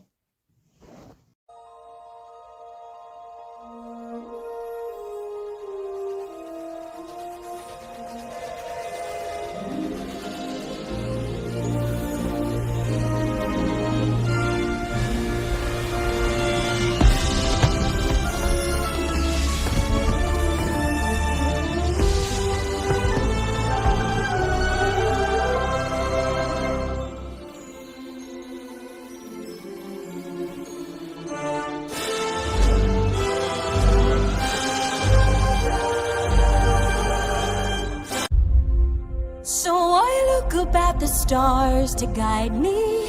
I wish and throw caution to every warning sign. I'm talking. I am talking. Ha! Who knew my voice would be this low? You are their handsomest, most beloved king. You're right. I am a handsome king. And this is the thanks I get. So I make this wish. Today's preparation to Disney's Wish is different because this is the first out of the 3 stuff I'll watch for today, because after this one I've watched a show I've want to finish, and the other one's another movie. I'll tell you them when the video comes. But in this one, it is Maleficent, which is pretty much the 2014 darker reimagining of Sleeping Beauty, the 1959 classic. Except this time it's pretty much about Maleficent's story this time around. And I have some things I want to say, because there are some good stuff, but also that really bad and stupid stuff too in this movie. I'll start with the positives first.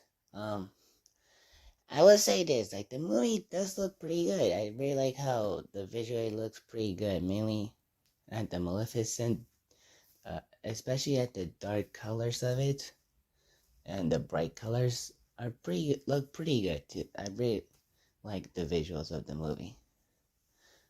I'm kind of mixed on the actors in the movie. Angelina Jolie is good for the most part as Maleficent. Was turned out by her reaction that her wings was removed at the beginning. Elle Fanning as Aurora is okay. On the fair race, I'll talk about him later. And Barry Twist as Prince Philip. Yeah, I'll talk about him later. And I'll say this, that for a PG movie, a lot of the fight scenes in this movie are pretty intense and dark for this PG movie, but they're really good at how intense they can go. And I'll give props to the costumes, like Aurora, Maleficent, and Philip's reimagining costumes. Those look really good for a 2014 remake, but turned out by the fairy's looks, it doesn't look good.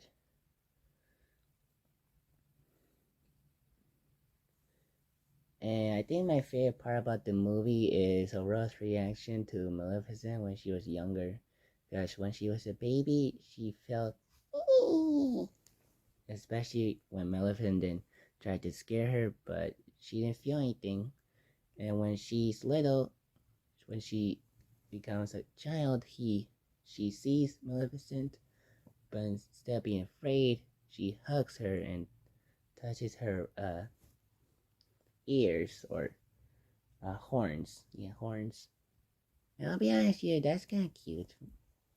And Aurora's, as a 16-year-old, she calls her a godmother, fairy godmother, and they kind of become friends for most part until she realized that Maleficent make a spell about her poking her finger at the spinning wheel, and they will sleep until true love's kiss come.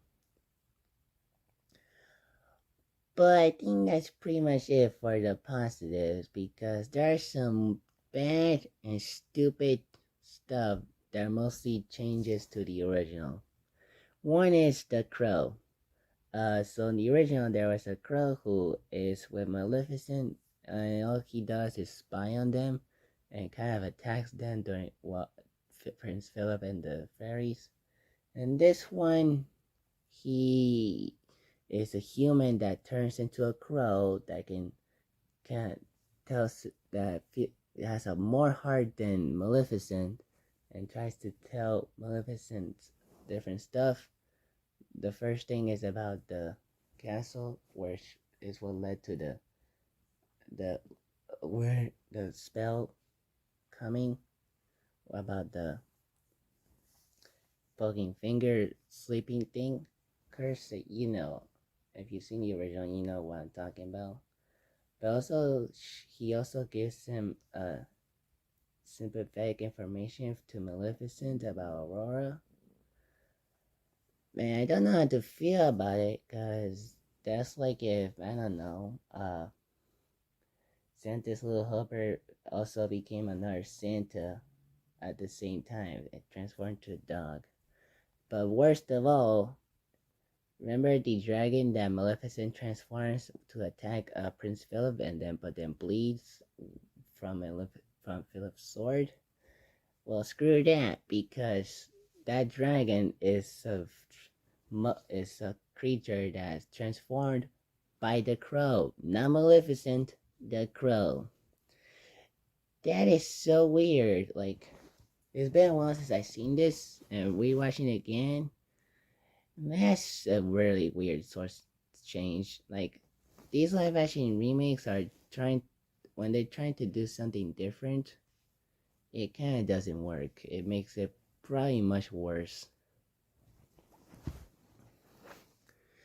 And the fairies, I thought the original, they were okay. Like the scene where the red and blue one argue which color the dress should be, and the other one trying to make a cake.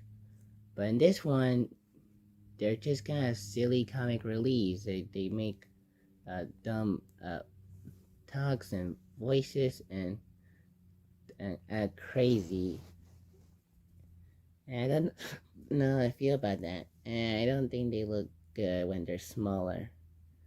Like, there's another change. Like, the fairies are now like Tinkerbell sized people, but then when they adopt Aurora, they turn to grown-ups. They're more sillier. And I don't like how their costumes either. They don't look right. So yeah, that's another problem. The portrayal of the fairies in this movie, and also they're not the ones that make the spell about Aurora can be saved by true love's kiss. That is Maleficent in this one. And of course, what I said about Prince Philip, I think Prince Philip in this movie is wasted and useless because he doesn't do anything in this movie. So if you remember, Prince Philip in the original, he talks with Aurora for a little bit in the beginning, but then he gets more journey. Well, he talks to his father, but then later he gets kidnapped by Maleficent, but then he gets out to sell, then teams up with the fairies to stop Maleficent and save Aurora by killing her, but before he could do that, Maleficent attacks Philip, but till he kills her and then saves Aurora by true love's kiss. So what does he do in this movie? All he does is talk to Aurora for a little bit.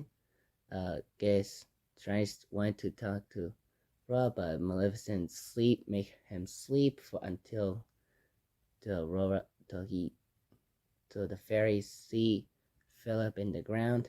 Then they discover that he's a prince, and because of that, they want Philip to kiss Aurora to save her, but then when he does, it does nothing. After that, he leaves, but then at the very end, he meets up with Aurora and Maleficent the crows again. And that's pretty much it. So there's nothing important about Philip in this one. And he also portrayed by Bennett Strake, who would play Robin in the Titans TV series. And I think he was recast in Mistress of Evil, which I haven't seen yet. Though maybe I will someday. And notice who, and of course, like a lot of solo villain movies like Venom, Kraven, or not Kraven because it's not out yet, but Venom, Morbius, and Cruella. Maleficent is a now sympathetic anti-hero which has some evilish into her, but mostly portrayed as this tragic hero that feels emotion and saves the world, and the villain is not as great as the villain that is the main character. Like, the villain is Aurora's father, which is a weird change since I thought he was alright in the original, especially when he talks to Philip's father. So yeah, so Maleficent is probably kind of mediocre. So it's not like the worst thing I ever seen, but it's not that good either. So yeah, that's pretty much it. So that's for one of the 3 preparation to Disney's Wish of today. Bye.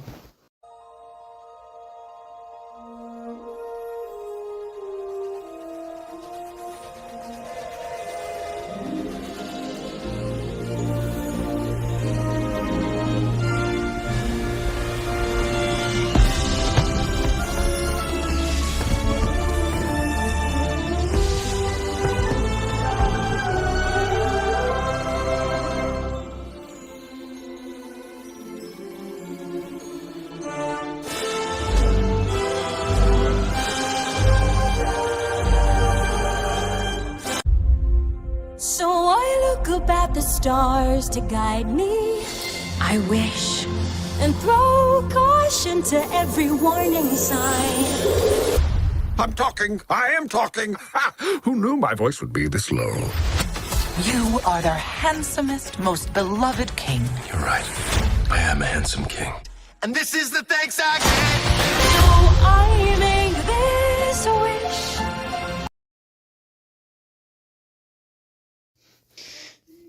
Like I said in the Maleficent video, this is the second of the 3 preparation to Disney's Wish for today. And which one it is? It is the famous Jet Jackson. Now, this is kind of a part 2 because in November 12th, of course, last week, I did one for the preparation for Disney's Wish about the famous Jet Jackson. But I didn't get to finish it because I was going to bed. I was planning to finish it on February 1st, 2024, which would have been Lee Thompson Young's 40th birthday. But then I thought about it because I was close to finish Handy Manny. I figured today I would watch it to finish it. And I did. It was from Heroes all the way to Holly, even though I think the episode is Awakenings Part 2. Because I feel like the episodes that I watched today have like confusing titles that I feel like were for the other episodes. like Survival of the Fittest should have been titled like Vervin's Beach something. I can't remember the full name. Or MOM, the episode that has that is now like the episode where Jet Jackson's mom is the casting director. So I'm confused by the episode titles. I watched all the episodes on YouTube since it's not on Disney Plus or even on DVD from my research. Only the Jet Jackson the movie isn't on DVD, but it's not on Disney Plus either. I'll probably watch the Jet Jackson the movie very soon.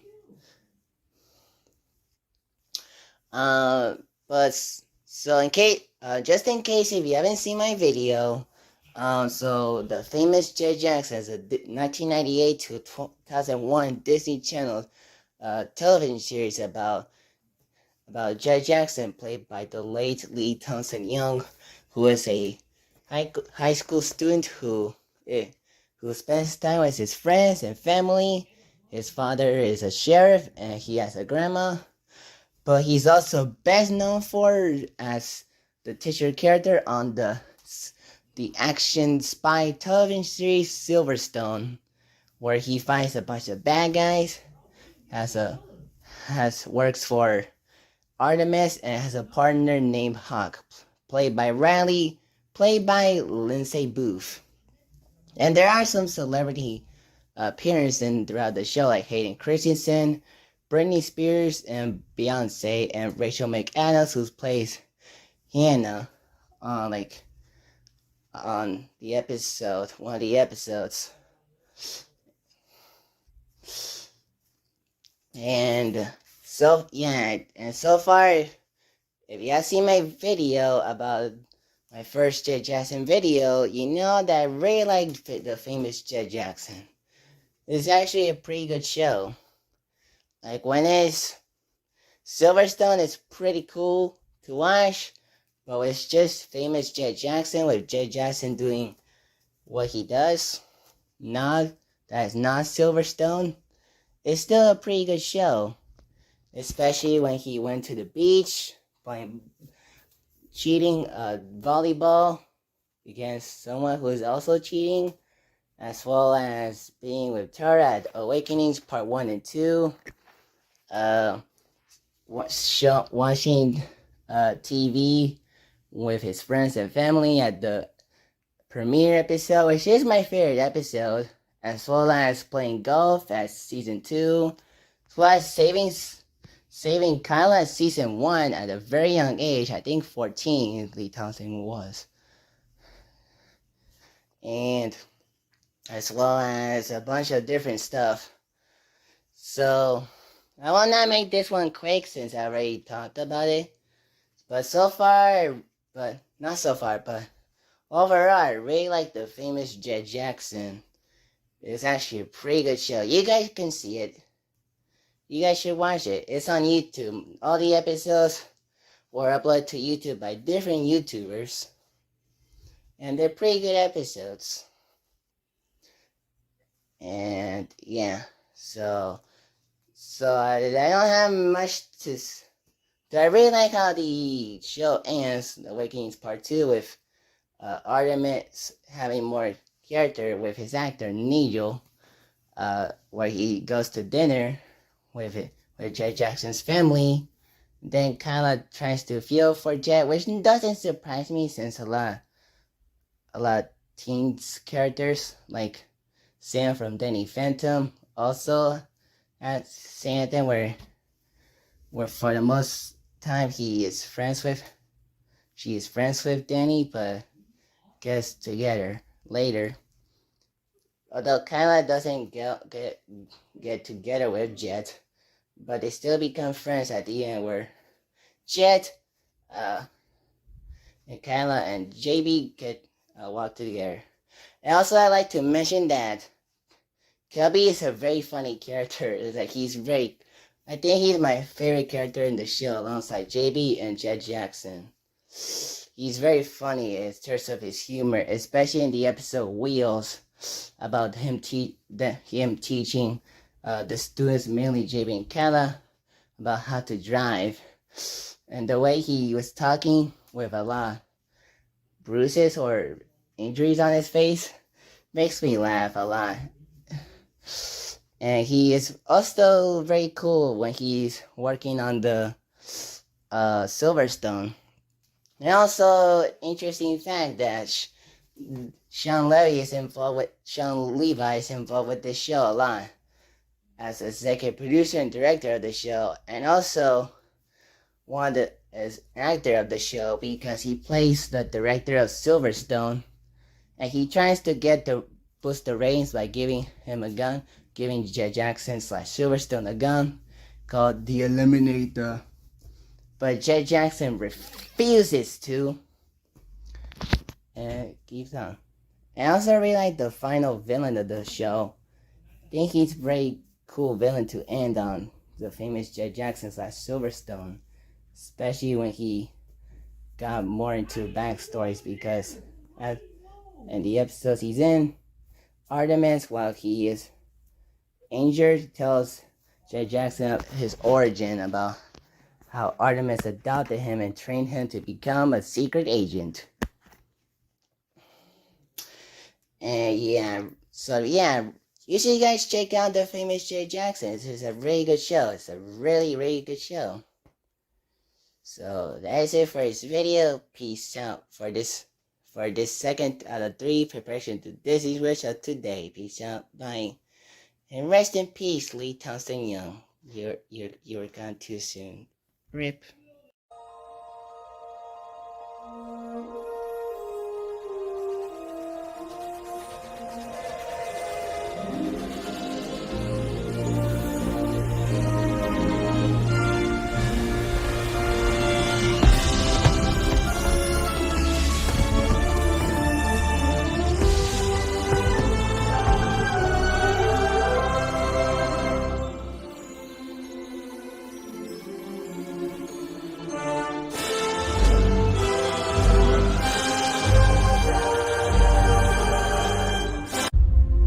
So I look up at the stars to guide me. I wish and throw caution to every warning sign. I'm talking. I am talking. Ha! Who knew my voice would be this low? You are their handsomest, most beloved king. You're right. I am a handsome king. And this is the thanks I get. So I make this wish.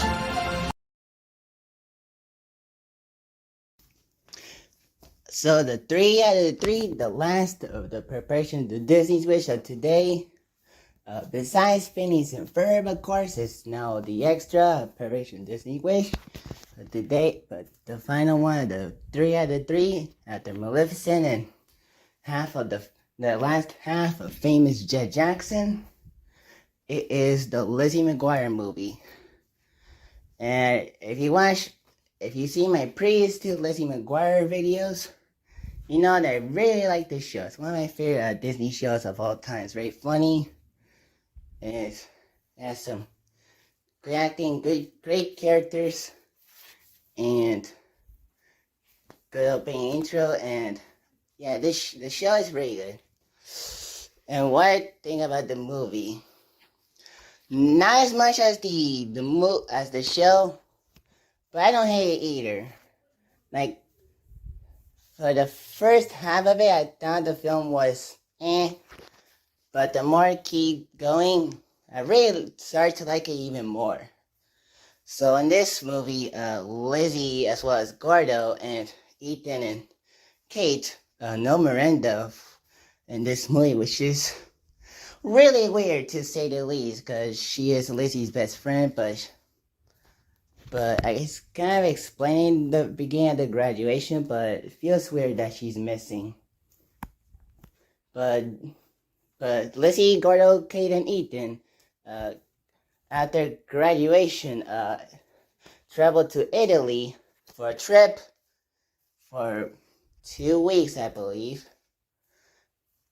And they look around the place until Lizzie sees Paolo, and Paolo gets into her mainly because of her resemblance to Isabella, a famous Italy singer who is interesting enough also played by Hilary Duff. So it's interesting to know that Paolo confuses Lizzie for Isabella, since they're played by the same actress, Hilary Duff. And they both get along quite well until the end, where till Gordo and Elizabeth tells Lizzie about Paolo's true motivation to prove that Isabella's not that talented by making Lizzie lip sync one of her songs. And I thought the film was decent. It's not as fun or charming about as much as the show, but it's in a right version of the show. It's also the finale too, because after that was it for Lizzie's, and revival was supposed to be it, but canceled. But so there are not a lot of. I don't think the film is bad, just not great as the show. But there are some very funny moments in the film, mainly the cartoon Lizzie, of course, who always gets a lot of funny, mainly in the show. And the movie she's also still funny, mainly the cartoon stuff that happens to her, mainly after being hit with a race car on the man's foot, then gets accidentally hit with her own shoe, and also where during the half of the opening credits where he lists the credit people behind the film in creative ways, and of course he turns into Tinkerbell at the end with a lot of boom booms like you see in the modern Disney logos openings before the movie starts, which is clever.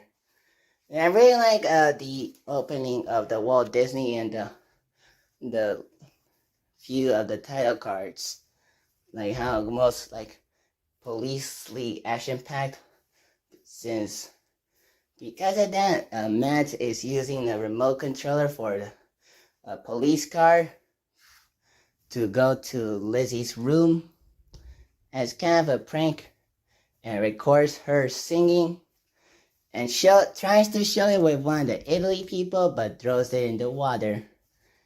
And Matt got mad. Also, I thought the one dog in the film was very funny, barking at Lizzie for thinking that the dog's owner thinking that Lizzie looks like a high school student. And then also the dog later kind of holds a part of Lizzie's costumes for the concert, which is very hilarious, especially the way she was moving fast paced. So almost reminds me of the pacing of the show. And also one person while Lizzie's parents and brother try to go to the concert, one lady goes up like crazy and attacks the security guards, and it's pretty hilarious. And I thought the moments with Paolo and Lizzie actually are not too bad. There is not too bad. It's kind of like how it is with Hans and Anna, They Love an Open Door, where it started out quite well until something bad happens. And that's what happened, where spoilers, if you haven't seen it, Isabella comes to the concert to prove how a fraud Paolo is, till he gets banned and leaves, till Lizzie and Isabella decide to sing Dreams Are Made Of, until Lizzie sings it on their own and till he sings it all the way through and becomes very popular. And then Lizzie goes with Gordo, because interesting enough, if you don't know, in this movie, Gordo finally has feelings for Lizzie after which is not surprising, not surprising. It's interesting to know because the last 2 episodes, after Lizzie gets Gordo in the cheek during the picture day, nothing happens with both of them until decides being friends. But this one, they go get Gordo have feelings for Lizzie, which is very interesting to see. Especially since in later, so the drama, Ron Unstoppable gets the same thing with Kim Possible after Kim Possible goes with Josh until betrayal happens, so. And actually done, the cinematography and visuals look kind of off to me. In the Italy part, it looks pretty good, but in the city that Lizzie lives, the colors look off and not as much, doesn't look like the original show. It looks kind of a little more darker, and like I know it's supposed to be like a movie and it's kind of in a higher budget in terms of I can see it, but it feels like a weird color scheme with the house of Lizzie's in this movie. But that's just kind of nitpicky. So yeah, so I think that's pretty much it for the Lizzie McGuire movie preparation to Disney's Wish. So not as good as the original show, but still an enjoyable movie. So that is it for his preparation for Disney's Wish on November 18th. So peace out, bye.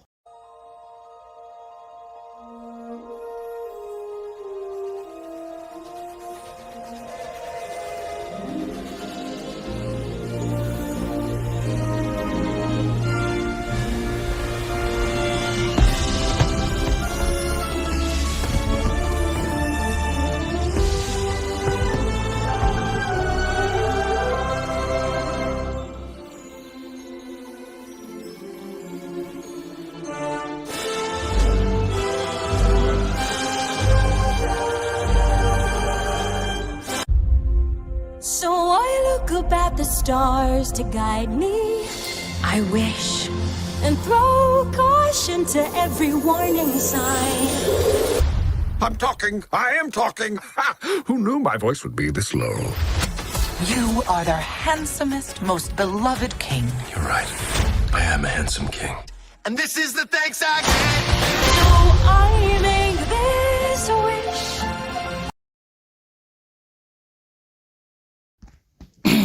Today's preparation to Disney's Wish is Toy Story, the 1995 Pixar classic that revolutionized animation as a whole as the first computer animated film and the first Pixar film. And it still holds up as one of the best animated films and just films as a whole of all time because it's really good. The animation for 1995, well, not like perfect as today, it still looks really good with the colors, the character designs, mainly like everyone looks good. Though the humans look kind of off sometimes, mainly Sid, Andy. Some parts of them don't look right. I thought Scott looked pretty good, and the voice acting is spectacular. Tom Hanks is perfect as Woody, but Tim Allen steals the show as Buzz Lightyear. And the late Don Rickles and the late Jim Varney are pretty good as Mr. Potato Head and Slinky Dog. And Wallace Shawn is pretty funny as Rex. And I thought the music, of course, is very great and iconic. You got a friend in me. Strange things happen to me. As well as the that is very quotable. Like there's a lot of good lines that is great to say. Toy. You are a toy. What? What are you talking about? To infinity and beyond. Murder! You murdering dog! That way, I can be the dominant predator. And the list goes on. Like, this film is really, really good. It does have some good heart too, mainly when Buzz reacts to him becoming not becoming, like, realizes that he is a toy and not a real space ranger while seeing a commercial. It's really well made when he feels really sad that his Star Command life is just not real and true, and he's just a toy. And when he tries to fly, he fails and his arm got removed. And sad. And also when Woody tries to convince Buzz to help him get out his toolbox, he doesn't want to at first, not realizing that he's a toy, but the more Woody talks to him about how cool he is, the more Buzz decides to go to help him, which is pretty good.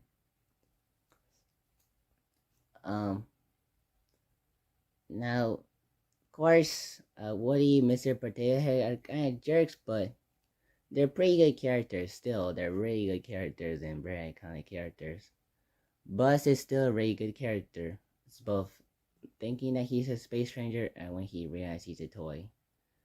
I thought Sid was an alright villain, not like the greatest start to a villain, but he's very good and it's suitable for a story like torturing toys for fun.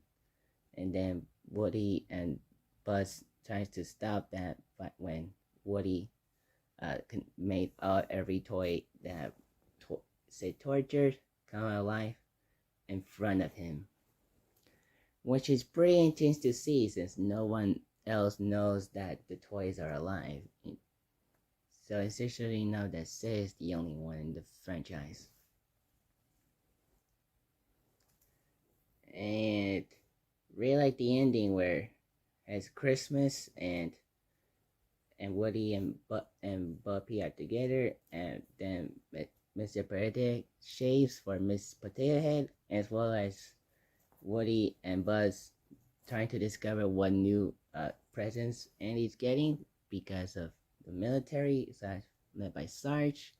Like in the beginning when Andy's birthday party, and it ends with like a dog, like they got a new puppy, which in the sequels it's been confirmed to be Buster.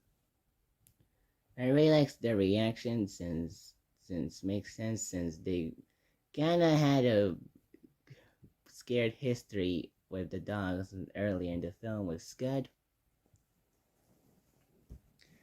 And I think my favorite part of the movie is the falling with style with when Buzz gets with a rocket in his back because of Sid.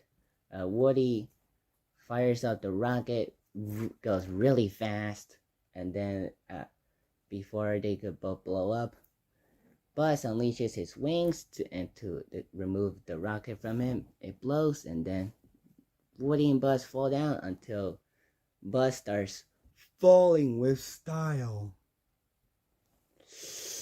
And that's my favorite scene in the movie. So, yeah, so Toy Story is one of the absolute greatest films ever made.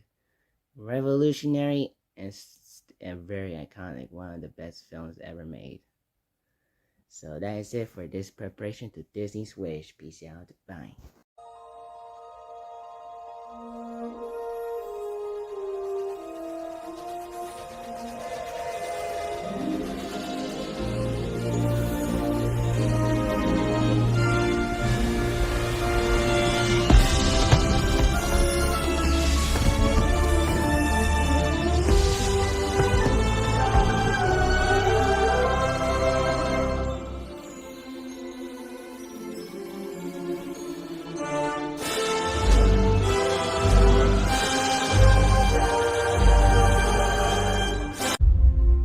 So I look up at the stars to guide me. I wish and throw caution to every warning sign. I'm talking. I am talking. Who knew my voice would be this low? You are their handsomest, most beloved king. You're right. I am a handsome king. And this is the thanks I get. So I make this wish. Today's preparation to Disney's Wish is Mary Poppins. I have seen Mary Poppins Returns last year, but I never watched the original until now. And what I think of this one, it's very, very enjoyable. Like it's a great 1964 classic. It's really fun and funny and really good. I thought the music is fantastic for 1964, and I thought the songs were great and fun to listen to. And Julie Andrews and the other actors are very good as their characters, mainly Mary Poppins, Julie Andrews, Bert. No, I thought Dave Van Dyke in this movie, Bert, was very funny even though he has an awkward accent. He's very funny, especially in that one song with his other friends. I like where they sing at the top of a building, then they go to the bank. I thought the bank was also very funny with Mr. Dawson is very funny with how he feels slow, even though he's old, tries to fall down, and then at the end, halfway through, he flies, which is pretty funny to see. I really like the animated world scene. That looked really colorful, smooth, and creative, mainly when they ride horses out there. The horses spinning a carnival ride thing. I forgot the name, but you know what I'm talking about, and they ride along. And there's a bunch of colorful animals. And the world is so amazing. And I thought the two kids were very good as well. Thought their actors did very well. And Ray thought it deserved a 2-hour runtime. It does a good story. And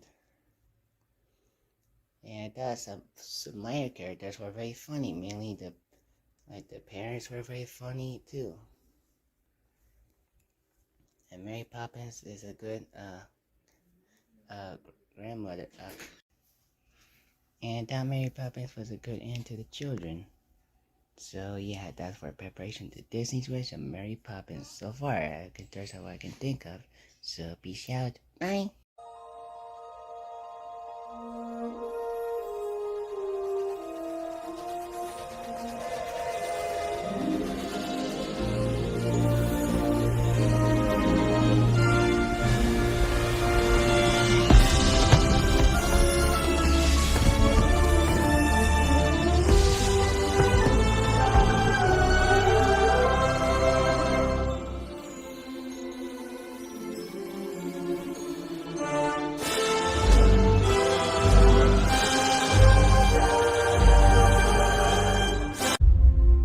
So I look up at the stars to guide me. I wish and throw caution to every warning sign. I'm talking. I am talking. Who knew my voice would be this low? You are their handsomest, most beloved king. You're right. I am a handsome king.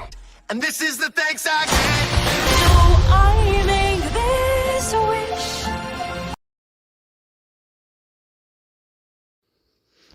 Today's preparation to Disney's Wish and the second to last is Beauty and the Beast.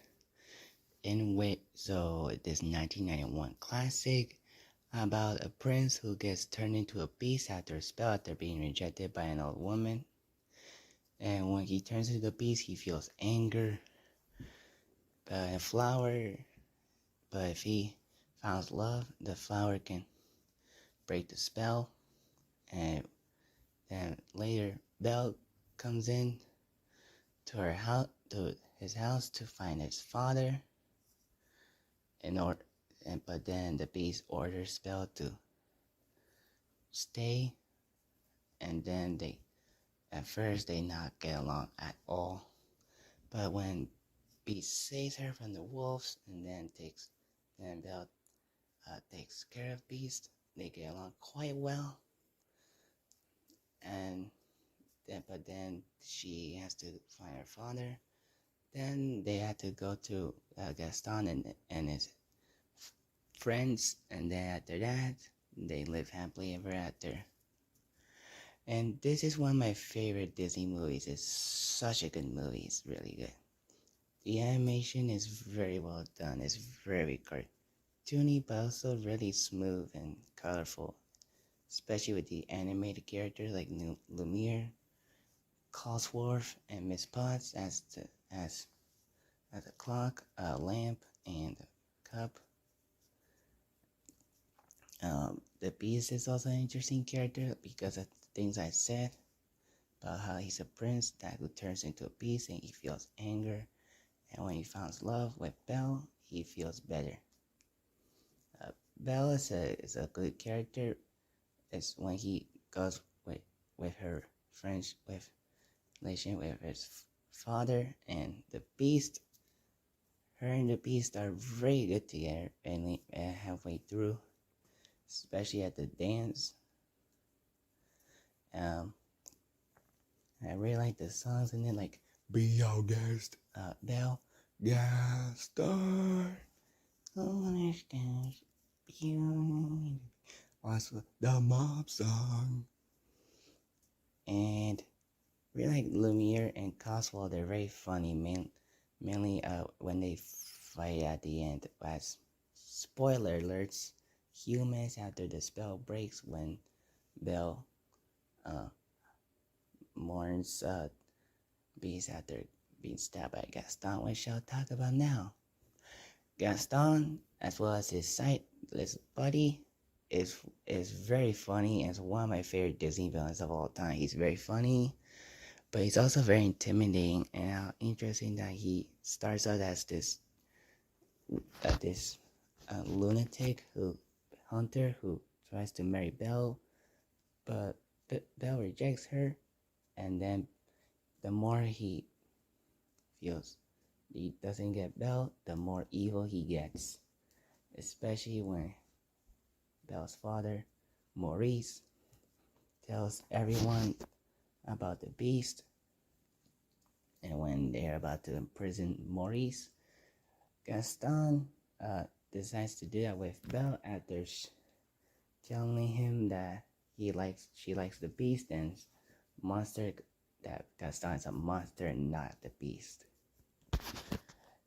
And Gaston was very intimidating, attacking the Beast, because you know how much he likes Belle, and so in order to do that, he was killed the one person Belle loves, which is pretty kind of threatening to see from this character Gaston. And the ending is very powerful. It's very good, where everyone that was not human looking turns into a human, and the prince and the Belle live happily ever after, just like Chip says at the end. And yeah, so that's all I can say about the Beauty and the Beast. And of course, there are sequels and a remake, and they appeared in Once Upon a Studio. And so yeah, that's pretty much it for this preparation to Disney's Wish, Beauty and the Beast. Stay tuned for tomorrow, because it will be hours before I watch Wish tomorrow, because tomorrow I'll do one more preparation to Disney's Wish. So peace out, bye.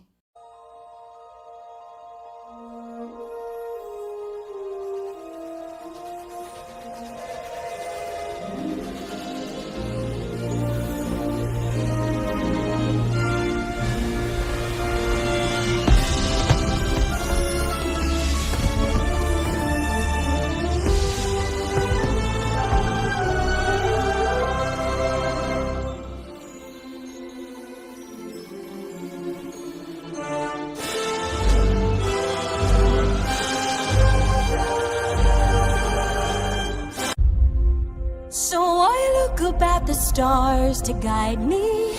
I wish and throw caution to every warning sign.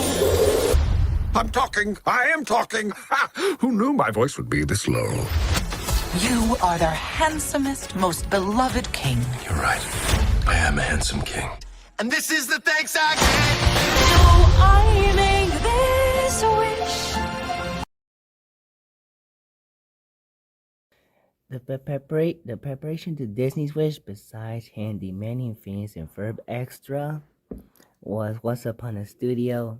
I already reviewed it when it came out on this 100-year anniversary of Disney, but I want to make this one quick because I still really love the short. This is a classic and wonderful and heart smile tribute to Disney's 100 years. Seeing all these characters trying to go take a picture at the lobby with Mickey, Gaston, Cinderella, Prince Charming, Max, Splash, Belle, Beast, Hades, Hunchback, Pocahontas, Ariel, Jungle Book, Baloo, and Asha will wish come out tomorrow. Wish will be awesome. Snow White, Mulan, Winnie the Pooh, Jimmy Cricket, Goofy, Wreck-It Ralph, and the list goes on and on. Like this, like Once Upon a Studio is like the best short film I have ever seen. It's so cool to have hand drawn and 3 computer animated characters in the same time. Like it works so well, and still the hand drawn animation still captures the cartoony style that it was with Belle from 1991, Ariel from 1998, and 80% of Cinderella and Prince Charming from 1950. And still the computer animated characters look the same, and yeah, it works so well. Like the hand drawn and computer animation, the characters, is amazing. And there's a cameo from the late Bernie Mason, who passed away in February 2023. It's a cool cameo for him before his passing. Rest in peace. The scene where Mickey talks to the painting of Walt Disney is such a good tribute to the Disney World and Walt Disney. It's like the mascot Disney, remembering the creator of the company. I thought the Garfield reference was funny. I thought it would have been funny Bugs Bunny. So yeah, peace out, bye.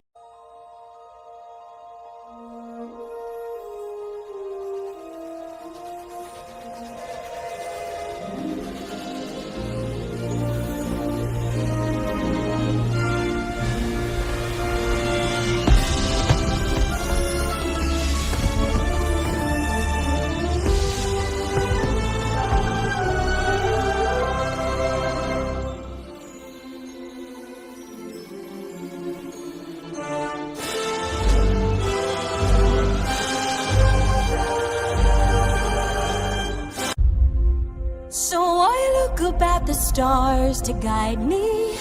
I wish and throw caution to every warning sign.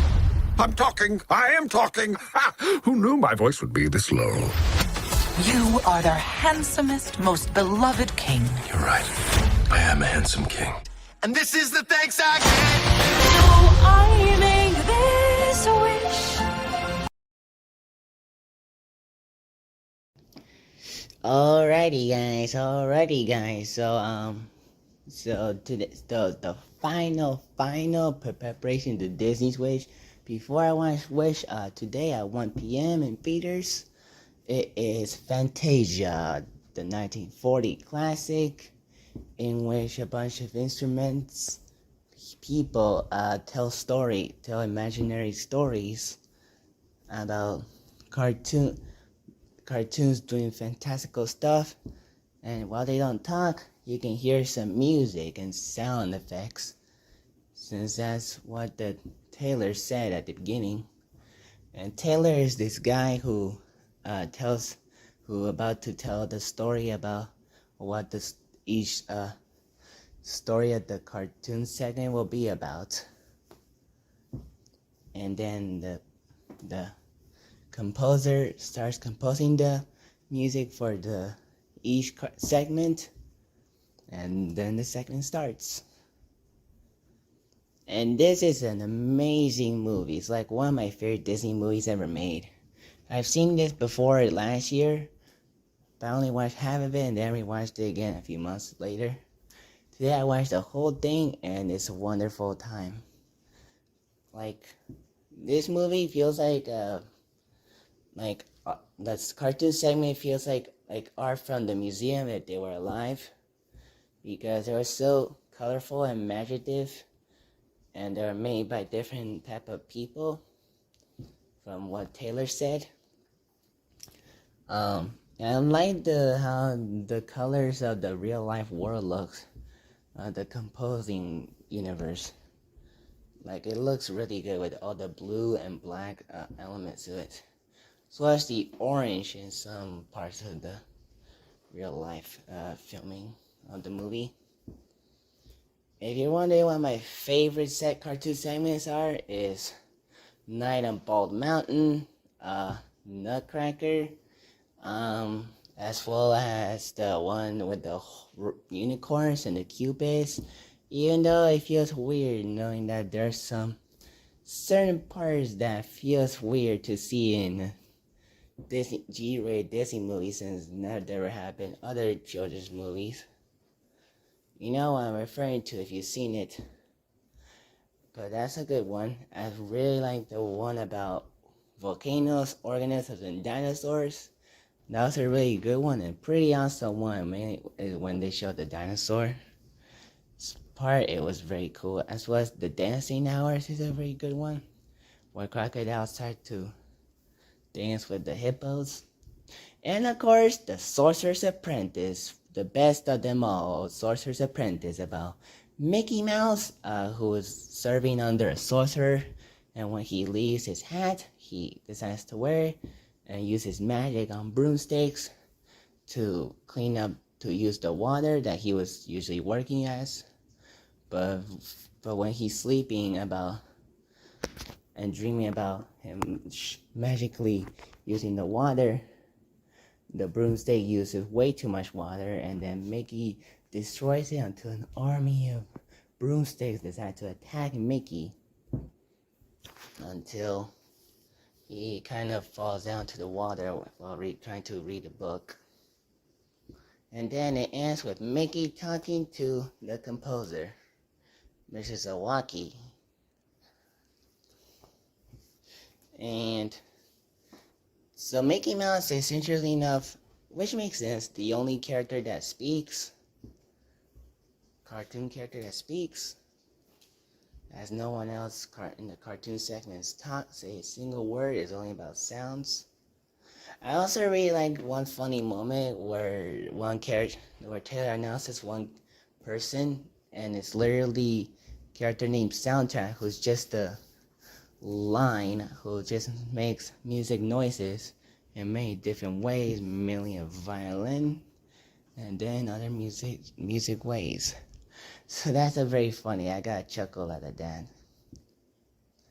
Night on Bald Mountain is a very awesome cartoon segment. It's very spooky, but also quite intimidating. Mainly the Saint himself is very threatening, mainly of what he's doing, as well as his design, as well as how scared he is of the bell. Like, he's trying to do something evil, but the bell says nope. Then Satan gives up. Then Ave Maria comes out to finish the entire movie. And I also thought the 15-minute break moment was interesting, because it goes with the composers taking a break for a little bit, and then the Fantasia title card shows up. Then they go back to the show. So that's an interesting break. It's almost like how the Transformers, after these messages, But yeah, so Fantasia is a really, really good movie. You should check it out. And also, alongside Fantasia, just like I did with Disney Wonder Countdown with Steamboat Willie, Mandalorian Season 3, I also watched another thing, which is 3 Shorts of Oswald the Lucky Rabbit, and who was made 1 year before Mickey Mouse in 1927. And I watched 3 shorts that were on Disney Plus, and they're pretty cool, funny, classic shorts about Oswald the Lucky Rabbit. And I thought it makes sense to include them since he was in Once Upon a Studio for a little bit. And I remember that he was in Epic Mickey, even though I never played that game, though I heard about it. And yeah, so that's way to describe Oswald the Lucky Rabbit. But the real one to me for today's preparation DC Wish is Fantasia. Great movie. So that's it for preparation to Disney's Wish. Goodbye. Bye.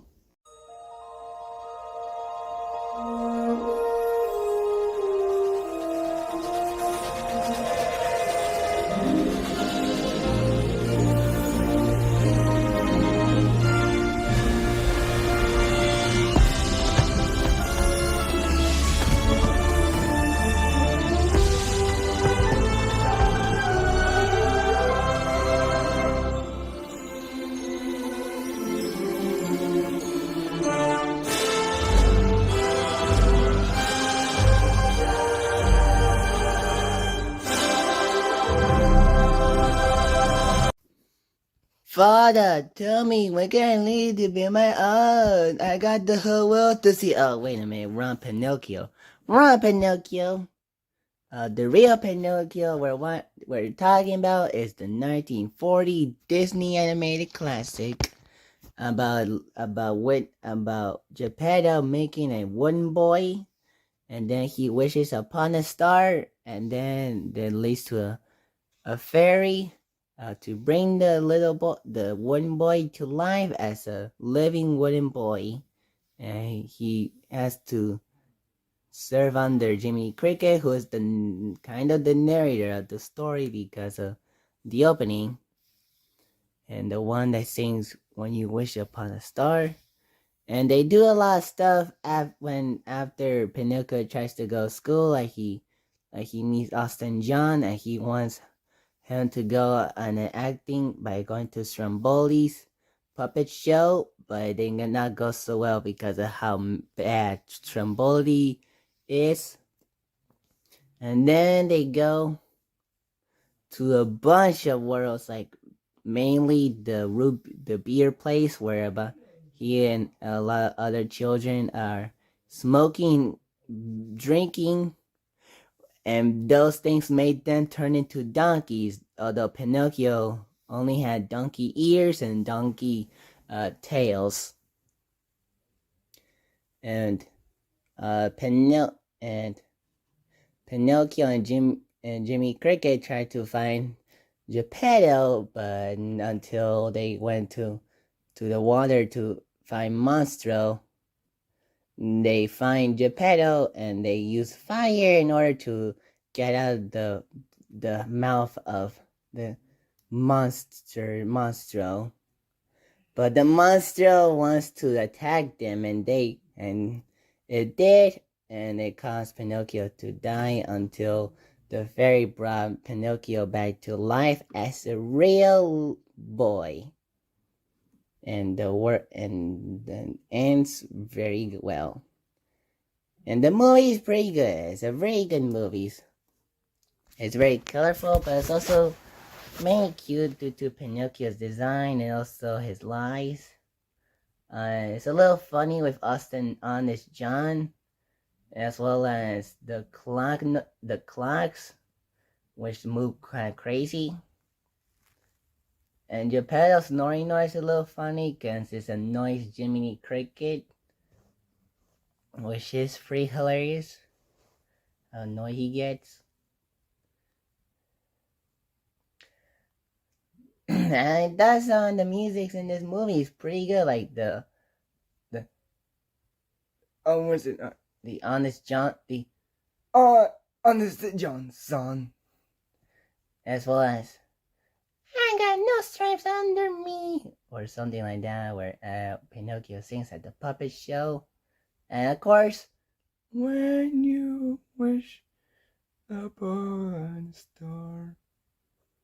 it's one of the most iconic songs, to the point where it's even the song for Once Upon a Studio at the end. Jimmy Cricket is a very good character. He's a very good side character to Pinocchio, a lot. And yeah.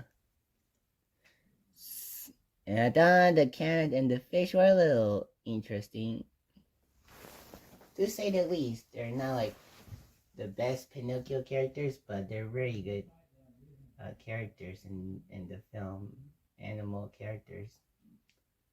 So yeah, so that is my Wonderful World of Disney, the first one, and another Disney one, they like tribute video, and we did it with starting with Pinocchio.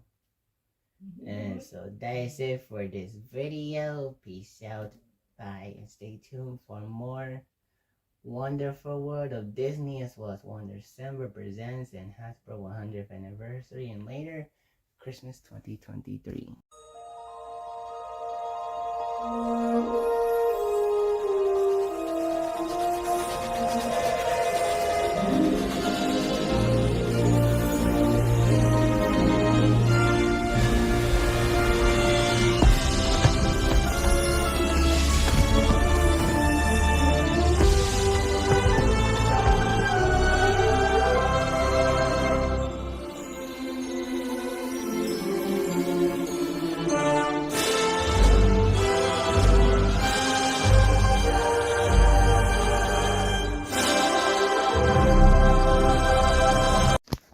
Today's Wonderful World of Disney movie is Peter Pan.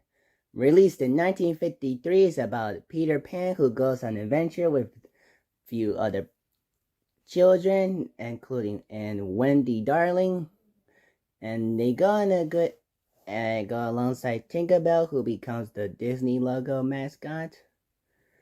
And then they go on a great adventure, and then Captain Hook arrives to attack them. And I thought this film was a lot of fun. It's very adventurous, great, and also very entertaining. The animation, like a lot of Disney classics, is very smooth, nice, and colorful. And the characters look great. Like Peter Pan looks interesting. Wendy looks amazing. The children look cute and decent. Captain Hook looks menacing. His comic foil is funny.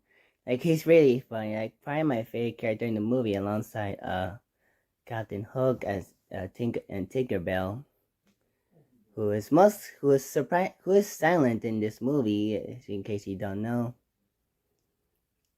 And she a lot of times get mad because of Wendy's feelings for Peter Pan. And I'm surprised at the musical genre of this movie, because the musical starts in the second half in the movie, interestingly enough. An interesting choice. There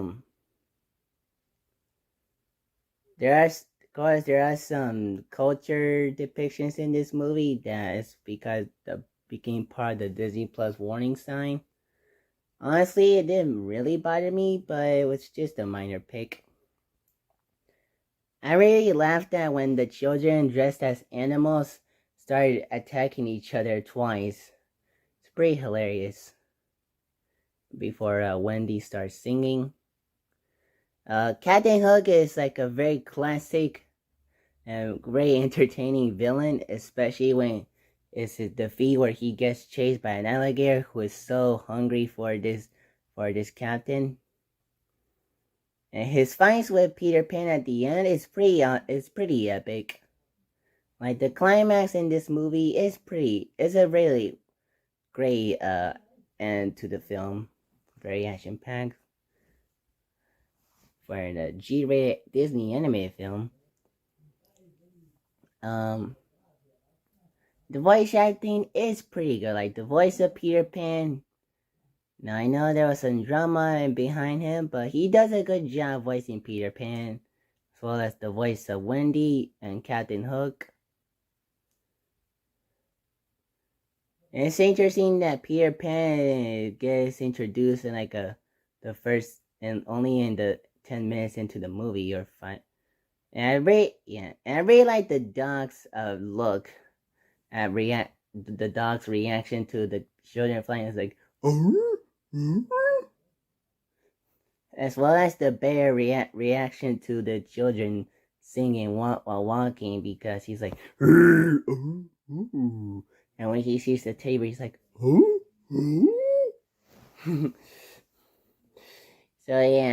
So Peter Pan is a great choice for this wonderful world of Disney. Of course, it got remade this year with Peter Pan and Wendy, but I've not seen it. I don't think I want to. But I'll let you know in the comments if I should. So that's my look on Peter Pan.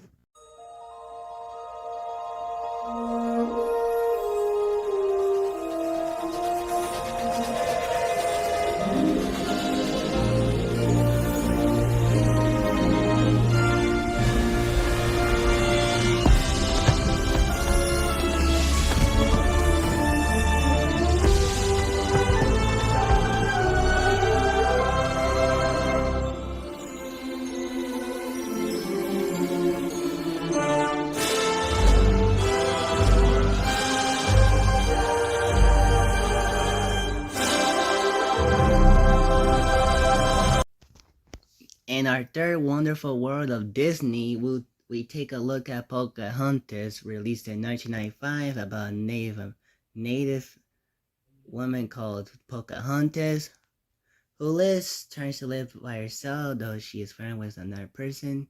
But then when she finds John Smith, and they get along great. Until some hunters came around, and there's a war coming between natives and those hunters.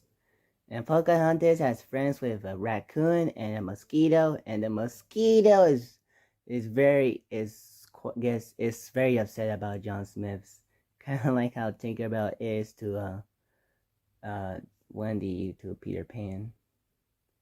And so we went from Pinocchio, Peter Pan, and Pocahontas. We three-peated things on Disney. Get it? Three-peat. I thought this film was the weakest out of the three-peats of Disney. It's not like a horrible movie. The movie looks phenomenal. The animation is like one of the greatest of all time. The characters, the backgrounds, everything else looks smooth, colorful, and nice to look at. Especially at the talking tree, Pocahontas' design, John Smith's design. Everyone looks great. And everything else. And the songs are pretty good. Not like my all-time favorites, but they're very well sing, if that's how I say it, are well played out. And I thought the raccoon was very funny with how he was messing around with the items that John Smith, as well as him messing around with the dog of John Smith. It's very hilarious. It happens 3 times, and it gives me a laugh out of me.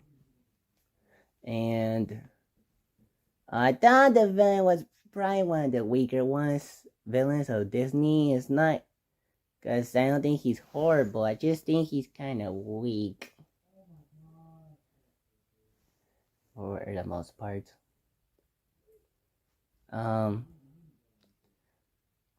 And I do like the voice acting is pretty good with the other actors. Aaron Bonar as Pocahontas, the other actors as well. And I thought that some of the supporting characters are interesting, like John Smith's buddy, for the most part, that accidentally shot one of the natives, and this father of how he was trying to kill John Smith, but Pocahontas defended John, and but the father for a few seconds feels angry, but then he feels redeemed by it.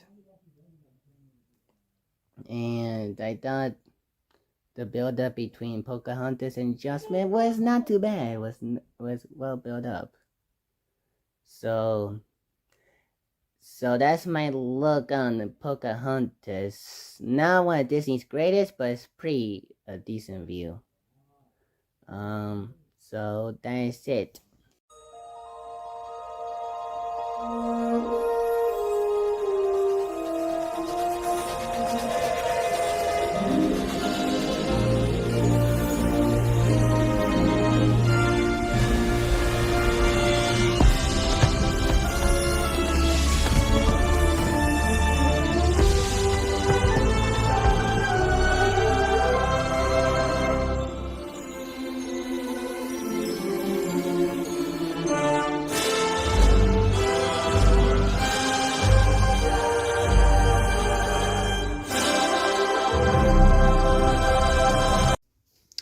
The wonderful world of Disney continues with Raya and the Last Dragon, our most recent one in the list since it came out in 2021, so it's not too long ago.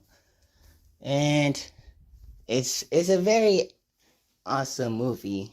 And it's different from her Disney princess movie because first of all, it's not a musical, and it's more action-packed than like a fairy tale, though. Well, it's not a fairy tale. And this movie feels like it's like a computer animated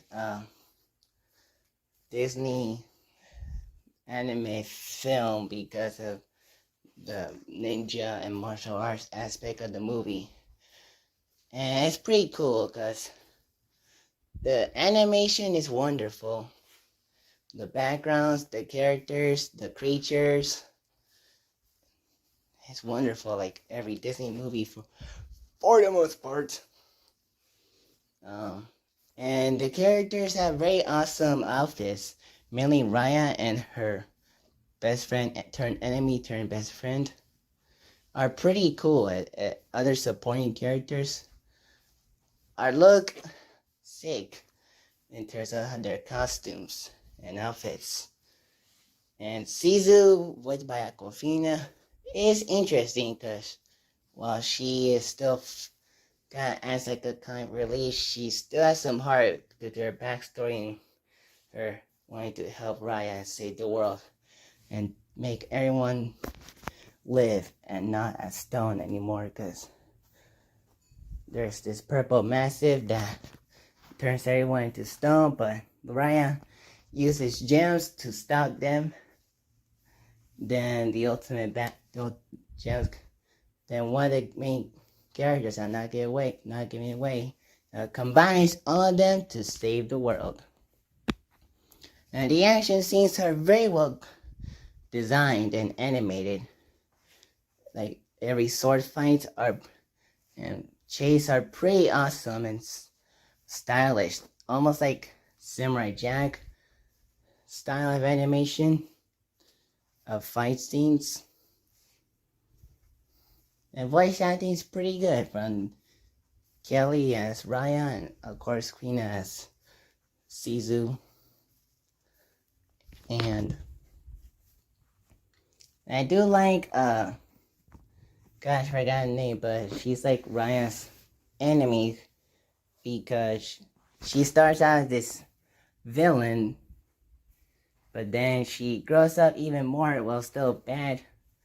She kind of goes a little good with her mother years later and feels a little happy when find Sisu, but still against Raya. But then after she accidentally, well, spoilers, stabs Sisu, they still become enemies.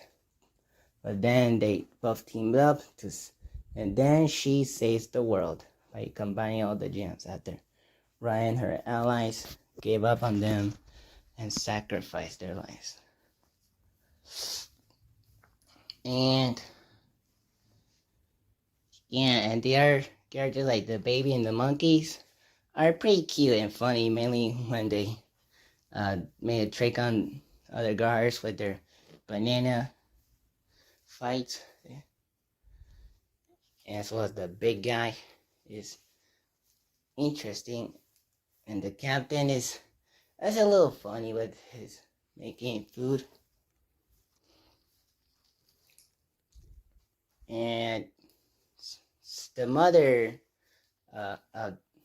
Raya's sort of frenemy is interesting because she is not fully evil, but still cares about her daughter, and but feels a little mixed about Raya. But she's not evil.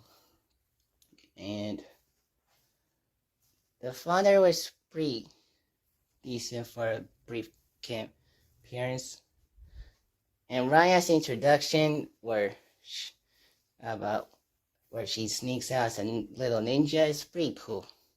So that's my look on Raya and the Last Dragon, one of the most stylish, interesting Disney films of all time of recent years. What did you think of it? Comment down below. So peace out. What Raya and the Last Dragon, the wonderful world of Disney.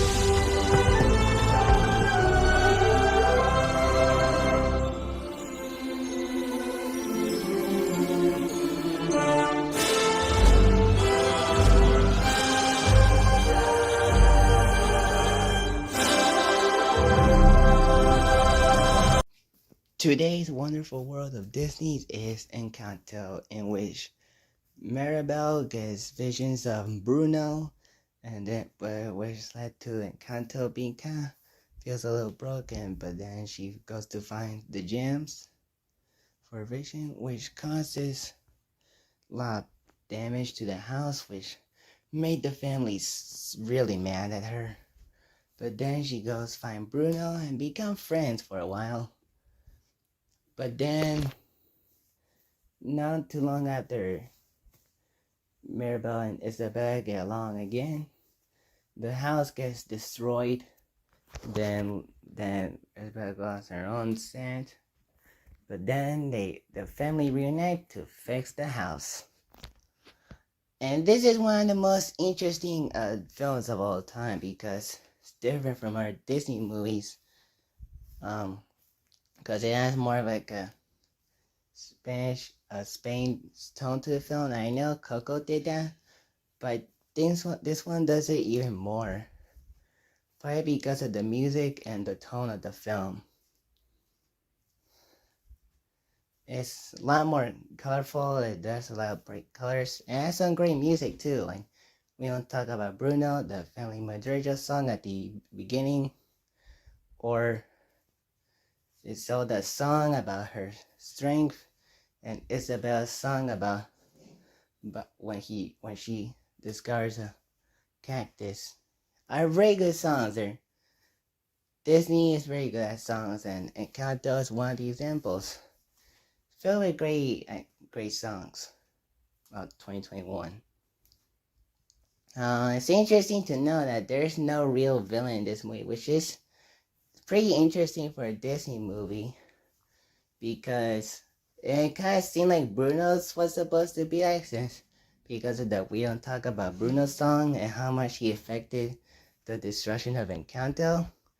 But he's not evil, he's just this tragic character who lives on his own, but he got along with Majiro well, then he decided to help the Majiro family to fix the house.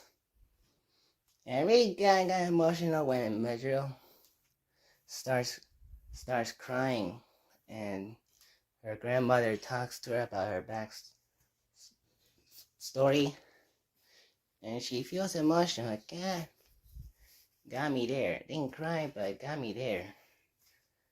So that's what gave the movie pros, emotion. And the designs of the characters are very unique in terms of their style. Mainly Bruno, because of his weird but kind of interesting look. Isolda for being strong. And the father, voiced by Wilmer Valderrama's Andy Manny, looks unique and a little funny when he got Beast's injuries, quote unquote, on his nose, hands, and right ear. Did get a laugh out of me. And I do appreciate the ending where everyone celebrates the return of their house. And I do like how the house kind of has life with the carpet and has life, showing them where to go, like the characters, because it moves. Interesting enough, and some rats, well, gross but cute a little bit when they ran away, and they took a picture at the end. So yeah, Encanto is a very recommendable movie from Disney and movie period. So yeah, so that is Encanto, the wonderful world of Disney.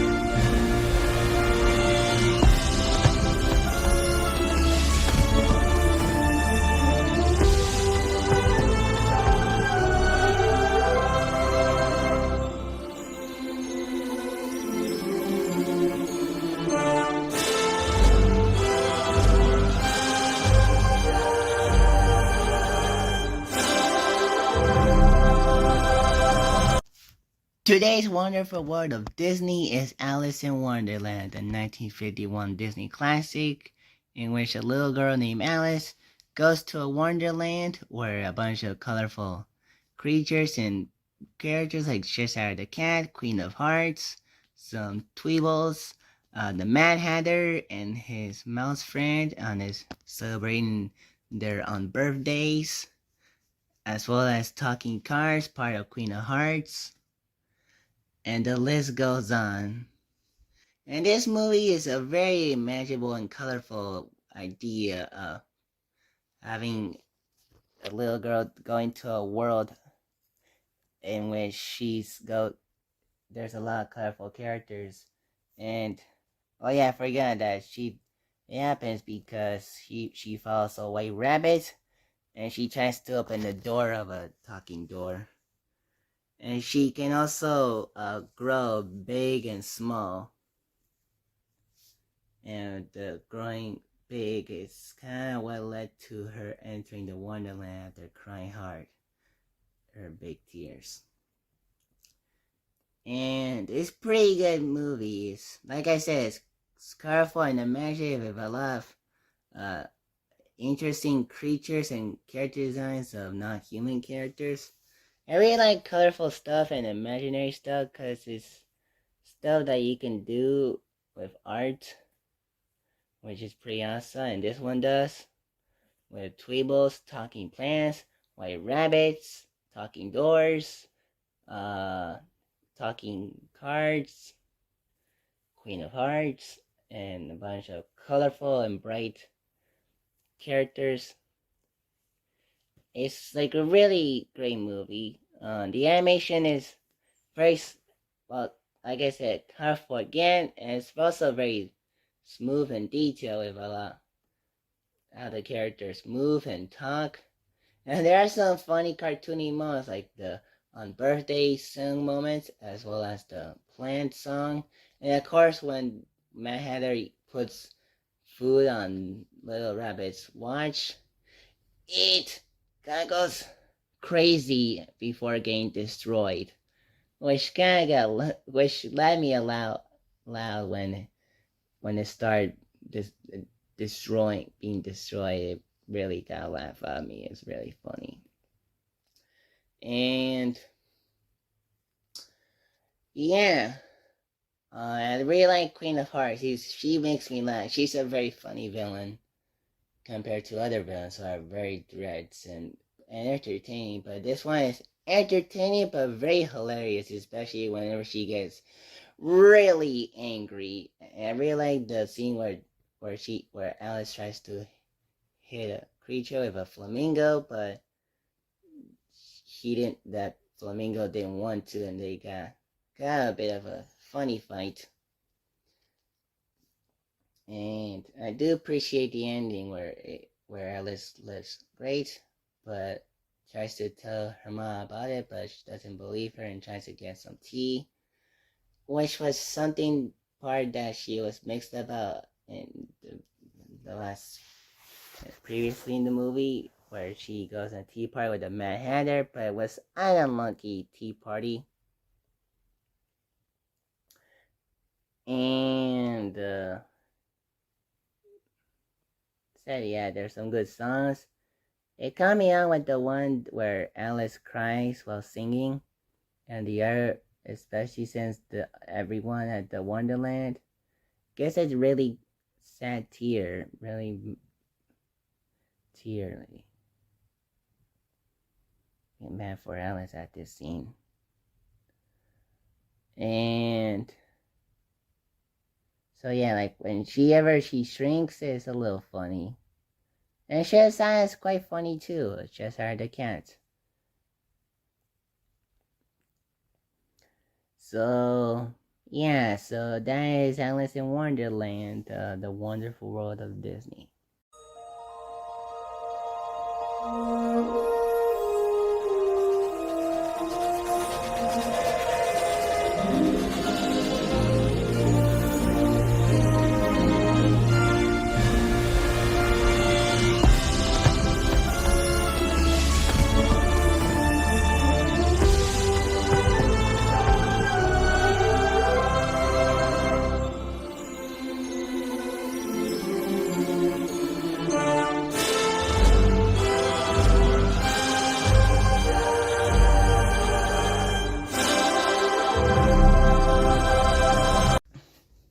Today's Wonderful World of Disney's is Robin Hood, released in 1973. And it's pretty interesting film up for Disney because it's more action-packed, with where a lot of fight going on with the chase at the beginning, where the Robin Hood and his buddy steal Prince John's jewels, and then a chase. Then the big fight at the castle, and also the final battle. So this movie is filled with action scenes more than the other Disney classics, and the animation is pretty decent at best. It looks a little choppy, but it's pretty good for the most part, and the action is well made, and the character designs look interesting, especially Prince John. He's probably the best character in the movie because of how evil he can be, because of his voice, as well as his threats to Robin Hood and his snake sidekick, and his weird use of like sucking his thumb whenever he says mama, which is kind of weird, especially since he does that while attacking the snake at the end. But other than that, he's a very fun, entertaining villain. He is kind of funny and charismatic at the same time. And it was interesting to know that every character in this movie is an animal instead of like animal or human. They're all animals, and Robin Hood is a fox. and has a love interest with Jose Alphonse, and then they get married. And his bear sidekick is pretty funny for the most part, and the little rabbit is cute when he tries to be Robin, like Robin Hood. And I thought the songs are pretty good. I do enjoy by the Rooster because he's the narrator of the story, but he's also a guitarist, and he kind of introduces the movie like Jimmy Cricket. And he will later star in Once Upon a Studio as the start of the Wish Upon a Star song at the end. I'm surprised by how the opening credits is like, because they look like the opening, like the closing credits, and not like opening credits, which is kind of interesting to me. Sorry.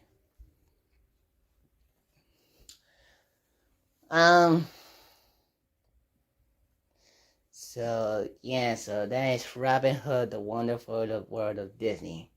Do not lie.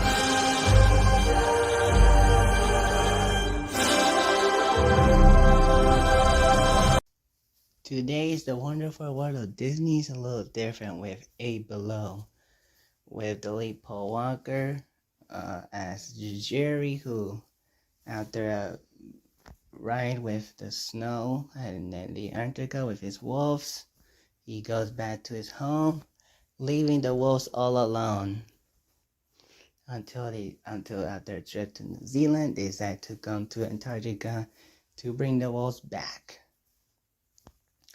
And I thought this film was really, really good. I really like it. I do like Paul Walker's acting in this movie. It made me sad that his presence is no longer around due to his passing. But he brings a really good performance, especially when he feels emotion, when missing his wolves. And when he reunites with the wolves at the end, he feels happy and excited.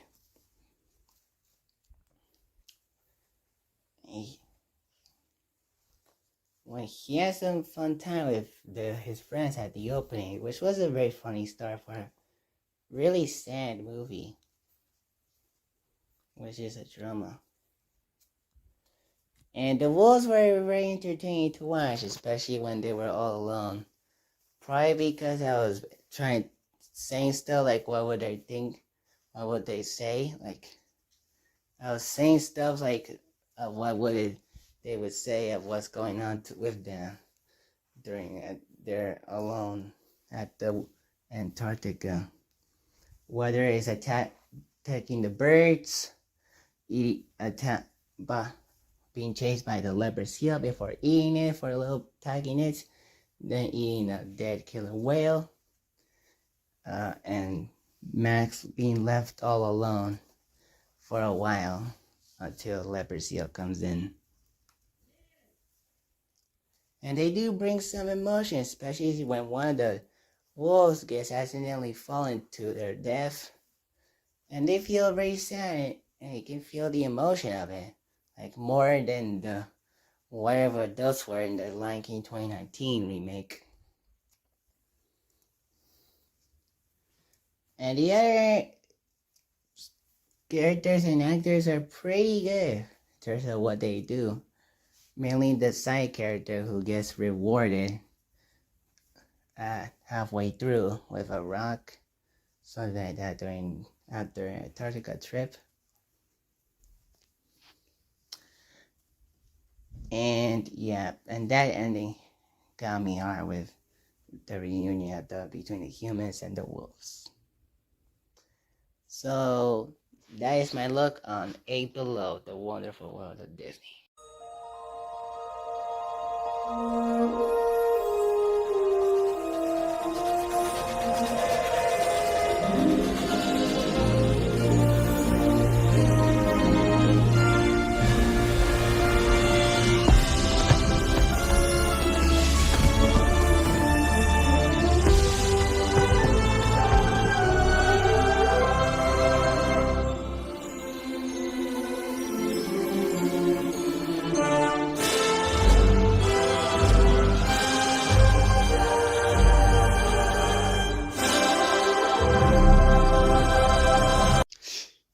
Today, the wonderful world of Disney's is The Kid, in which Bruce Willis plays a communist who is seeing a little kid who is a 8-year-old version of himself after like a plane thing happened with him. And then they get along quite horribly a little bit with having a break with adult Rusty having a breakdown for what I think is a hallucination. But they kind of got along quite mixed. But then after young Rusty tries to marry Janet, it then goes well. But then they start talking. Young Rusty starts talking what happened in his 8 years, and they gonna become not say friends, like good pals, sort of. And then young Rusty decides to fight the bullies, but got into trouble. But then they later are still pals. And they meet their older self, and then adult Rusty is normal with him being the only Rusty, and decides to live with Janet alongside a dog. After now remembering a dog for 39 years, and then remembers a dog, Chester. And I thought this film was pretty good. It's pretty good. The idea, like Bruce Willis hanging out with his 8-year-old version of himself, is an interesting concept of how their time together goes. Like, it goes from crazy to sad to interesting to great.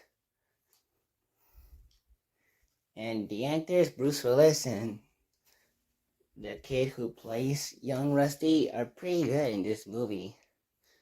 I like both of them in this movie.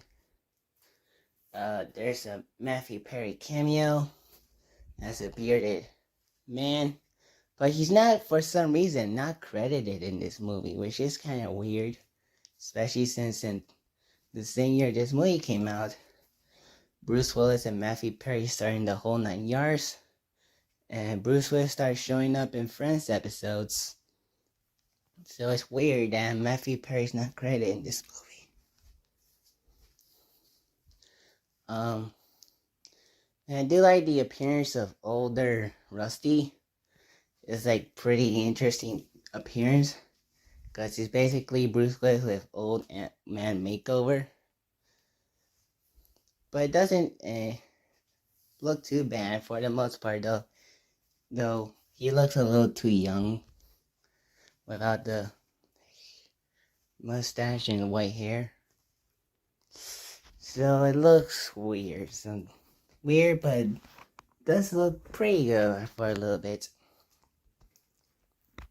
So, and I do like the use of the plane. It's kind of interesting use of why this is happening. Adult Rusty meeting young Rusty. It's interesting. And the ending is really good with young and adult Rusty meeting with old Rusty. Then they both disappear, and adult Rusty lives by himself carrying a dog, and decides to live with Janet. That's a pretty good way to end this type of movie. It has some good heart and some little funny moments with the young Rusty. And yeah, so I really like The Kid a lot. It's like an interesting film that Disney has made, unlike anything Disney movie I've seen before. So yeah, so that's it for this The Kid, The Wonderful World of Disney.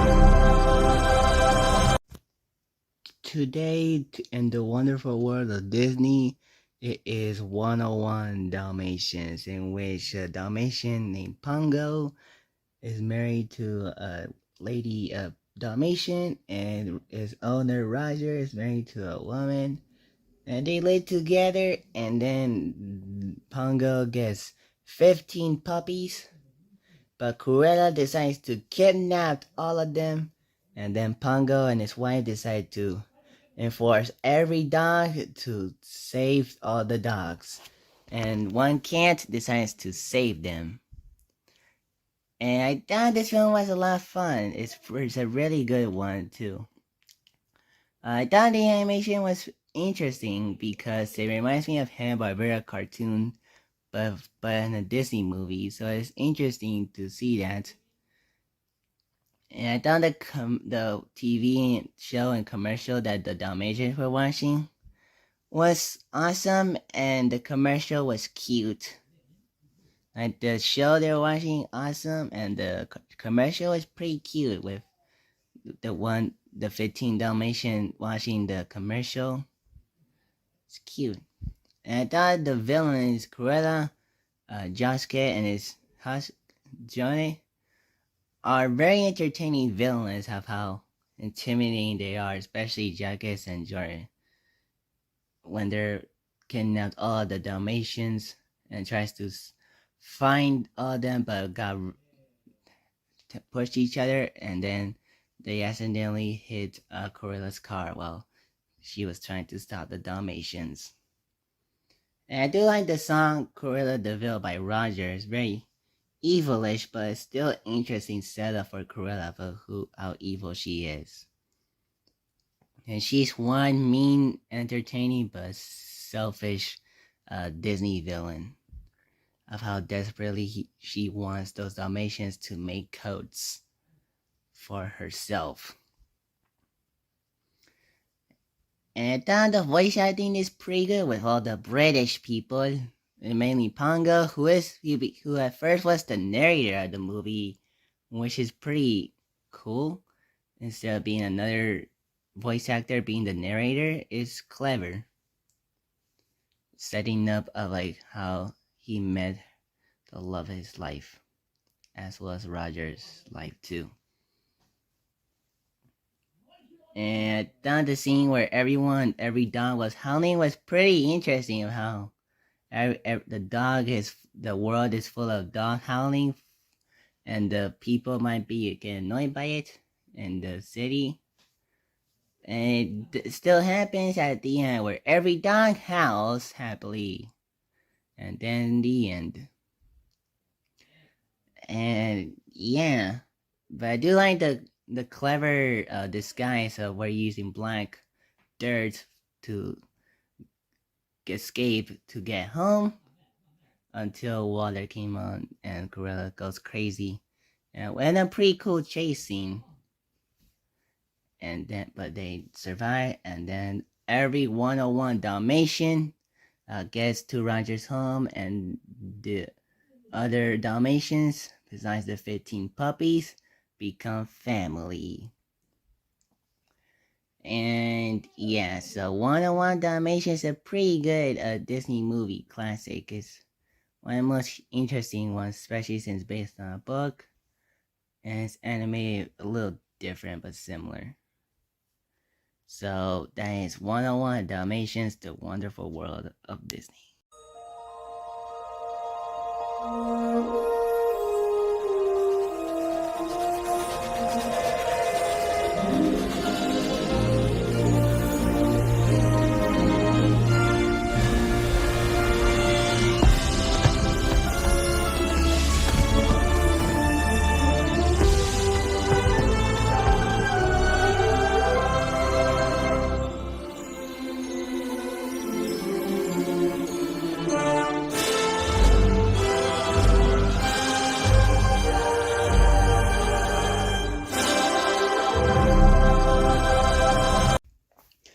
In the wonderful world of Disney, we have The Hunchback of Notre Dame. 1996, set in Notre Dame, about a hunchback named Quasimodo who wants to go be public with the town, but it was seen as a freak. But Gypsy dancer named Ismael is supportive of him, although Frollo is kind of against him going to the world and stays in his home alongside talking gargoyles. And I'll get to them later. And then some dark moments happen, which I'll talk about later. And it's easy to say that this movie is one of the darkest movies, but it's also one of the most interesting ones. Not in concept, since it's based like most Disney films are based. It is based on a story that came out years ago.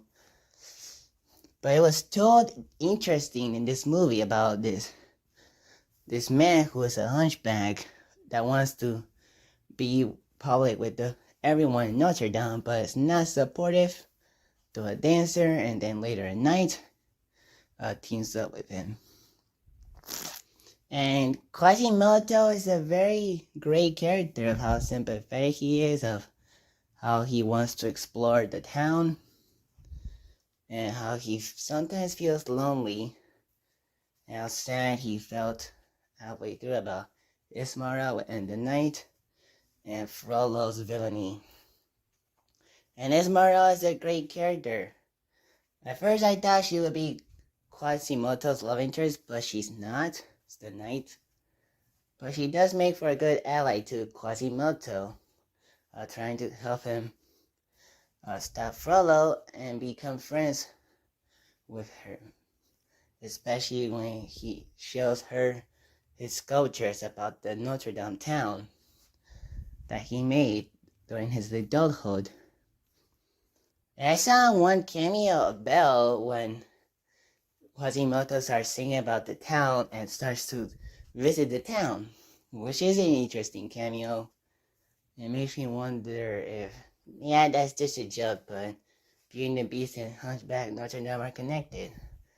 That's kind of like a hypothesis joke, but it's an interesting cameo of Belle.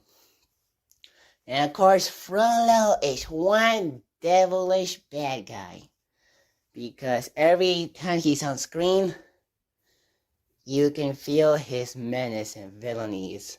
The way he talks, the way his personality is, the way his expressions are, and his song about fire, and his interaction with Quasimodo and Esmeralda is very sinister, and I really like that, because he makes one dark and intense villain, especially at the end where he tried to kill his quote-unquote adopted son,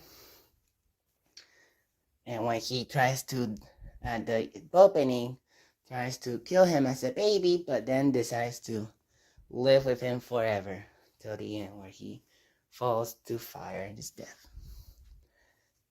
But yeah, Frollo makes a very devilish, sinister, but awesome and entertaining bad villain to watch. 90s villains of Disney are more fun than any villain of the decade, especially the classic and modern era. And the animation, like a lot of Disney Renaissance movies, it's pretty smooth, cartoony, especially with the gargoyles, who, for supporting characters, they are very entertaining and fun to watch doing these cartoonish stuff, like playing cards or singing a song about love of Quasimodo before Ismael gets to be with a knight, which breaks Quasimodo's heart. And yeah, so yeah, what do you think of Hunchback of Notre Dame? It's one of the most darkest, but one of the most interesting and greatest Disney films of all time.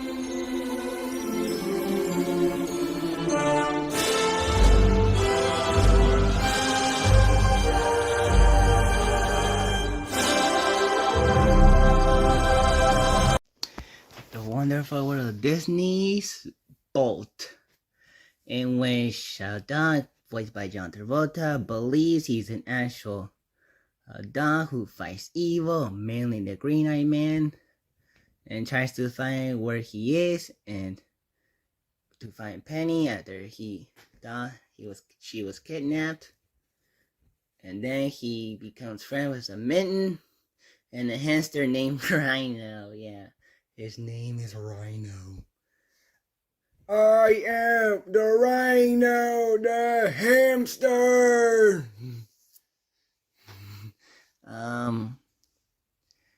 I thought this film was very cool. It's like Toy Story but with dogs, simply because Bolt, similar to Buzz Lightyear, thought he was an actual action-packed dog who saves the world, when the mitten, Woody, the Woody of this movie, is like, No, you're not. but then later discovers that he really isn't, and is Bolt deserves makeover for his show, which was a huge hit. That the birds took a few scenes to figure out that Bolt is Bolt, till Bolt decides to go back to Hollywood to return to Penny until a double Bolt takes over, until he becomes afraid of it, of the action scenes, causing the trouble production of the stage. And it's a cool story about this dog who believes he's a hero but is not, and tries to find and also doesn't know what dogs do until Min teaches him how dogs do and what do they do. And he has a good time doing it, though a little bit sad for the drinking toilet thing. I thought John Travolta did a good job as the character.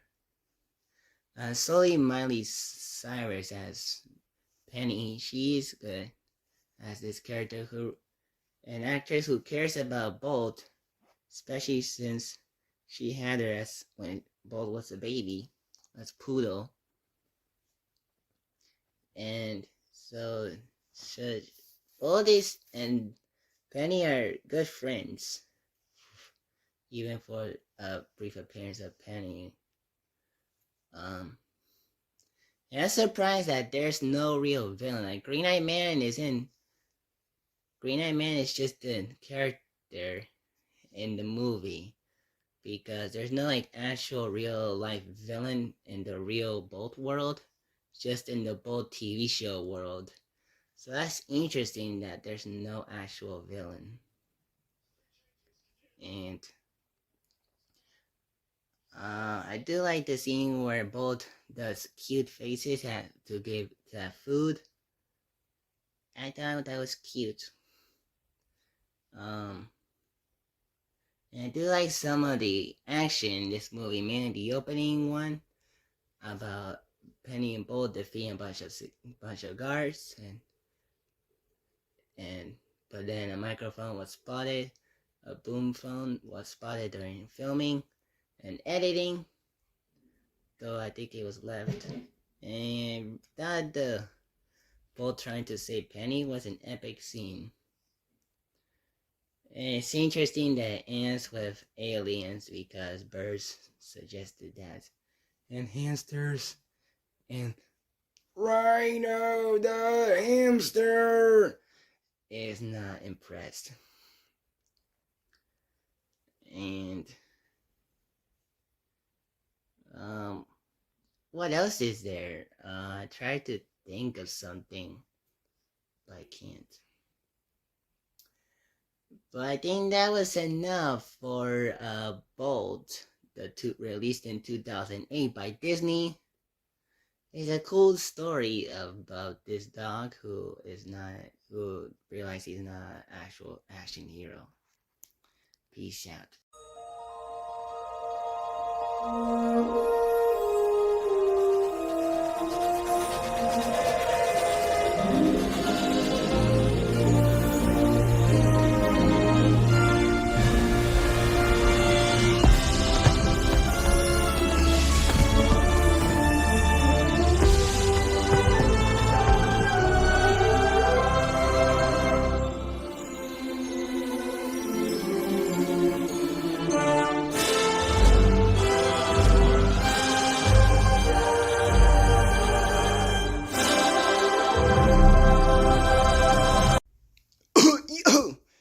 Today's wonderful world of Disney gets goofy because we are taking a look at the 1995 Goofy movie, a Goofy movie, in which Goofy decides to take Max to a camping vacation after receiving a call from the principal after saying that he was in big trouble and would go on an electric chair. And they go, but Max, who has been recently wanting and received Roxanne, is disappointed to go on the camping vacation and really didn't want to go. But then later, after the confront with Bigfoot, he decides to make things fun. The drama between the two happen, but then they become father and son, like better their relationship, and then they go to the concert of the singer that Max is a fan of. And I've had a good time with this movie. Basically because of the songs and the style of the movie. It's very cool.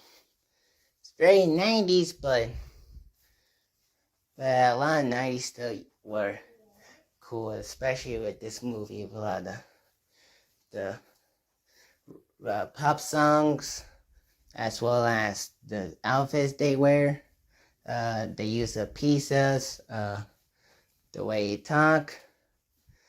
And I really like when they say man, woman, Goofy choose Walt Disney, and then he says, Yes, him. and that's an interesting tribute to Walt Disney, who created Goofy Mickey, who was in it briefly twice, once at the beginning as a phone, and in the second half of it, during one of the car songs, and he only speaks only a few lines, and he's still voiced by Wayne Allwine. So Donald Duck, it doesn't have any line. The songs are pretty fun too, mainly after Today or Nobody Else Like You or Stand Up. And of course the final song where the singer, Goofy, and Max dance and sing at the concert, which is very entertaining, as well as the credit song that was used during the credits. It's retroly cool, and that makes sense. So yeah, this movie has great use of music and songs. It's very entertaining. And the voice acting is pretty good from Bill Farmer, the legendary Goofy voice actor, Bill Farmer, and Jason Marsden as Max. And I thought their father and son relationship was interesting because first they were kind of in between because Goofy was excited, but Max was not impressed. But then later, Max feels happy, but Goofy feels a little confused, but then upset. And then they get along perfectly. And then they go to the concert and then have a final conversation with Roxanne. And the animation is wonderful, like other Disney movies. This was made a few months before Toy Story, or at least a few months before Toy Story. So it's still hand-drawn. And it does look pretty good. Especially when Max transforms into Goofy at the beginning of his nightmare. Or wherever the characters move during their dance at the concert. It's very stylish and well made. So yeah, a Goofy movie is goofily entertaining. And mainly because of the Bigfoot, who gives me a laugh a lot. He's very funny, especially when his design and his accidentally putting underwear on his head, and when he sucks his finger I mean, dumb, just like Alex and Prince John. So yeah, that is a goofy movie, The Wonderful World of Disney.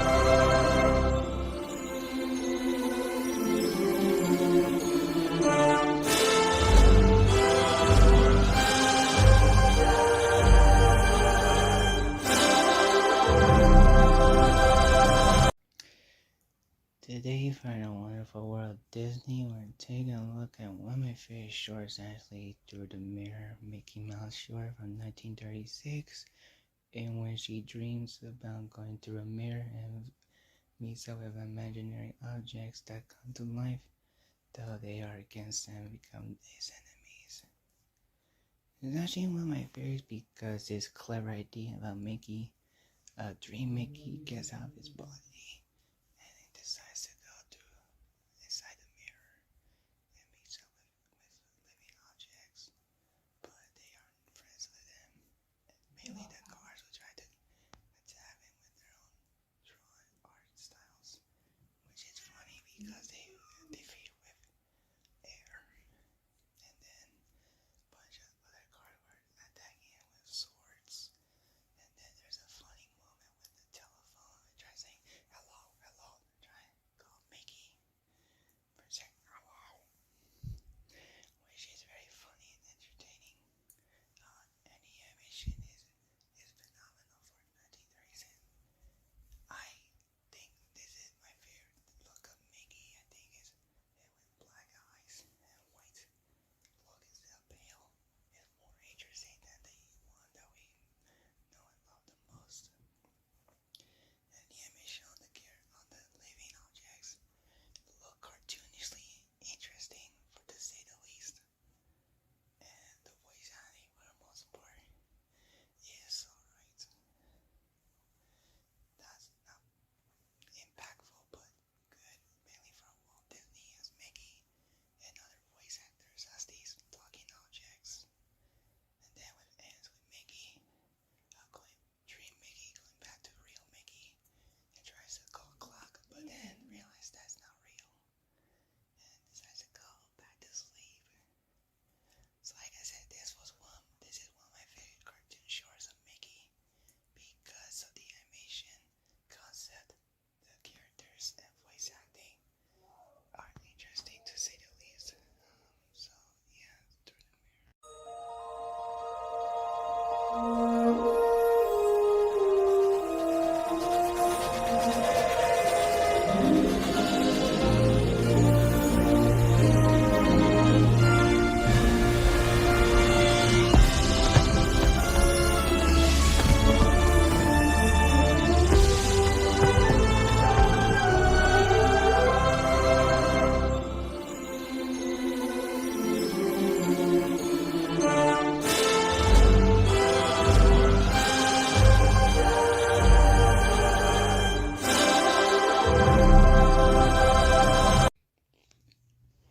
And The Wonderful World of Disney is Marvel with Black Widow, released in 2021, starring Scarlett Johansson as Black Widow. When we see her origin story at the beginning, where she was a Russian children, daughter of the Red Guardian, who was sent by Dreykov, and as well as his sister, to become assassins.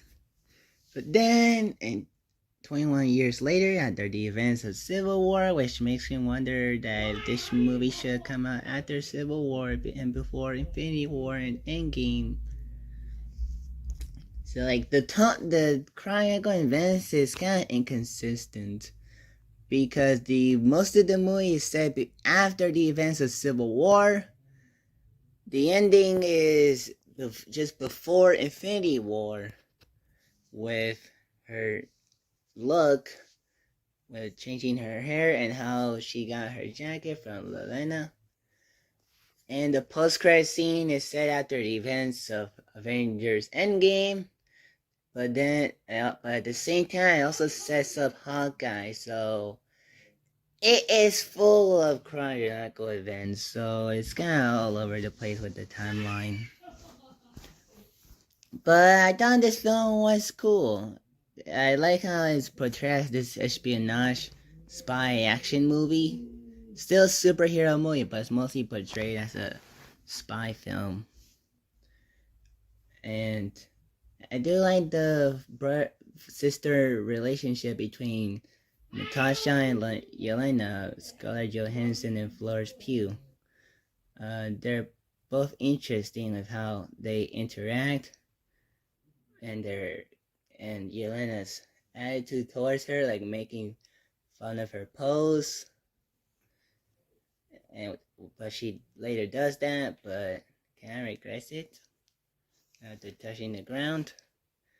And Red Guardian, played by David Harbour, is quite funny with how he delivers his lines with a thick Russian accent.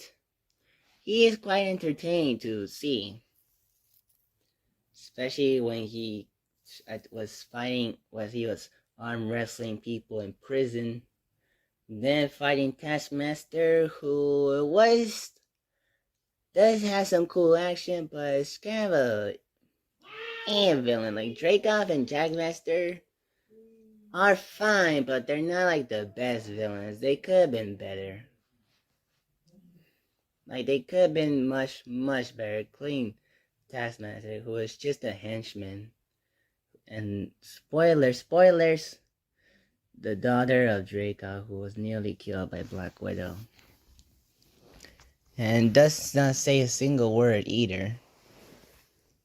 And the action in this movie is pretty cool, like other Marvel movies, but this one is more like action movie style action, mostly than superhero, like big explosions and magical powers. Like this has some cool action sequence, especially that chase between Natasha and Lena versus Taskmaster, where they run to the subway. It's a very nice fight scene, to be honest. And the actors are do a good job as their characters. Scarlett Johansson is Black Widow and will always be Black Widow, and Florence Pugh kind of has an interesting presence as Yelena to do, like I said, her personality and relationship with Natasha and his family, and giving Natasha the jacket for Infinity War. And David Harbour, like I said, steals the show as Red Guardian, and Rachel Weisz is decent as the mother, especially during the disguise moment. And I do appreciate the two outfits Black Widow wears, like the white one and the black one. And I kind of like the white one better because of how it looks. Just like the white on it looks kind of cool than the black one. But like I said, this movie is set after the events of Civil War, before Infinity War, after Endgame, and during or before Hawkeye. So it's kind of weird and cross up timelines. Maybe if this movie was released after Civil War and like the post-credit scene, like part of Avengers Endgame, maybe it could have been better. Because that's like if Superman never had his own solo movie in the DCEU and had a solo movie after he died in the DCEU. So it's an odd thing to do, to release a Black Widow movie after she was killed off in Endgame. But still, I really enjoyed Black Widow. I really did. So that is it for Black Widow, The Wonderful World of Disney.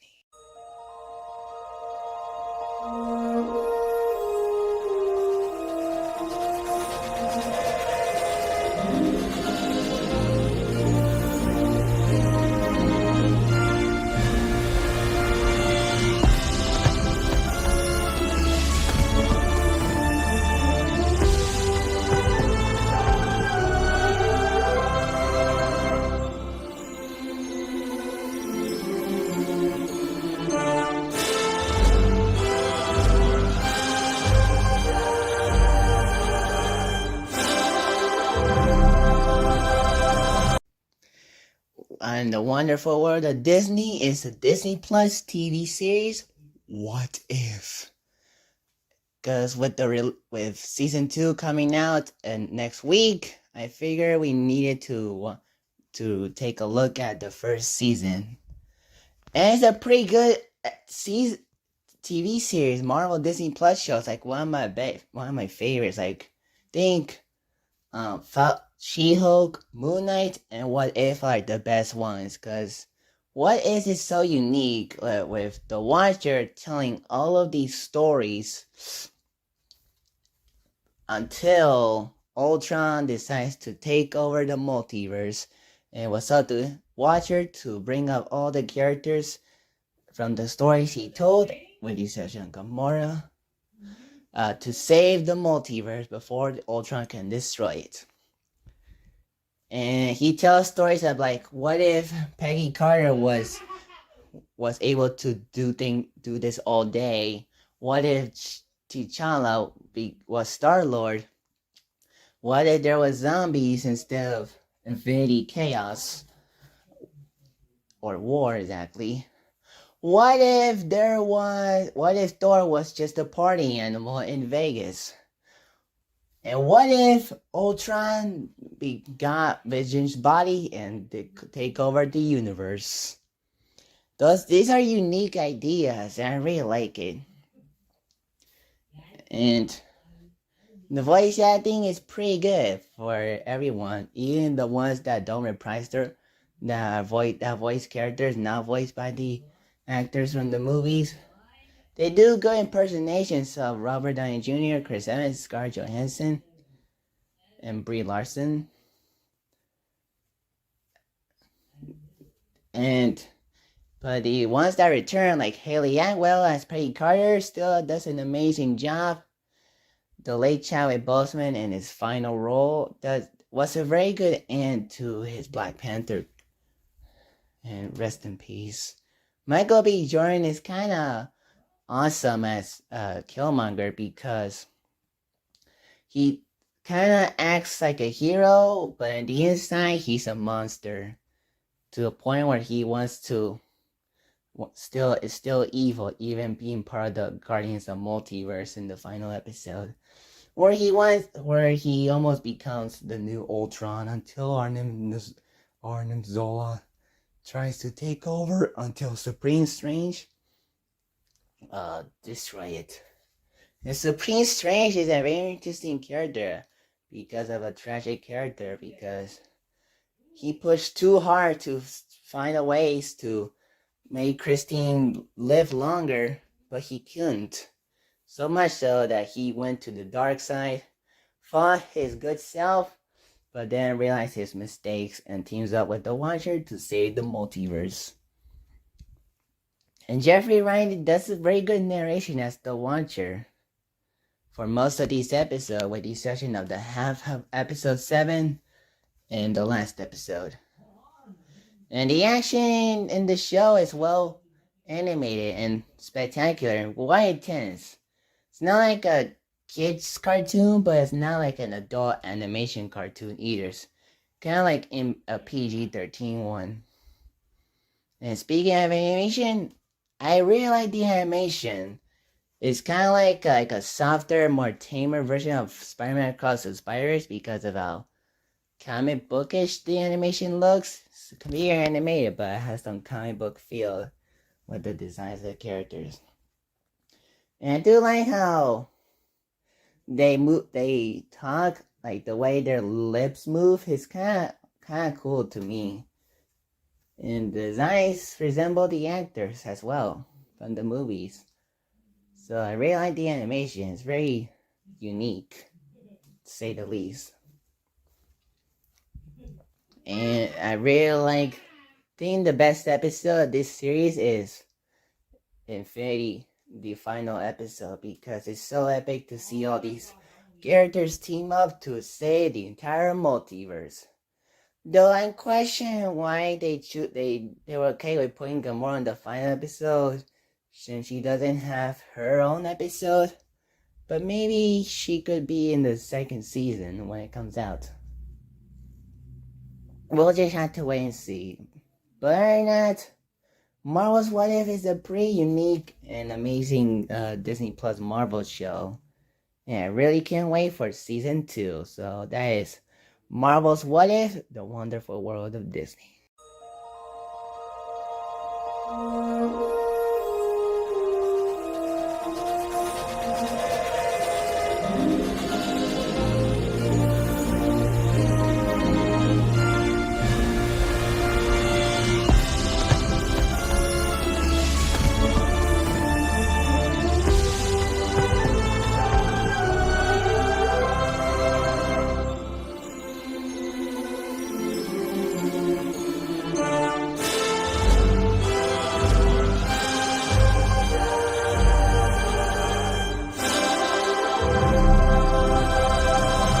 Welcome to the jungle! We take a look at Jungle Cruise! Yeah, we take a look at Jungle Cruise, released in 2021, based on one of Disney theme parks, starring Dwayne Johnson and Emily Blunt. And I already reviewed this movie when it came out, but I wanted to take a look at it again for Wonderful World of Disney.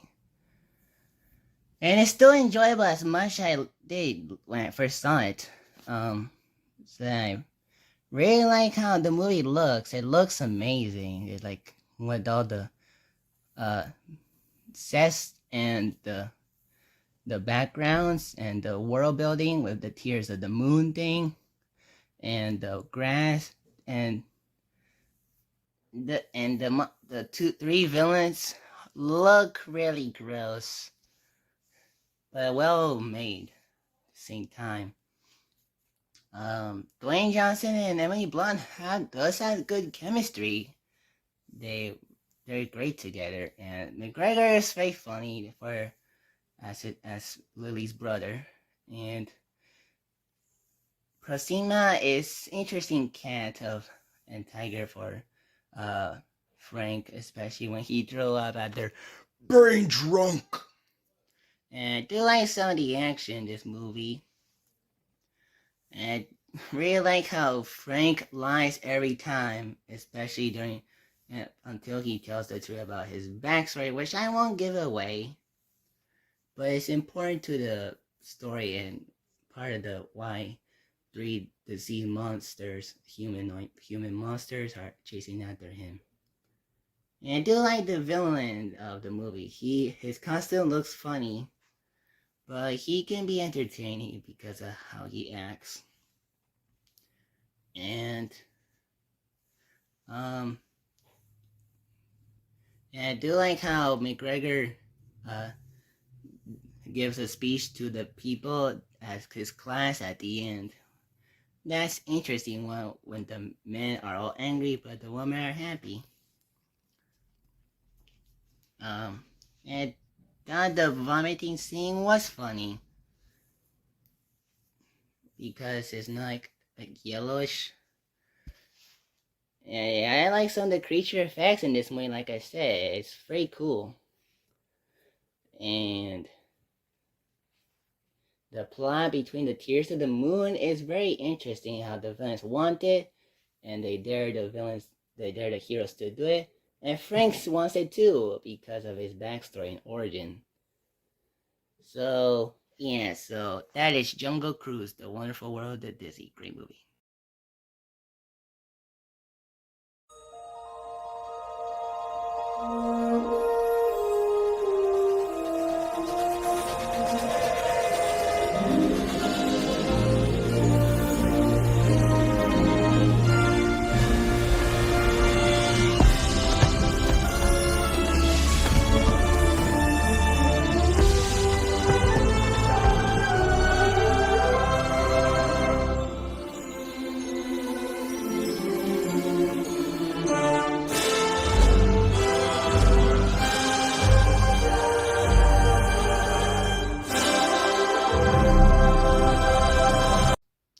welcome to the jungle. We got George of the jungle. Yep, Alan looks at George of the Jungle, and starring Brendan Fraser as George, Leslie Mann as Ursula, as well as the late Richard Roundtree and Matthew Perry's father, John Bennett Perry. And as well as a talking ape named Ape. And Alan Dodd was the most funniest comedy of all time. At first it was Liar Liar, but now George of the Jungle takes over. And this movie is one of my favorites of all time. It makes me laugh out loud. I really like how the narrator is not just an ordinary narrator. He just kind of makes a funny and heroic narration. But at the same time, the narrator can interact with the characters 3 times. Once during people's reactions like, wow, or stuff like that. And then, well, after Ursula demands George to stay at her home, the narrator starts talking about George doesn't serve under Ursula's rules, but and then George starts talking to the narrator about listening to Ursula. And then during the 2 bad guys kidnapping Abe, the narrator starts talking about them. And then the villain, and then Thor gets angry, yells at the narrator, and his buddy's like, "Are you talking to the narrator?" Yeah, that's very funny. And Brendan Fraser kills it as George. He's very hilarious and energetic as this character. Mainly when he goes to the city and do some wild stuff like swinging to save someone during a bridge or eating unfinished coffee, and the list goes on and on. He is wild and crazy, probably his best role. I see him in, and his fight between the Thor and his buddy is very funny due to the cartoonish stuff like having stars on his head, almost vomiting with the green face, and when his arm goes super duper uber powerful. It's super hilarious. I really like that. And the other moments between George and Ursula, Alan Dodd those were pretty nice. That's because Ursula doesn't love Lyle, the movie's bad guy, after being arrested for shooting George. But their moments is pretty nice, to say the least. Especially at the end where they kids got married and got the new children, George. And then it ends with a funny moment as a Lion King reference. And then the George does his one last interaction with the narrator. Like, the narrator says, "How does George become king of the jungle, marries queen of the jungle, and raise a kid?" And George says, "Guess George lucky." Solid end. I really like the animation opening. It reminds me of like those weird cartoons of the old school times that looks weirdly goofy. I really like the music of the film's theme song. George of the Jungle. Ooh, George of the Jungle. That's not the full song, but you know what Alan means. So yeah, Alan loves George of the Jungle. It's like one of Alan's favorite comedies of all time. Now, one of his is Alan's number 1 favorite comedy. It makes Alan laugh out loud. So what do you think of George of the Jungle? Oh, I forgot 2 more things. Abe is a very funny character when he talks and when he tries to convince George about the good stuff, to do better stuff. And then when he sings at the very credits, Las Vegas with a bunch of ladies and Stu, and then George and Ursula Performers. That was a very funny, and this entire movie is comedy gold and hilarious. So yeah, that is George of the Jungle.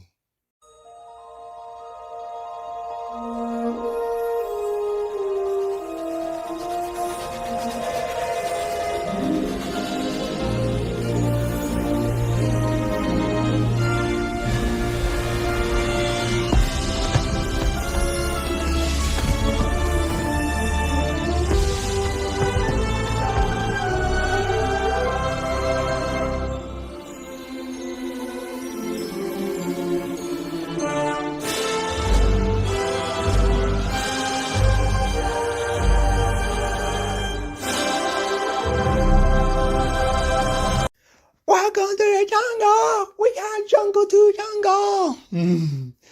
in our third and last Disney jungle film, we take a look at Jungle to Jungle, starring Tim Allen as Michael, a trader who works for someone that needs to have a coffee price right before the mafia could come to their house. But kind of got a little decrease in terms of how it would happen after discovering that he has a son, Mimi Siku, who lives in Person, I believe that's the name, and a bunch of Indians in the quote-unquote jungle. And Michael and Mimi go to New York City, and Mimi goes on crazy adventures, like walking to a giant building outside, as well as going outside to explore the world to a point where he even stands on the Statue of Liberty, as well as trying to kill and eat animals like birds and fish, and at one point a cat. And the movie's signature weapon is like a pastel dart. I can't remember the name, but that's what Michael usually uses, especially during the mafia fight scene at the end, and at the end at someone he works for. And this film was decent. I don't think it's bad or awful, but it's not like awesome either. I think it's just a movie I would watch with someone else if they want to watch it. It's not something I would want to watch all day. It's just something I would watch casually with someone else. The actor is interesting. Tim Allen does a good job, and the Martin Short, I believe, the actor who played Mimi Siku, does a good job. Where he doesn't know how the New York City works, and he performs as this young character who thinks everything is jungle related and tries to eat animals that are not supposed to be eaten, except for fish. And has a pet of a spider. And I thought the character of Richard was a little funny when he screams "John!" when he discovers that his fish have been gone because Mimi cooked them, and when he saw Mimi and Karen sleeping together and tries to get the door open with her door at their telling her that she's going to camp. And there are some funny moments too, like the one where Michael and Richard accidentally fall down out of Richard's house after Mimi opened the door for them, or at the mafia fight at the end, where the main bad guy is afraid of spiders, becomes his arch enemy. And there are some good moments, like the romance between Mimi and Karen is kind of well set up since they liked each other for the first time they saw together. And the part where Michael tries to wake Coco, his cat, up, is quite funny. Like how he tries to make him think that he's still awake after accidentally shooting him with a dart. But then he just says meow meow meow, and then puts him down on the ground. So Charlie wouldn't see it. I do like the ending where Tim Allen decides to stay with Mimi after shooting his boss. And like, I'm a weird person because I kind of thought the pee joke was a little funny. Like where should Mimi should pee. Kind of got a little chuckle out of me. And yeah, so that is my look on Jungle to Jungle.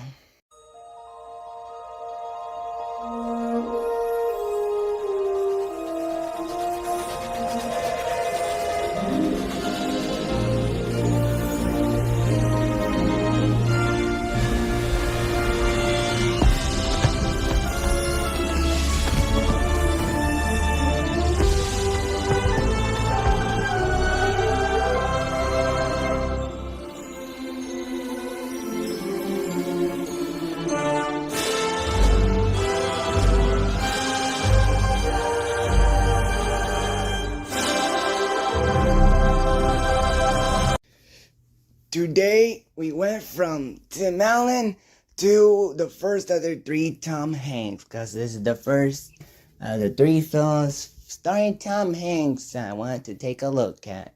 Though the second one is kind of interesting in terms of being a Disney movie. Today, we're looking at Turner and Hooch. Released in 1999, starring Tom Hanks as Scott Turner, who, after the death of Eamon, decides to take a dog named Hooch, and they go along horribly. But then their friendship got much better and become detectives. Although, not detectives, like police dog. And Turner is a police officer, investigator.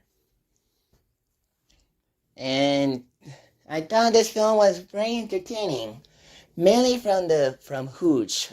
Everything he does bad or like crazy, it's a lot of fun to watch. Like whenever he first meets up with Turner and bites his neck, or when he eats the car turns and Turner goes like, no, you're eating the car. Don't eat the car, not the car. Which will later be the line that will be used for a Woody Toy Story test. Or when he messes up the house, and while Turner is being at the supermarket buy food for Hooch. Or when he barks when Turner angrily wakes up, trying to calm down, tell him what he wants. And Tom Hanks does a good job as Turner, where he is like an investigator and trying to be like a pet owner to Hooch. And the the end with Turner and Hoosh going up against the bad guys, and especially the one who killed Ingman.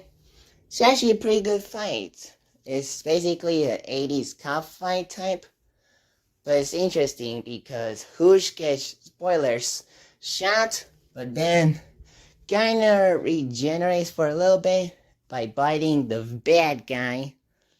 But then is dying, but then Turner and his love interest, Emily, tries to heal him, and they succeeded, and Turner becomes Hoosh owner. Although he tells them not to do stuff from him, like eating his shoes or going onto his room. And this movie, Turner and Hoosh, is a very funny, entertaining movie. I really liked it a lot. It's very interesting Disney comedy, buddy cop comedy. Now there is also a Disney Plus show too, but I think it lasted one season only.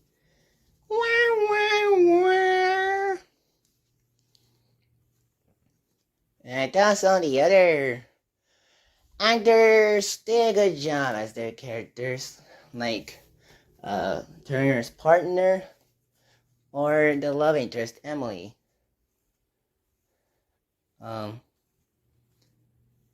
whenever Turner and Hoosh does goofy stuff, like when Turner does what Hoosh is doing at the car, it's quite funny, like eating dog food or doing the dog shaky thing and eating a green apple. So yeah, that is my look on Turner and Hoosh.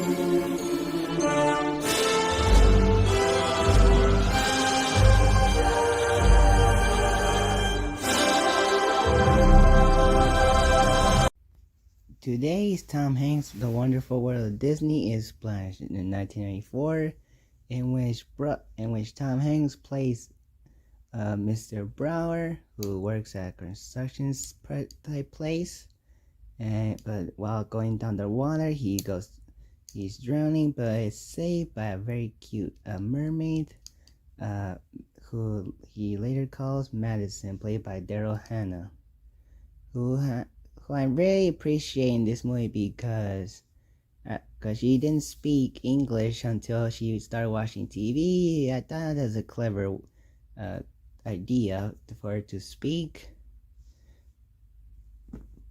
And I like how the way she explores the world, where at first she goes into trouble for going for exposure in public, and then later he gets together with Mr. Bauer, like a lot, because she's very, very attracted to that, kissing a lot to him, and they become a good couple until Walter reveals that she's a mermaid, to where she later gets captured and being tested, but Walter and Bauer decides to save her, and as well as Bauer's creepy and funny brother, Freddy, played by John Candy.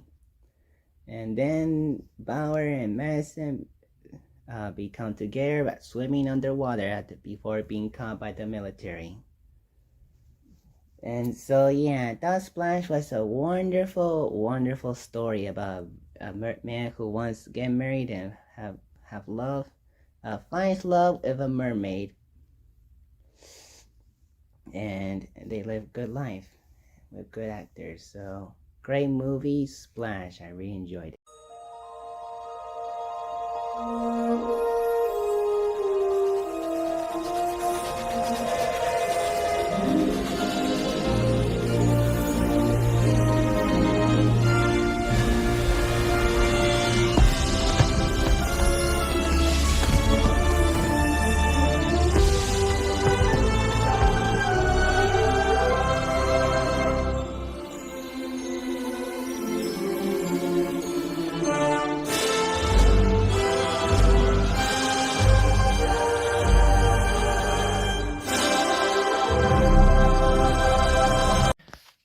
today's Wonderful World of Disney look is an interesting one, and it is 1988's Big, starring Tom Hanks as Tom Hanks and about a little boy, 13-year-old boy who gets his wish to become a grown taller, but ends up being a grown man, played by Tom Hanks, after not being invited to a ride to an amusement park until he finds a machine, the genie scary robotronic thing that grants his wish to become taller and becomes a grown man.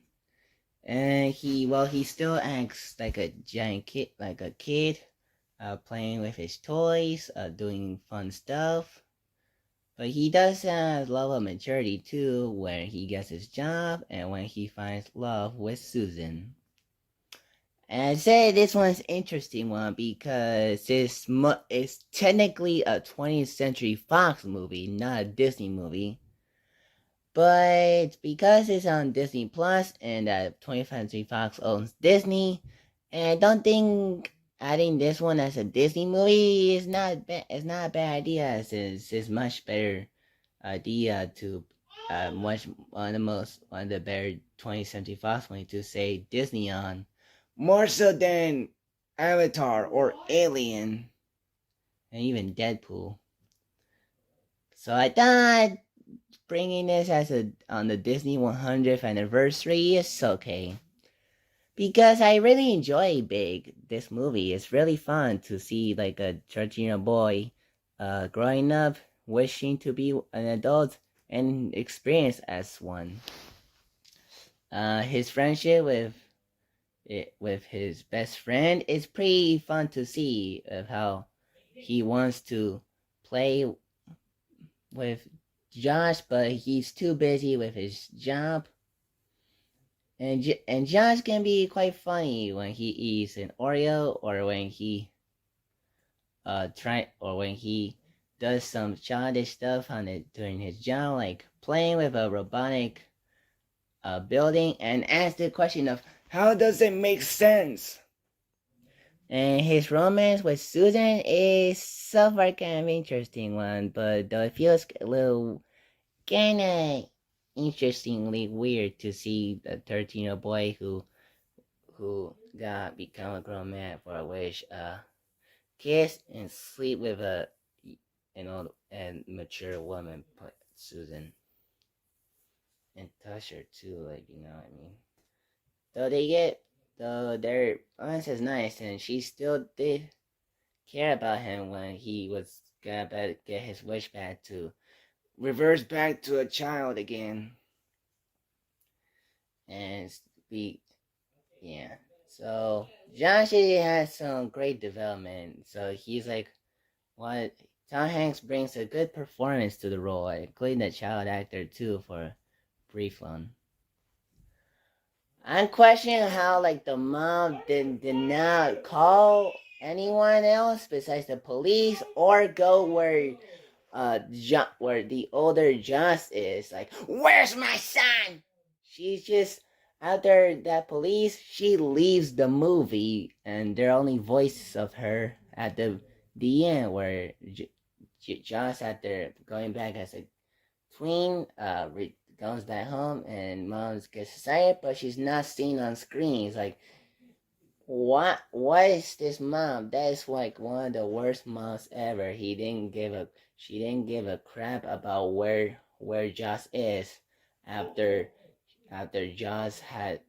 older Josh had a call with her about how Josh is doing.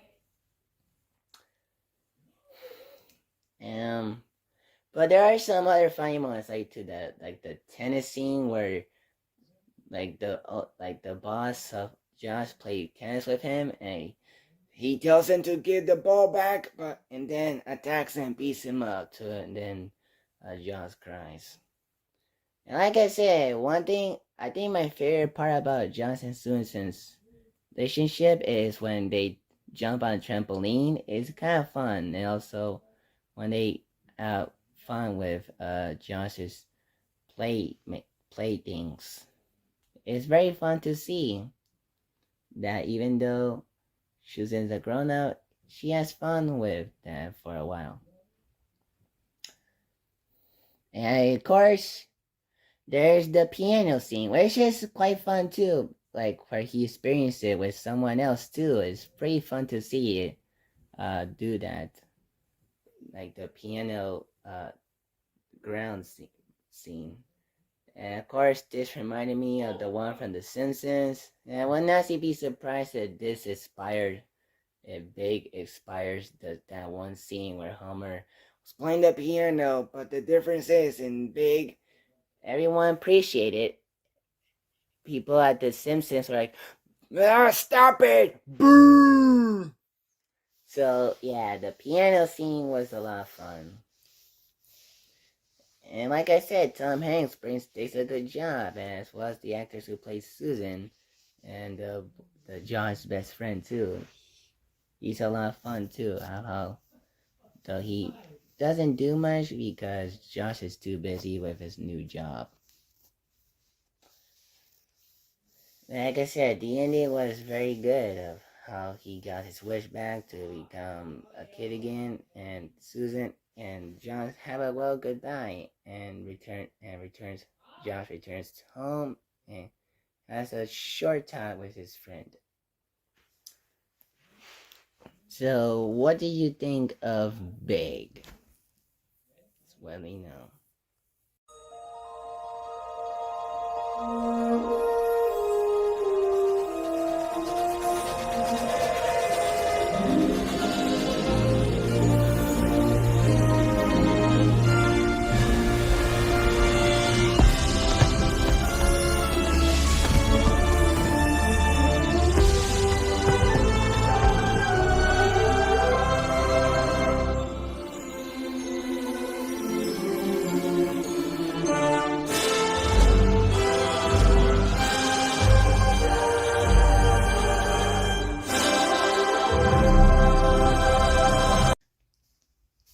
The wonderful world of Disney, take a look at Tron, released in 1982, starring Jeff Bridges as Flynn, who owns an arcade place or arcade store called Flynn's. And when she tries to hack, but he gets stuck into his own video game, Tron.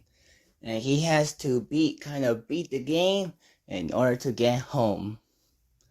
And this is notably due to its effects, and it was the inspiration for Toy Story's computer animation, to the point where John Lasseter says, "Without Tron, there would be no Toy Story." So how does this hold up today in 2023? It's actually a pretty cool movie. It's like watching it. It feels like a video game cutscene, or video game. Like you're watching a movie, but feeling like you're also playing a video game watching it, because of how it played in the video game world. Got the video game world, they play it out like an actual video game, which is pretty awesome. And the races were pretty cool for not having any music and just them running, even with some. I'll talk about the effects later. But yeah, the race looks pretty cool, and the plot of it is pretty interesting, exciting. And the costumes, they look a little cheap and today's standards, but they look creative and unique. And does feel like something from a video game too. And the actors like Jeff Bridges and other people like the actors who plays Laura, as well as the actor who plays Dormant, as well as whoever voices the computer villain of the movie, they all did a good job in this movie. I really like the actors in this movie. How they work with their performances in the movie. So Tron so far is a very exciting movie. But of course, let's talk about the effects. Like I said, this was revolutionary at the time to a point where it's inspired Toy Story. Now, by today's standards, the effects don't look quite cartoonish and off to a point where at one point the green thing comes pretty much 2D animated. But the computer animation in 1982 seemed kind of crazy, never seen before, and I can see why. It's something wild. Well, the video game look to it. It's actually pretty unique. At first it felt weird to me, but the more I kept watching it, the more it makes sense to what it looks like because it's an old school video game. And the movie plays, and when they go to video game world, the movie plays out like you're actually playing a video game without actually playing it. So that's why I give props to Tron. Plays out the video game parts like an actual video game, but it's still a good movie too. Especially at the end where Flynn saves the day and becomes a true hero and gets out of the video game world into the real world. And it was and I really like the boss at the beginning. He felt a little intimidating too. So yeah, so that is my look on Tron for the wonderful world of Disney.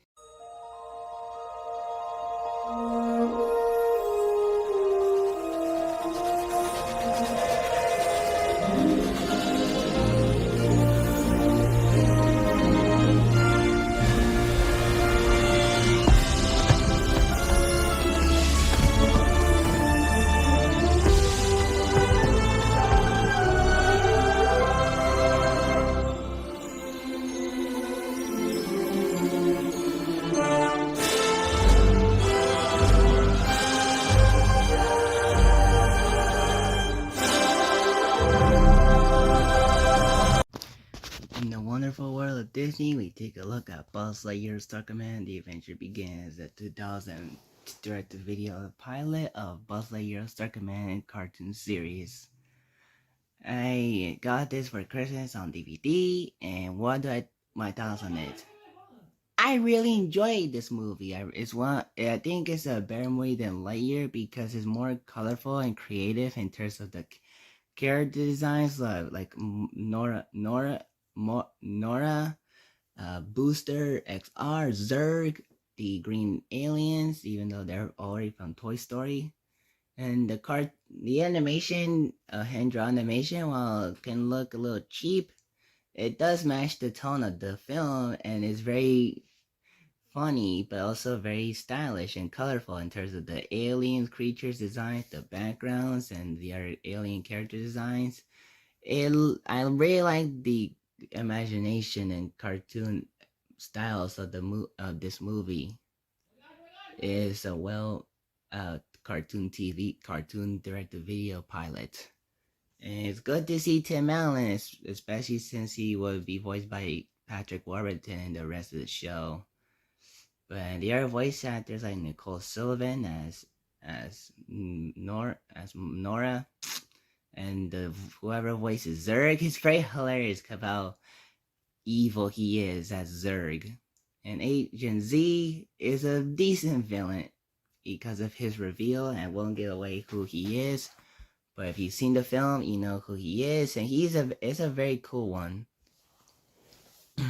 Kind of feels like pretty much his reveal is like why Buzz Lightyear doesn't want partners until the end, or they all saved the day.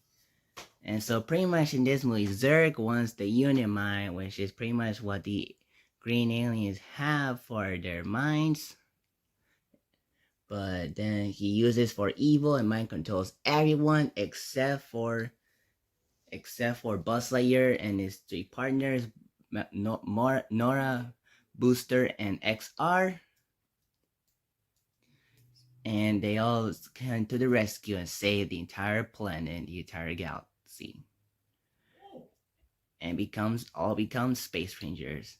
I thought one funny moment is like the text of some of the parts, like space, the tower, you know it, or stuff like those texts that are in there when they show up what the places are. It's very hilarious, and it makes me realize how much fun people that were having making this movie. Is very hilarious. And the action in this movie, like the Buzz and XR versus Agent X, Z, and the final battle, is very epic. And the score is pretty cool.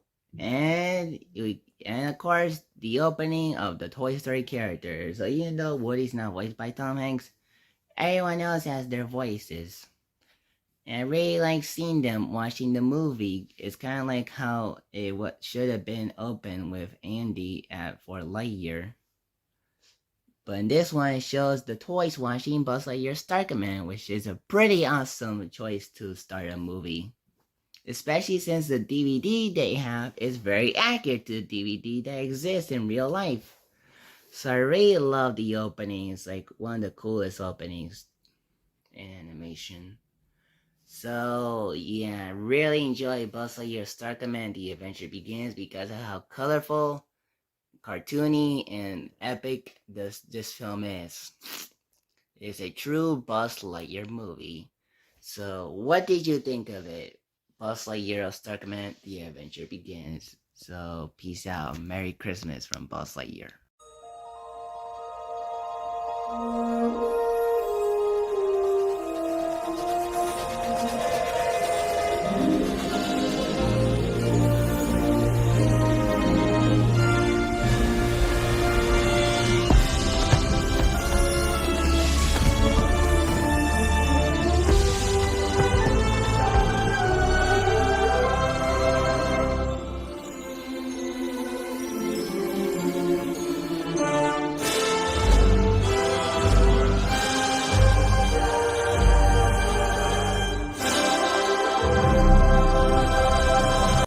Today's first out of the two wonderful worlds of Disney, we take a look at Jet Jackson the movie, a Disney original movie based on the TV series The Famous Jet Jackson, which I reviewed twice in preparation to Disney's Wish, and I really enjoyed the show. I thought it was a cool show about a kid who was in high school, but also in the TV business, playing a awesome spy action hero. And this movie continues that, where Jet Jackson is being told by Kayla to go to prom with him at high school, but he's too busy with Silverstone, which caused him being late to the prom. And while filming Silverstone for Dr. Crag, played by Michael Ironside moments, he accidentally goes to his dimension world, where he goes to the Silverstone world, but Silverstone himself goes to the real world, and they both are feeling confused, and then later grow on to liking their worlds.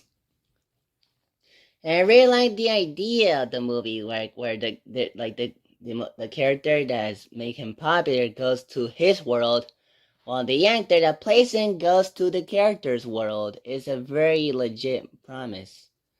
And Silverstone in the real world first tries to run away from the public, but gets saved by his family. And he gets along well with his family. And then later meets up with JB and become good friends, but he feels a little confused sometimes. And he wasn't liking being Jet Jackson, not John Silverstone. However, there's still some parts of that are very Silverstone-ish. When he sees Morty drinking coffee, he thinks he is the rat because he plays rat in the show. And he attacks him 3 times, and Morty gets scared, which is quite funny to see because how much Silverstone is against these bad guys. And in Jet Jackson, the Silverstone world, he feels very, very confused, thinking this is just a set when is not, and Artemis sends him and Hawk on a mission to stop Krang before taking over the world. But sometimes Jet Jackson doesn't think it's real, but the more it is happening to him, the more he knows that it is real. And he fights Krang, then later goes to a silent world and fights the 3 gangsters or bad people. And then later goes to a roof with Hawk. And then in the real world, Silverstone gets bullied by the son of the workers on the Silverstone, and then later apologized to Kayla for Jet not going to the prom. Then Silverstone and Kayla dance, and then later has a conversation with Nana, and he realized one thing: he needs to find Jet Jackson. And that was a pretty interesting idea for Silverstone to be in the real world, like trying to be like Jet. So he has some Silverstone stuff with him, and he needs Jet Jackson. And then spoilers, that's when Silverstone comes to his world and meets up with Jet. And honestly, the Jet Jackson and Silverstone meeting each other was pretty cool. Like, the actor meeting the character they play is a legit premise to see. I can't think of a movie that does that, but it's pretty oh yeah, Last Action Hero did that earlier. But this one is much cooler since they both work to team up to stop Crab before taking over the world. And then his defeat is like he transforms into Jet Jackson because Dr. Krang is the master of disguise. And Jet and Silverstone just beat him up with a cake. And then later have a conversation about what happened to them during their worlds. When they were in their each other's worlds and not their own world. And then later Jet Jackson goes back home. And then still continues to be Silverstone.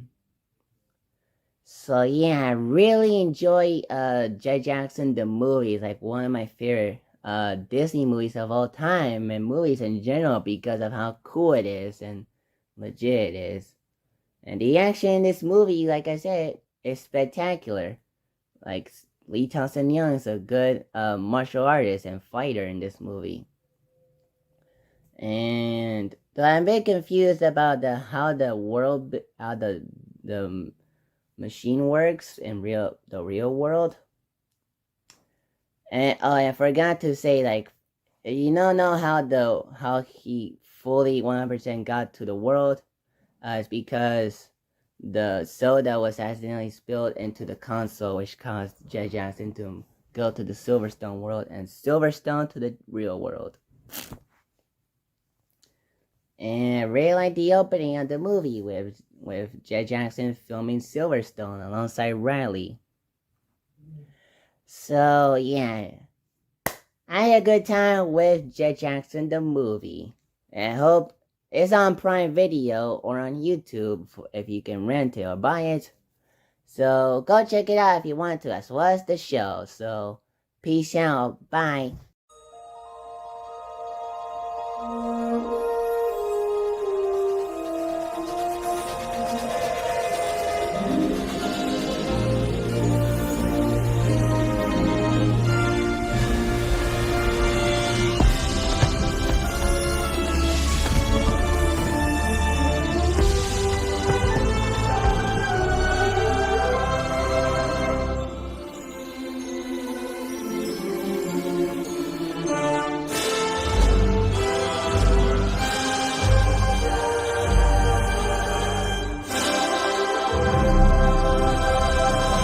Today's second Wonderful World of Disney is the last Disney 100 Star Wars movie.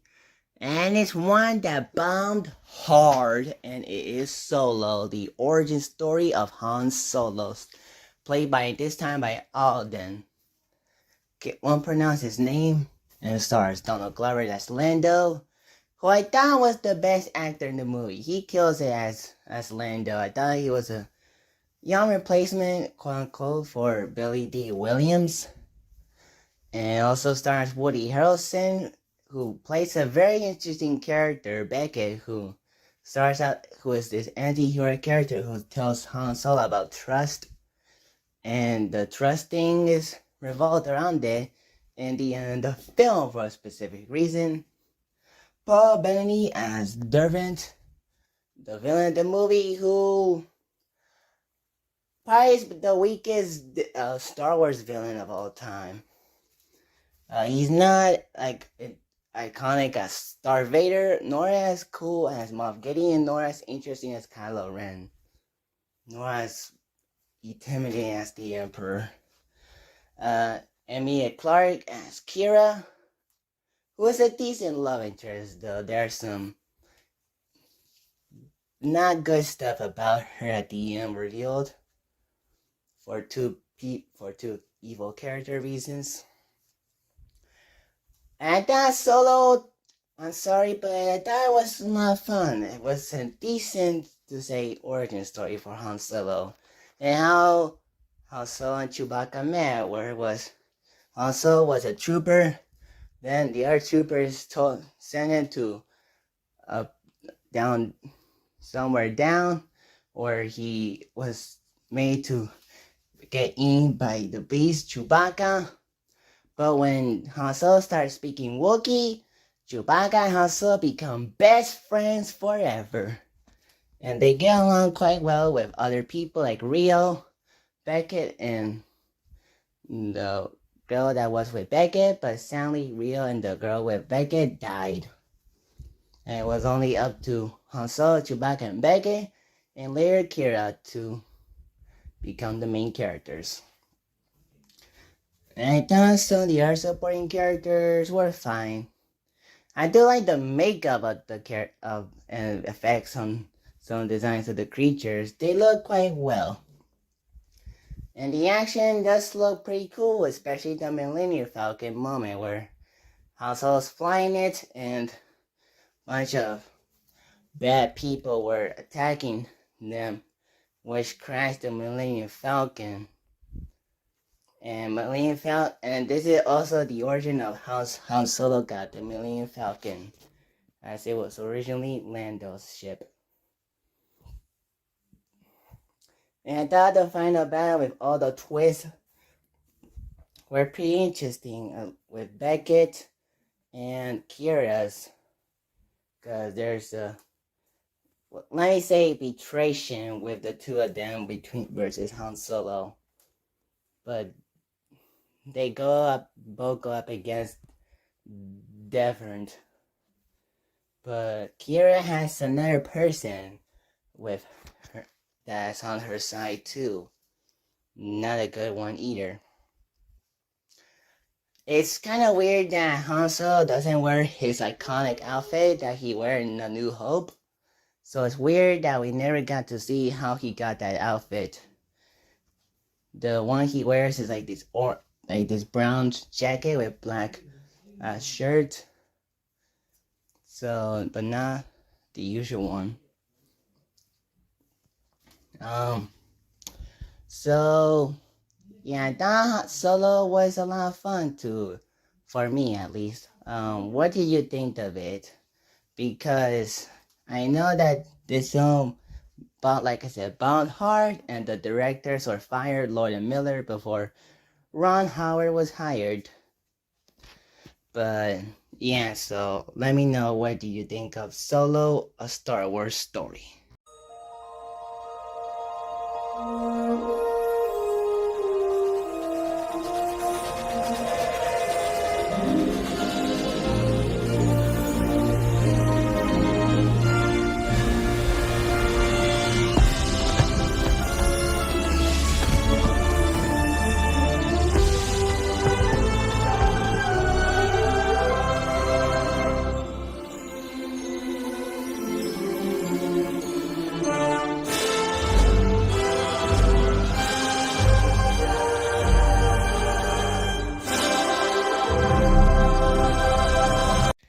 in the wonderful world of Disney, we take a look at Cadet Kelly, starring Hilary Duff as Kelly, who, because of her family, is sent to the George Washington Military Academy, where at first it's a kind of a disaster when she meets up with Captain Stone, played by Christy Carlson Romano, who is kind of being such a punk, let's say the most appropriate word, to Kelly, and keep calling her a maggot. She fails at first, but he gets a friend named Clara. Clara.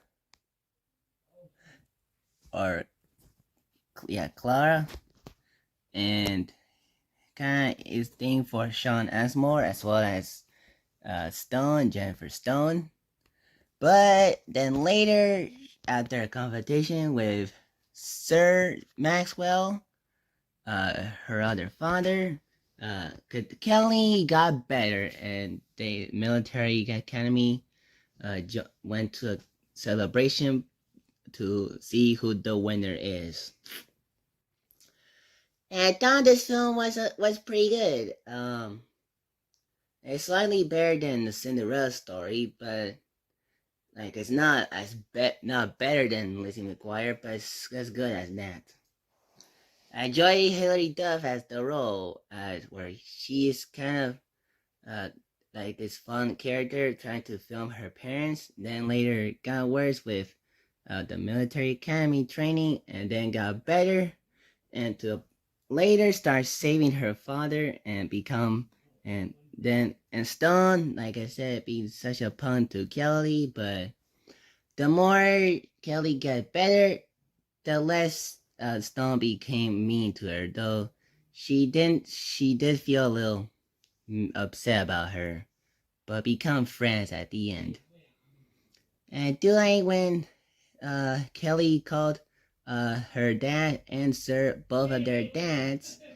That's actually kind of cute, especially since they were both each person that were living and with Kelly. And I really like the training montages.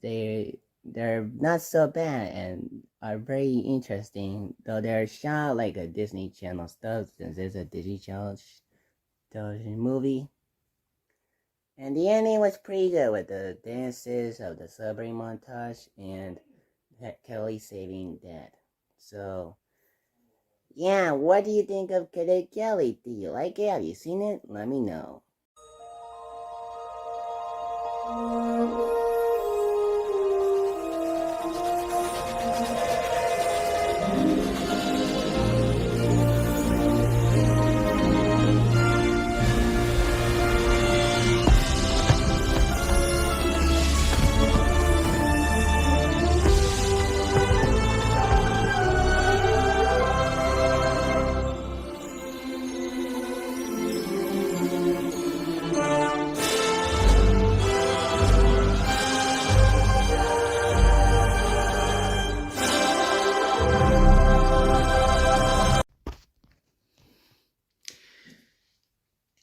Okay, this one was a hard one.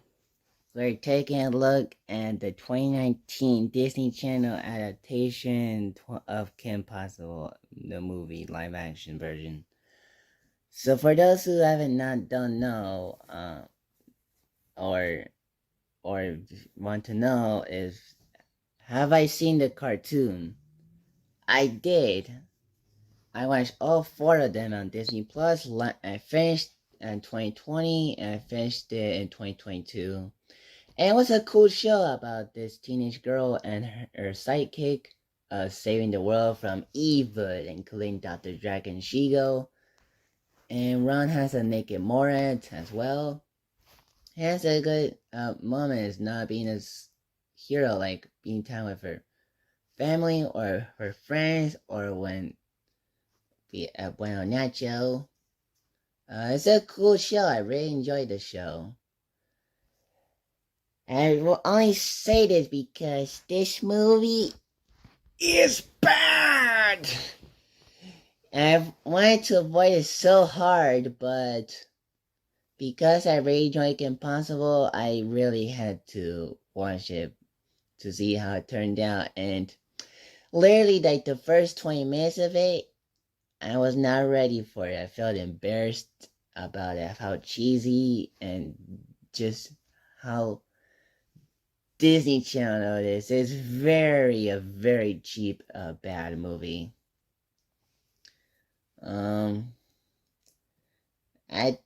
thought the acting was.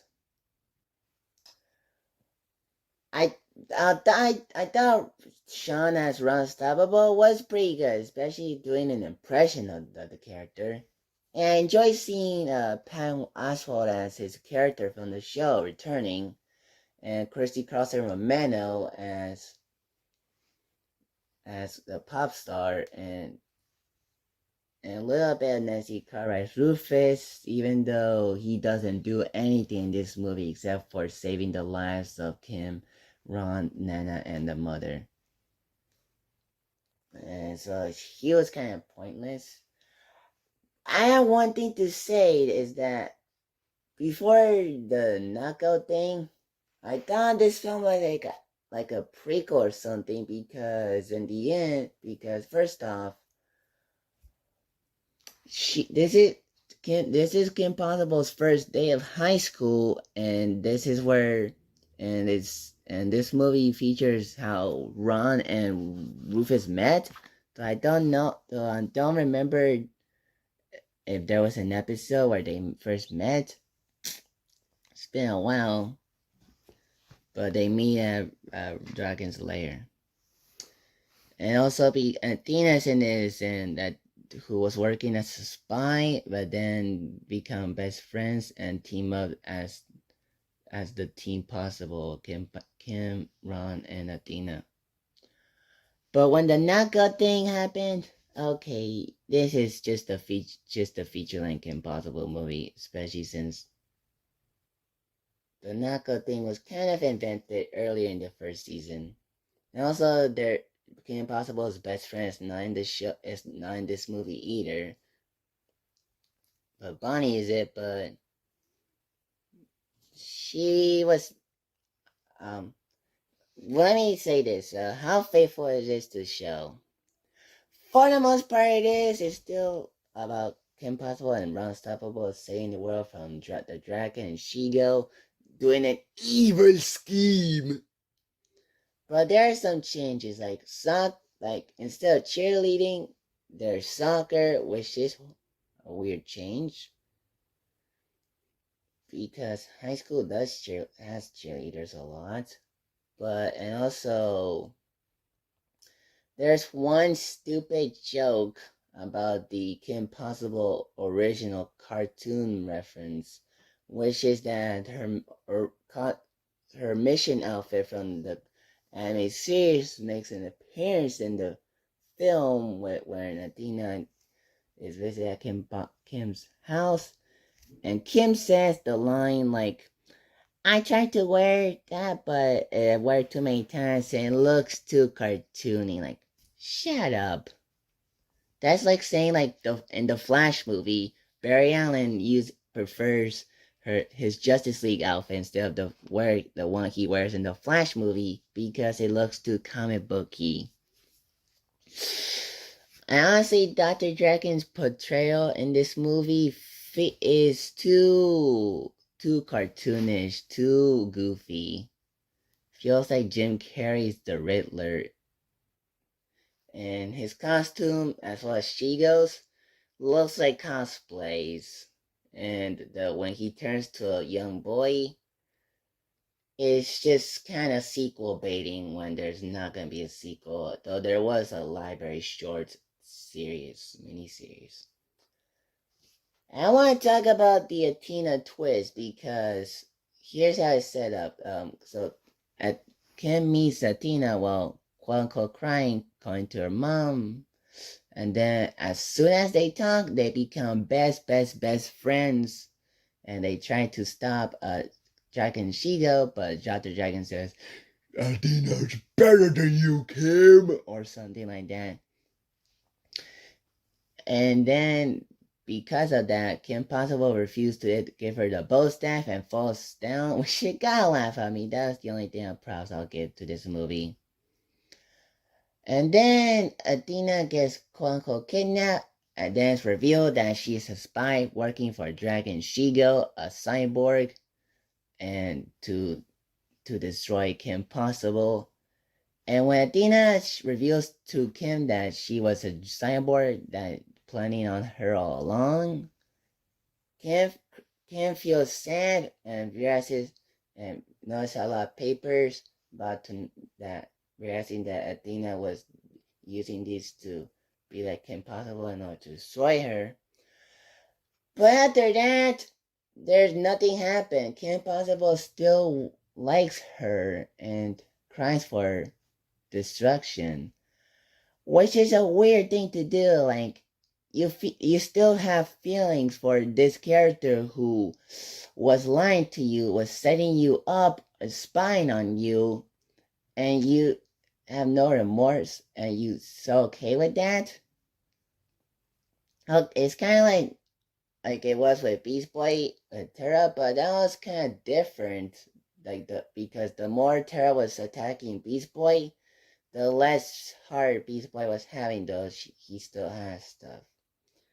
But it feels weird that you become friends with someone, then realize that she was tricking you, but but Kim still cares about her. That's like if after Hans reveals that to Anna that he was bad all along, Anna still cares about Hans. That's a weird choice to do. I'll give another props for a good, nice recreation of the themes, the intro. Kim Possible, though, Unstoppable's two screens are literally just a fake act. Their film don't feel like real, reactions to something. And I do like the song that Sadie Stanley made for the movie. Is on YouTube, and it's a pretty cool song. Probably my favorite part about the movie, like that song, like that update version of the Kim Possible song, was pretty neat. And the action is, look, it's a TV-made movie for Disney Channel, so it's not, so don't expect some big budget action. But the action is kind of boring.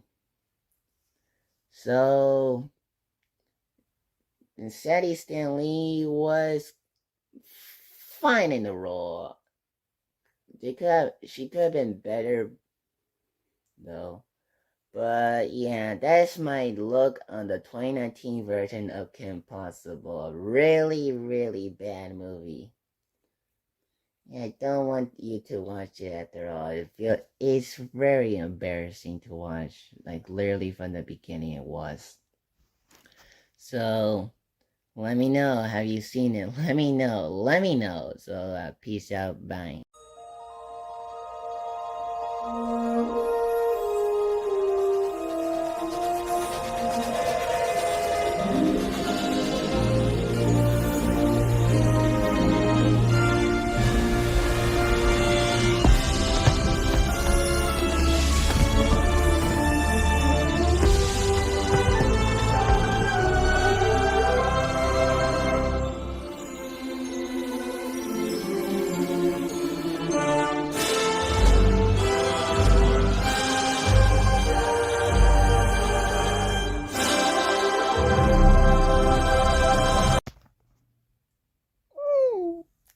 Let's take a look at Bambi, released in 1940, an American Disney film about a reindeer named Bambi and his little friends and her mother, and tries to stop the man and meets up with the Great Prince.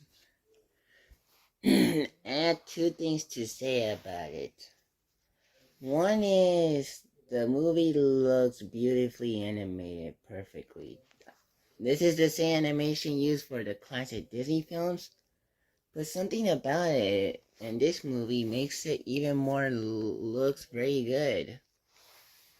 in terms of his colors, and when it's not that colorful enough, and the fight between Bambi and one of the reindeers, because it's not, they don't show the characters' colors and just a blank of them.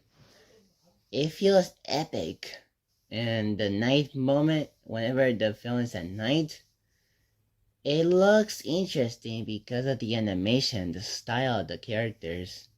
And the character designs look pretty good, but how the backgrounds and everything about it makes it fascinating with the animation. And second of all, this movie is both fun and really sad. At first, it was fun because of the animals. They were cute, and they were trying to teach Bambi to say the word bird. And then later, Bambi is running away from Feline, who likes Bambi. And he's busy at this fun snow with the bunny, which I think is my favorite scene in the movie. It's just a lot of fun to watch. And wait, not yet. And then they had a good time, Bambi and his friends and his mother. But the sad part is the most well-known part of the movie, the death of Bambi's mother. Now, of course, I already know about it. I expected it to happen.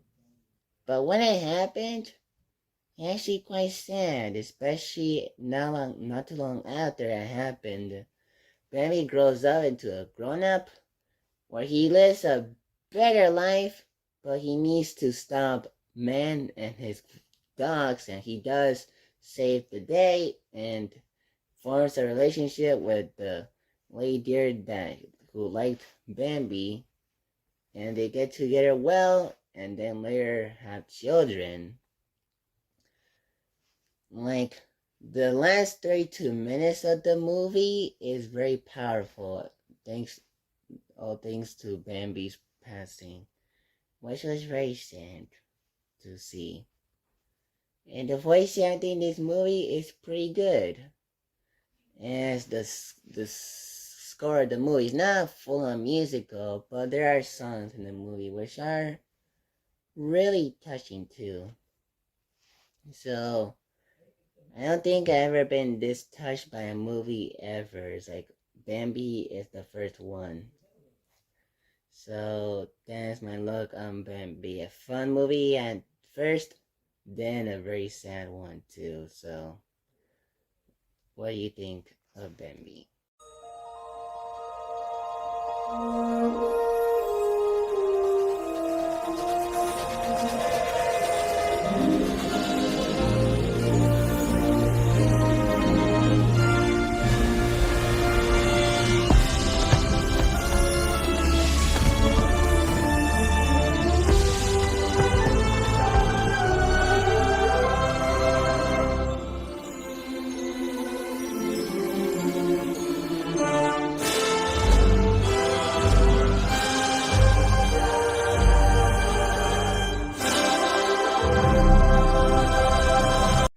Alright everyone, today's second Disney 100 is the true Disney 100 episode, because this is a Disney 100 countdown, preparation to Disney's Wish, and the Wonderful World of Disney video, because we're taking a look at Phineas and Ferb, a show I've been watching ever since October 1st, after The Lion King, but I only watched like 14 episodes during the Disney 100 countdown. Then I returned to it after finishing Handy Manny for the preparation to Disney's Wish. I only watched until season 3. And for the Wonderful World of Disney, I decided to watch the whole thing. And today, I have finished it! Yay! It's been a crazy ride watching Phineas and Ferb. But it doesn't matter, because this show is a lot of fun. It's like one of my favorite cartoons of all time. Probably number 3. Probably alongside, what other cartoons are there that I like? Oh yeah, SpongeBob and Samurai Jack and Space Ghost Coast to Coast. Space Ghost is probably number 4, Samurai Jack number 2, and SpongeBob's number 1. And so, yeah, and this show is really, really good.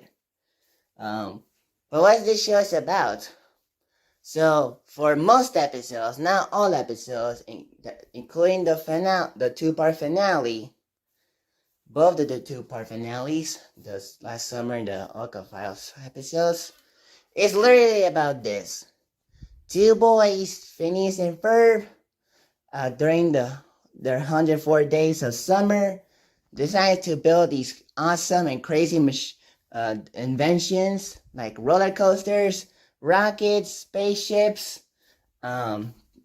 big metal dogs, as well as portals, as so many creative and amazing things.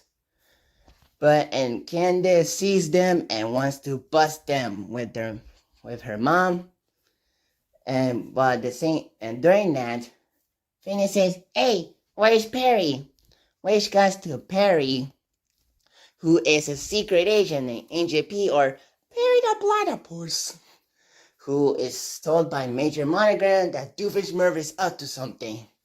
And then goes to the Doofenshmirtz Evil Incorporated, where he meets up with his frenemy, Dr. Doofenshmirtz, who is using a lot of innators to destroy the third tri-state area. But at the same time, he does have heart too, because he cares about her daughter, Vanessa, too. And they get along sometimes, both Doof and Perry. Especially in the two-part finale, where they have to save the world from the time and parentheses. So, and then during that, Doofenshmirtz tells Perry about his motivation for his innators, and Phineas and Ferb are still experiencing with their inventions, and then Perry and Doof start hitting each other until Perry destroys the innator, which causes the Phineas and Ferb's inventions to disappear before Candace's mom can see it, and that's literally the plot of the for the most part the episodes. And it's an interesting because they use it in different ways, because they have really more new inventions, both Phineas and Doof. And it has some musical too, and it has a lot of honestly catchy songs, but hard to name all of them because there's so many. But every song that I haven't every song that appears in the show is a lot of fun to dance to or jump around to because of how catchy it is and how well it was with these characters and voice actors singing these songs. And the animation is pretty good because I like the designs of each character. Phineas has like a triangle head. Perry is a platypus. Doofenshmirtz has this weird but goofy design. Vanessa is a teenage goth girl. And Candace looks like a traditional teenager, as well as Jeremy. And the other agents are basically animals, but with hats. And Major Monogram is like a clone of one. So I do like the animation, specifically because of the designs of the characters. They all have unique designs.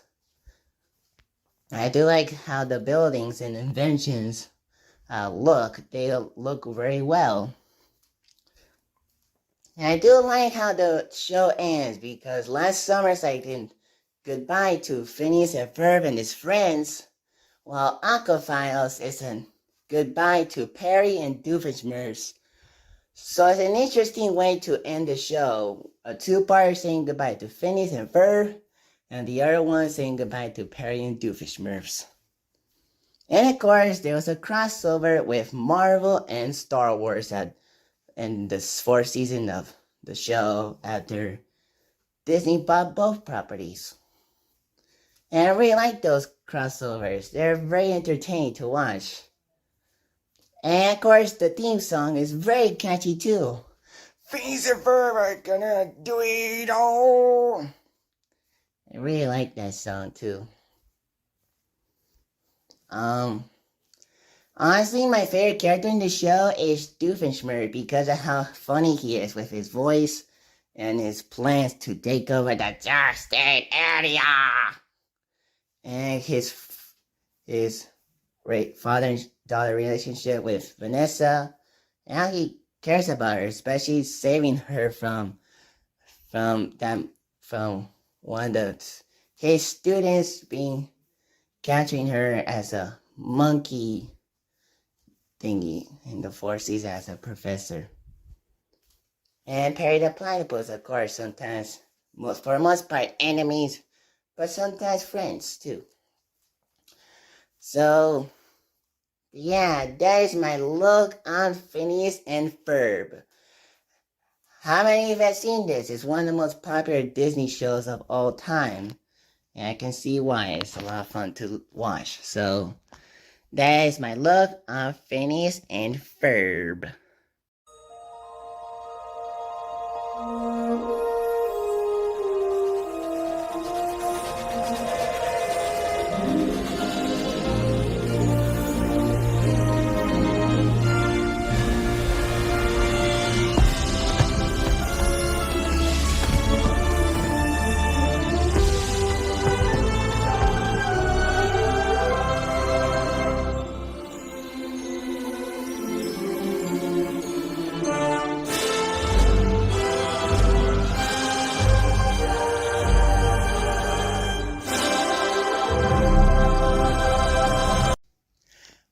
Today we have one more movie before the final one tomorrow for the 100th anniversary of Disney, and we take a look at Tango, the 2010 reimagining of the Rapunzel story, in which Rapunzel is being told by her mother Gothel not to go to the world, explore it, and get out of the tower until a thief Flynn Rider came into her tower accidentally, and then Rapunzel convinced him to come with the lantern's place so he can have what he was stealing back. And when they explored the world, Flynn and Rapunzel shared a great romance until Gothel decided to stop them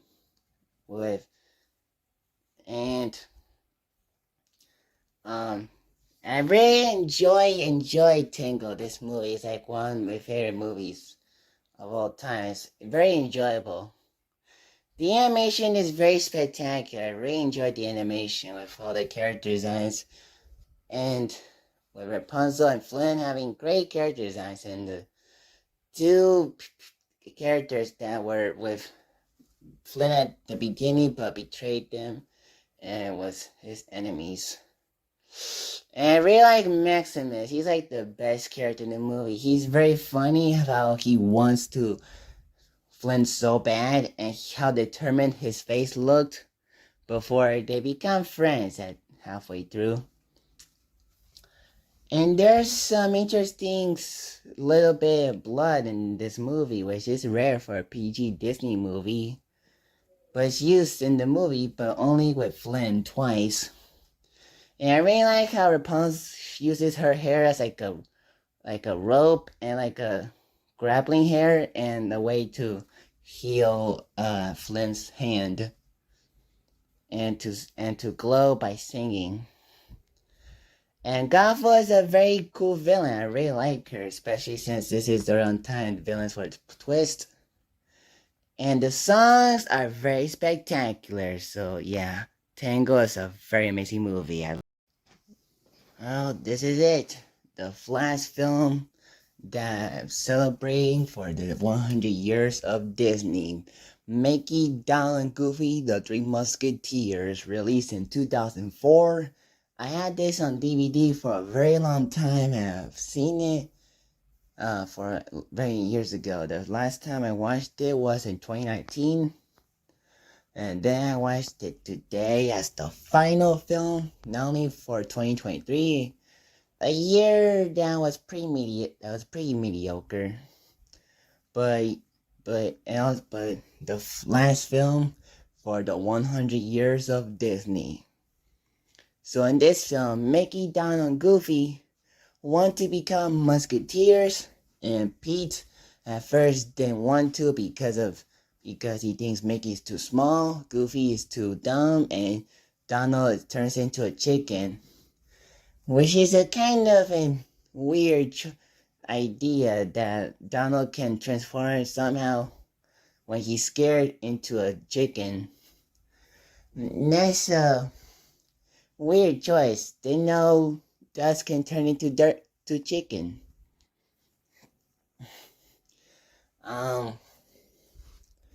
But then when Pete was planning to kidnap the princess, he decides to change his mind and decides to make Donald, Goofy, and Mickey the Three Musketeers.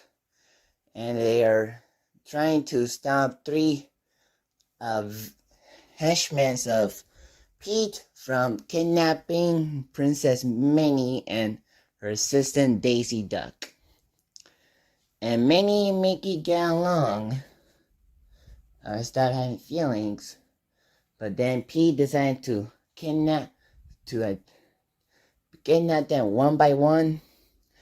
But Goofy was the most luckiest one after Goofy expressed feelings for Carmela Cow, who was about to kill him. And then Mickey, Donald, and Goofy reunited together and decided to stop Pete and save the princess. And I enjoyed this film for a few reasons. I like how this story is told because the turtle is the narrator, and he tells it in the as a comic book because because in the movie Mickey, Donald, and Goofy, the Three Musketeers is a comic book.